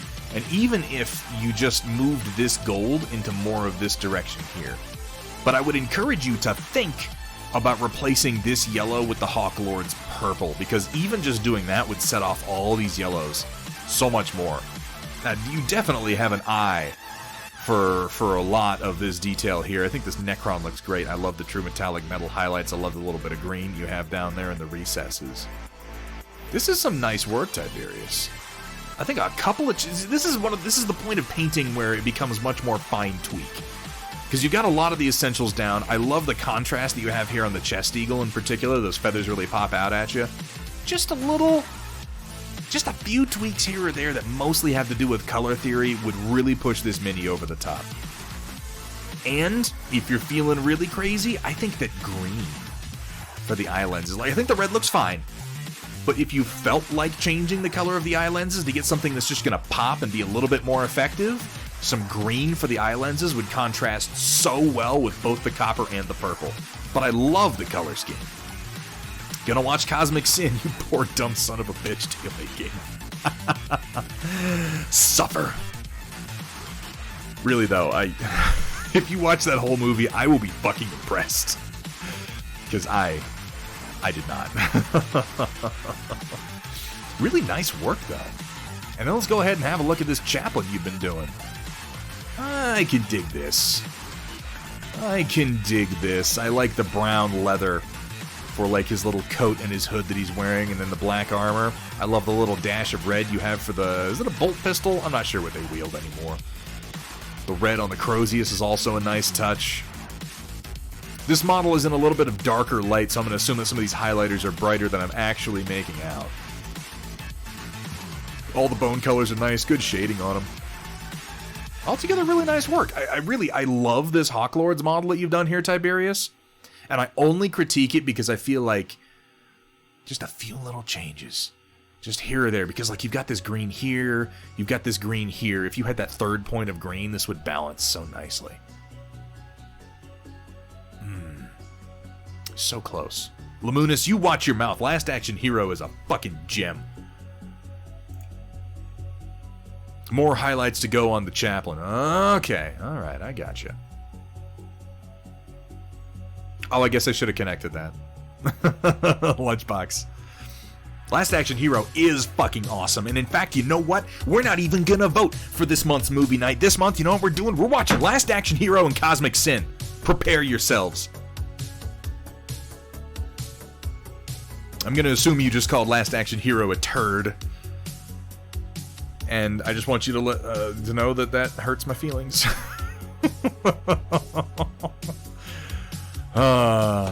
Zombie Brush Studios, dude, it has been a little while. Miss all your faces. Yeah, let's get some of that zombie Buddy Christ in there. Zombie Brush has such a great eye for contrast. Simple color schemes, very effective, really good hand-done texturing. I love the little tears in Jesus' shroud here.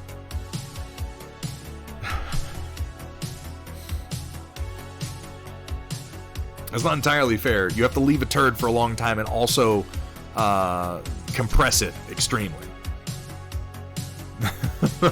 I'm not going to make anybody watch Cosmic Sin. It's awful. Last Action Hero is fun, though. It has some great Charles Dance. And who the hell is going to argue that Charles Dance isn't fun to watch? He was the best thing about fucking Game of Thrones until he died. The character, not the actor. Charles Dance is still alive as far as I know. Zombie Brush, it is great to see some work out of you again. I know you did this one a little while ago. Guys, Zombie Brush Studios is a fantastic streamer. I haven't been able to catch him lately. I think maybe Zombie Brush might have been away for a little while. Not entirely sure. Such a really, really unique style, though. One of the most artistic painters here on Twitch, and definitely worth a follow. Zombie Brush, thank you so much, man. There we have from Dr. Rhino. Been a long... Yeah, True Lies. True Lies is also excellent. Lamunes, you should give Last Action Hero another chance. I don't know when the last time you watched it was, but do me a favor. Watch it one more time, and if you still hate it... I mean, I'm not going to give you anything. I'll just accept that you hate it. How about that? Because right now I'm not accepting it. Check them out. API error. Oh no. What happened? Zombie Brush still exists, doesn't he? I'll watch it when you watch it. I watch it like twice a year. What are you talking about? Hypnotic Mom, welcome to the Thunder World. How you doing today? Welcome in, welcome in. Here we have from Dr. Rhino. Been a long weekend, but I have managed to assemble and do some conversion for the Space Wolves character. This dude with the fucking hair has always been one of my favorite Space Wolf heads. You went with like the giant two-handed axe for the single hand wield too. Oh, and he's on the Primera's body, no less. You can be doing some Space Wolves, Dr. Rhino. That should be interesting to see.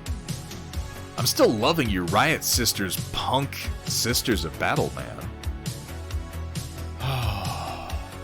Some of these painters and converters out here, they get me thinking like, I should do some Warhammer 40k, and then I gotta just, no, we're not doing it. We're not doing any 40k. Let's keep going. Here we have from Unexpected, current Kingdom Death pinup I'm working on, Lioness in oils. Ooh. Oh my.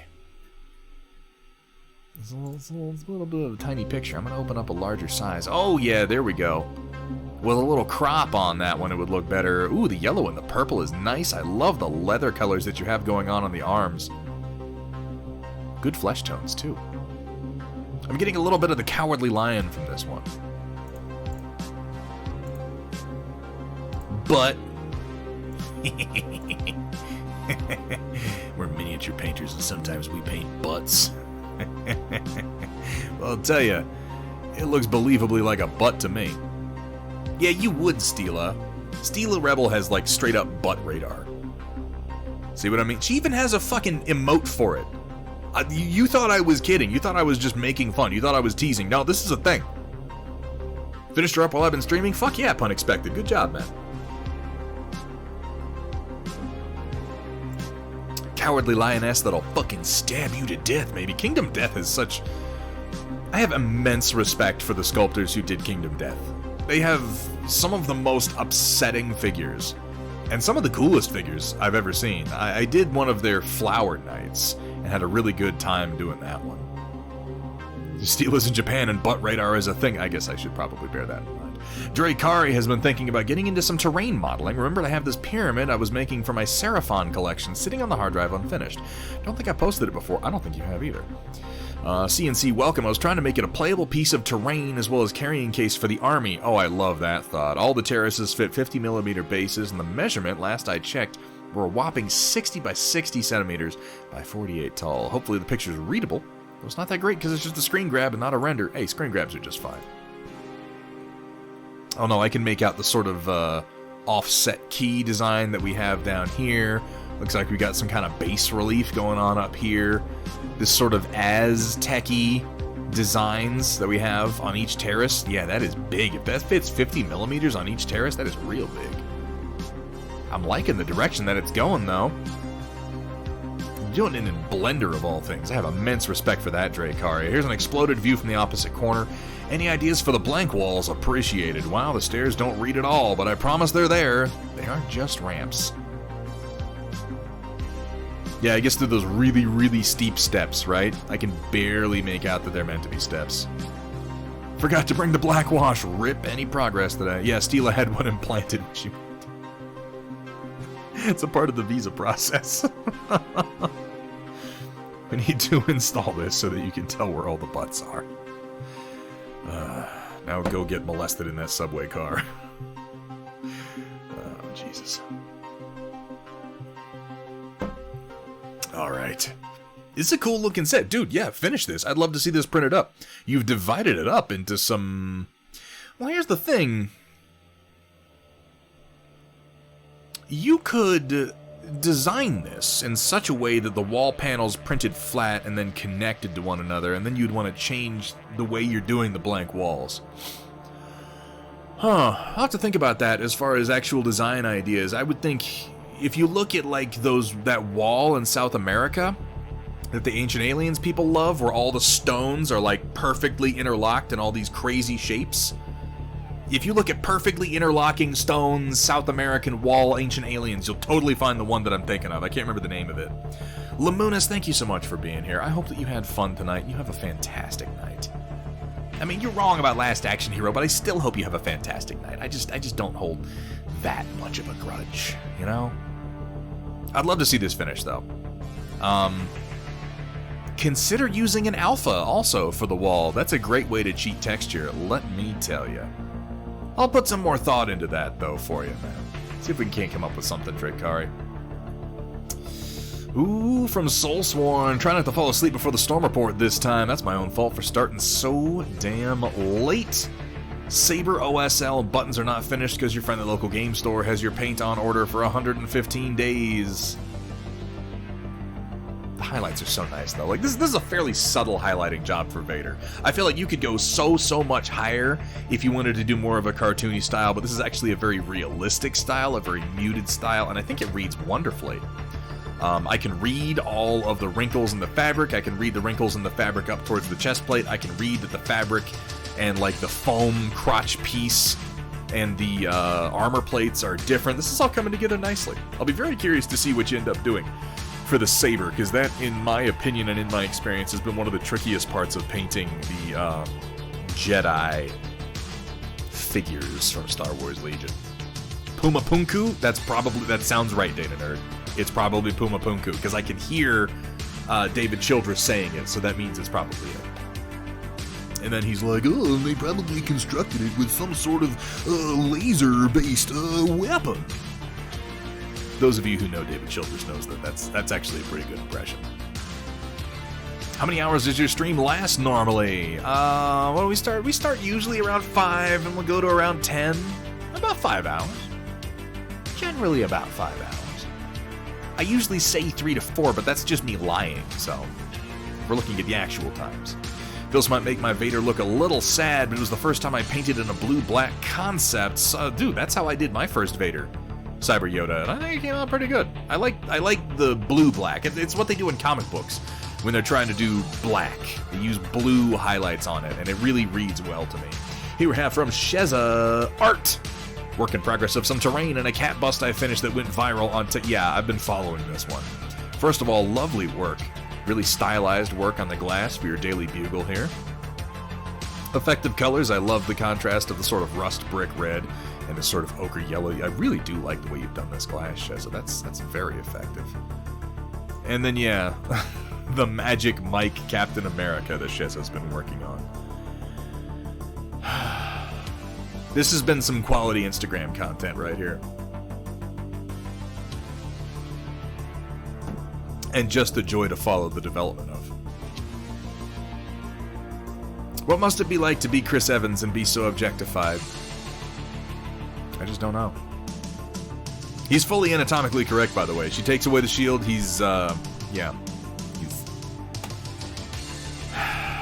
She painted the wiener. That's all I'm saying. If the butt's not right, it is un-American. Yeah, America's ass is, in fact, back there. Dude, Rodan, how you doing, man? It's good to see you. How are things? I haven't seen you for a little while. Shezza, really nice work on that. And yeah, guys, go check out Shezza's TikTok and Instagram. It's been blowing up lately. Okay. Okay. How are both of you doing? You and the other one. Was that rude? I don't care. Here's some of his work, though. Been a while since he posted anything, but here's some of the stuff I've been working on. What timing? This would be Vanessa's significant other, also known as Rodan. Oh, you guys are in the car? Oh my god, you're tuning in the car? I'm so honored. And just in time, too. Look at this fucking polka dot man that he's been working on. Now, am I crazy, or was the original polka dot man, like, gadget-based? We can see him throwing his polka dots, but as I remember it, his individual polka dots on his costume were all gadgets that did different things, and he would throw them and they would do stuff. As opposed to, like, he's riding on this one. As opposed to the Suicide Squad polka dot man, where he shoots out, like, interdimensional annihilation polka dots. Now, what's interesting to me here is that you've done a very, very flat paint job on the polka dots themselves, and I note this because it works really well. Like, the polka dots should be flat, right? They're fucking flying polka dots, for God's sake. You don't want to do, like, a whole lot of crazy highlighting on them, which he's absolutely capable of. It winds up being this kind of interesting contrast to the nice shading that you then have on the uniform for Polka Dot Man himself. And then we have the... oh god. Oh, I can't think of the actor's name right now. Cesar Romero. The Cesar Romero Joker on the surfboard with the trunks and everything. Yeah.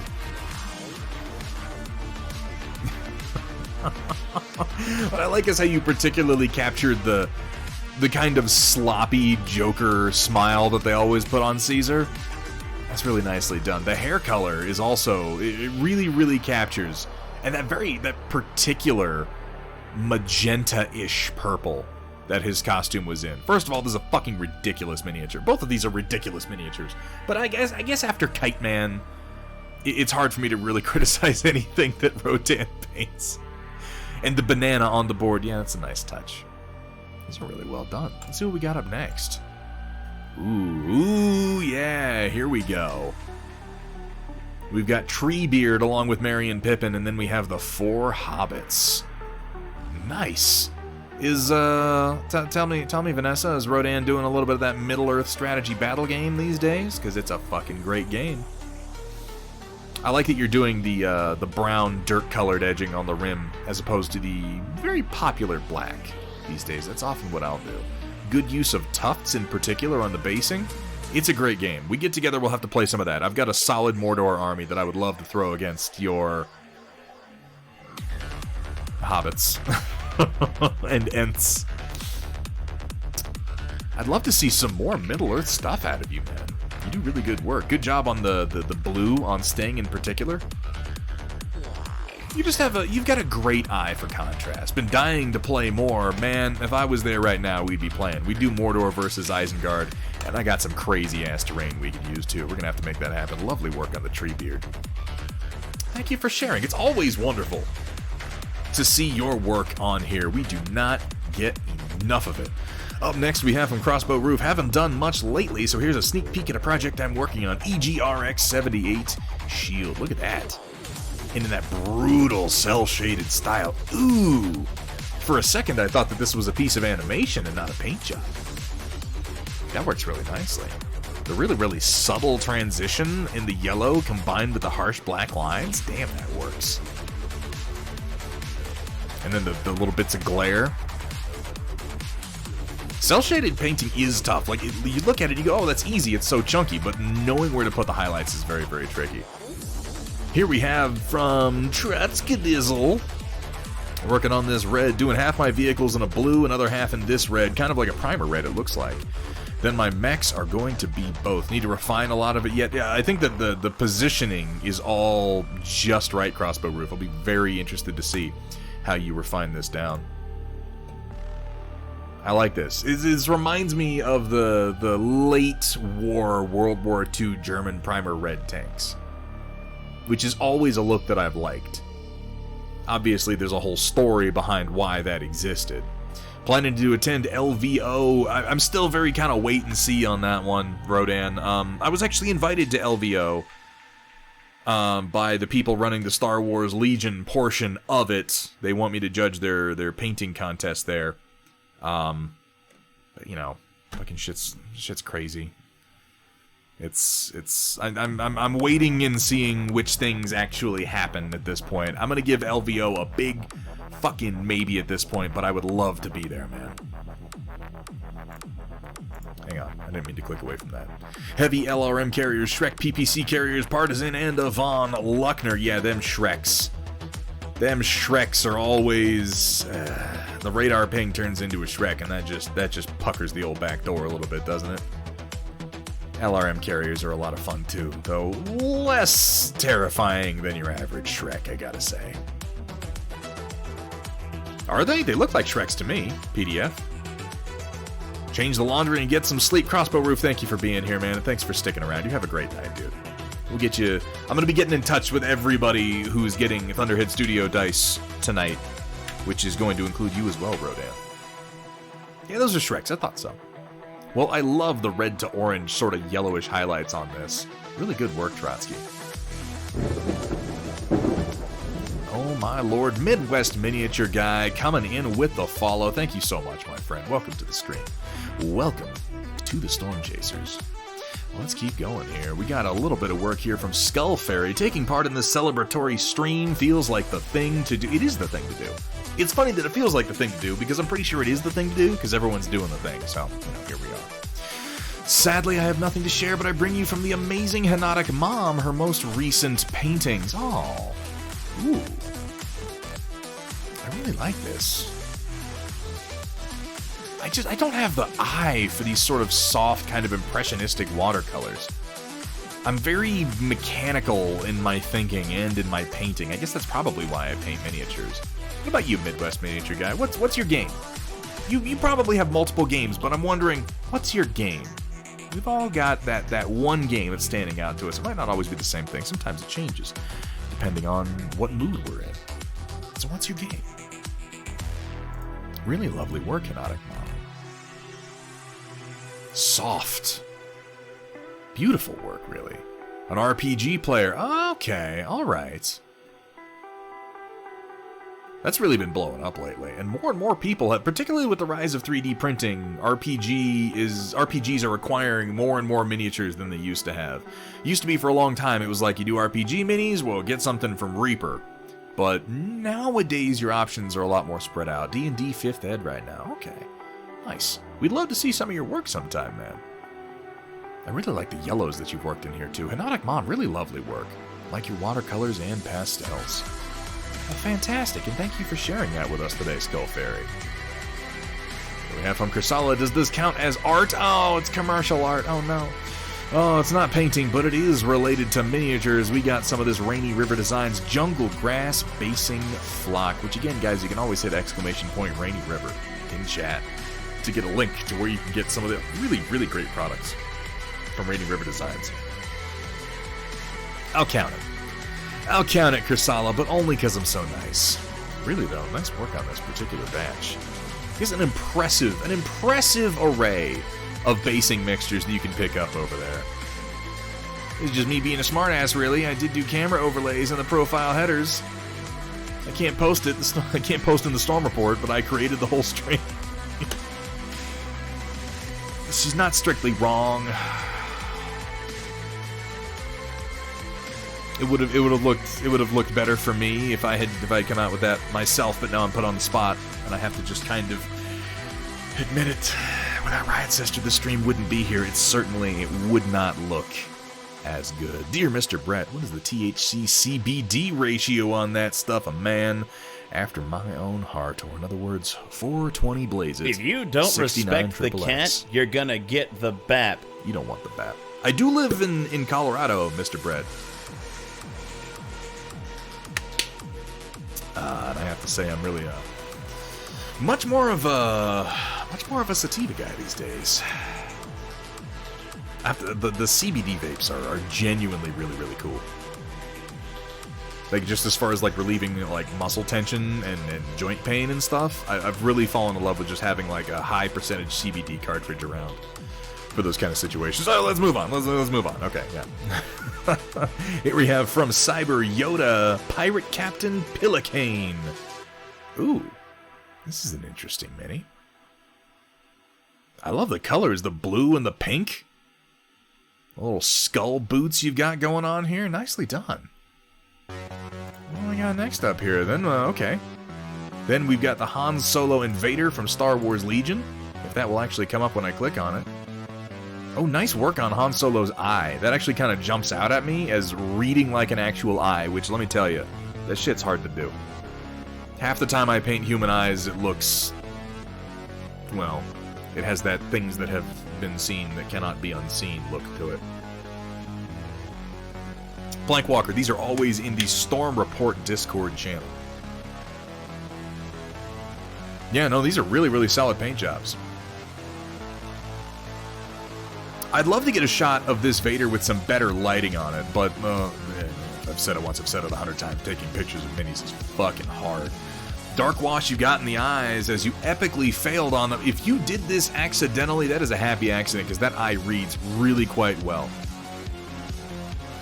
And I love the work that you've got here on the kind of soft linen colored, which is sort of a yellow-brown for Han Solo's shirt here. It's definitely more of a yellowish color than it is a pure white in the movies, and I think you captured that well. You know, it just takes practice, Cyber Yoda. I think that you've got a solid eye for it. Get it a solid eye, because of the it's getting late. I'm sorry. I apologize. That wasn't good. That wasn't good. You play a lot of Star Wars Legion, Cyber Yoda? It's a fun game.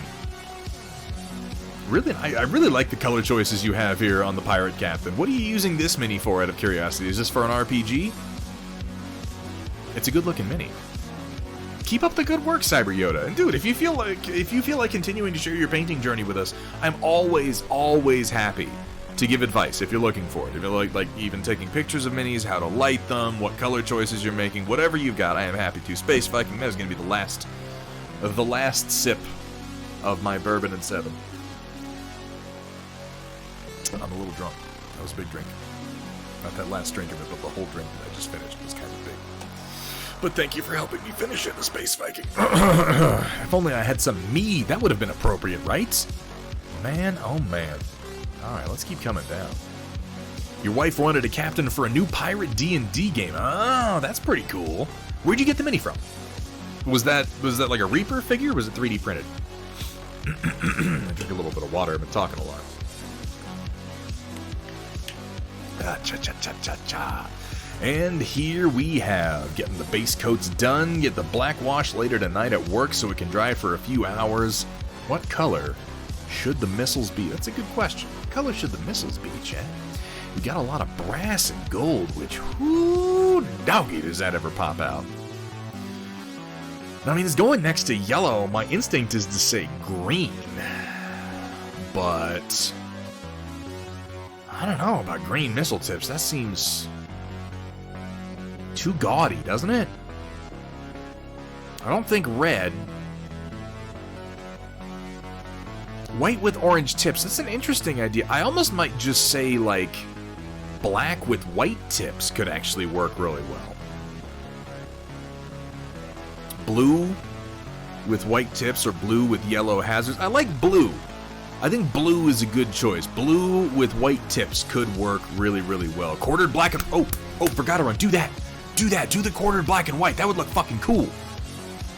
Yeah, I like that. I think black and white is a good choice. Going neutral on these because you've got so many other really, really strong colors over the mini overall. It's such a cool conversion. Also, I am so looking forward to Horizon Forbidden West. I cannot tell you. Lovely work on this.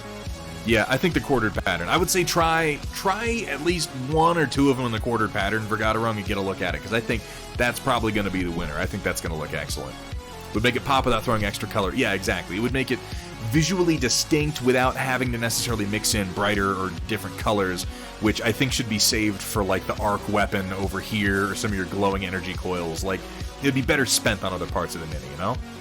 Awesome work on this conversion. I cannot tell you how fucking cool it looks. What I can tell you is that that will bring us to the end of tonight's Storm Report, and thus, the end of tonight's stream. But not the end of Dear Mr. Brett, who just dropped us a follow. Thank you so much for the follow, man. Welcome to the stream. Welcome to the Storm Chasers. Welcome to the wind down. Man, oh man, this has been a hell of a stream. This has been a hell of a stream. We got an amazing raid earlier from Holly Monster. I don't think Holly Monster's ever raided us before. Just getting started, baby. That's what I like to hear. That's what I like to hear, Brett. Damn, man. A man after my own heart. Let me figure out who we're... Let me see what's going on. Figure out who we're going to raid here. It's got to be somebody, right? That's what we do. That's how it goes.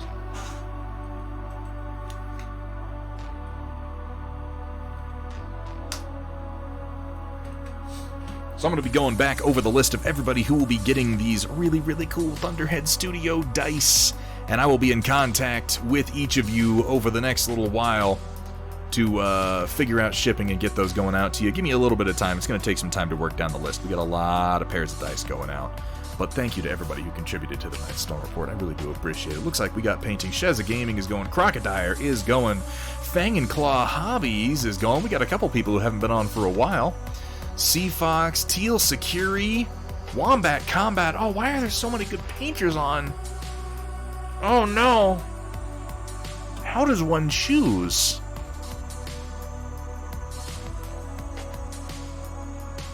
What do you think, guys? Teal Security or Wombat Combat? What do you think? Those are definitely the two that I'm leaning towards. They're both great painters. You're gonna like it either way we go. Dear Mr. Brett, thank you. Dude, thank you so much for the Prime sub. Oh my god. And Nepharsis, thank you so much for the follow. We got a lot of follows tonight. You guys are amazing. Let's do Wombat. Let's do Wombat Combat, because he's working on something that he showed off in tonight's Storm Report. Yeah, let's get that started up. Bang. It looks like his overlay has improved, too. He has been growing quite a lot. So, yeah, let's get that going. Guys, I know that a number of people are probably turning in for the night right now, but if you would do me a favor, stick around for just a minute. Just a minute. Go along with the raid. Check out Wombat Combat stream. See if it's to your liking. And consider dropping him a follow. Wombat Combat is a good personal friend. He's a great dude. He has been working on improving his painting and his streaming lately, and it is definitely worth checking out. Oh my god, this has been such a great stream. I cannot thank you guys enough for coming out, for making our 1,500 follower celebration such a treat. I mean, we blew right past it. We're like 1520 now because we got so many follows tonight, but I'm so glad that people have been having fun. Enough fun to stick around. We are going to be back. Tuesday the 10th, we will be painting some Warcaster Neo Mechanica figures, our Iron Star Alliance figures, in acrylics, using some of that Rainy River Designs paint that we got last time in the mail. We'll be back after that. Thursday the 12th, Steel a Rebel and I will be dual streaming oil painting a Judge Dredd bust that we have 3D printed. This is going to be a good time. Steel a Rebel's fucking awesome. You guys are going to love her. We're going to have a good time. I'll probably be slightly less involved with chat during that one, but I'll try to keep the conversation interesting. And then we're going to be back Sunday the 15th painting more Conquest in oil. We'll be doing some more 3D printing, 3D modeling next week. Oh my god, we're running out of time. Thank you guys so much for being here, and thank you as always to my amazing mod team. I'm going to go get something to eat. I'm going to send you to Wombat. Until next time, keep on painting.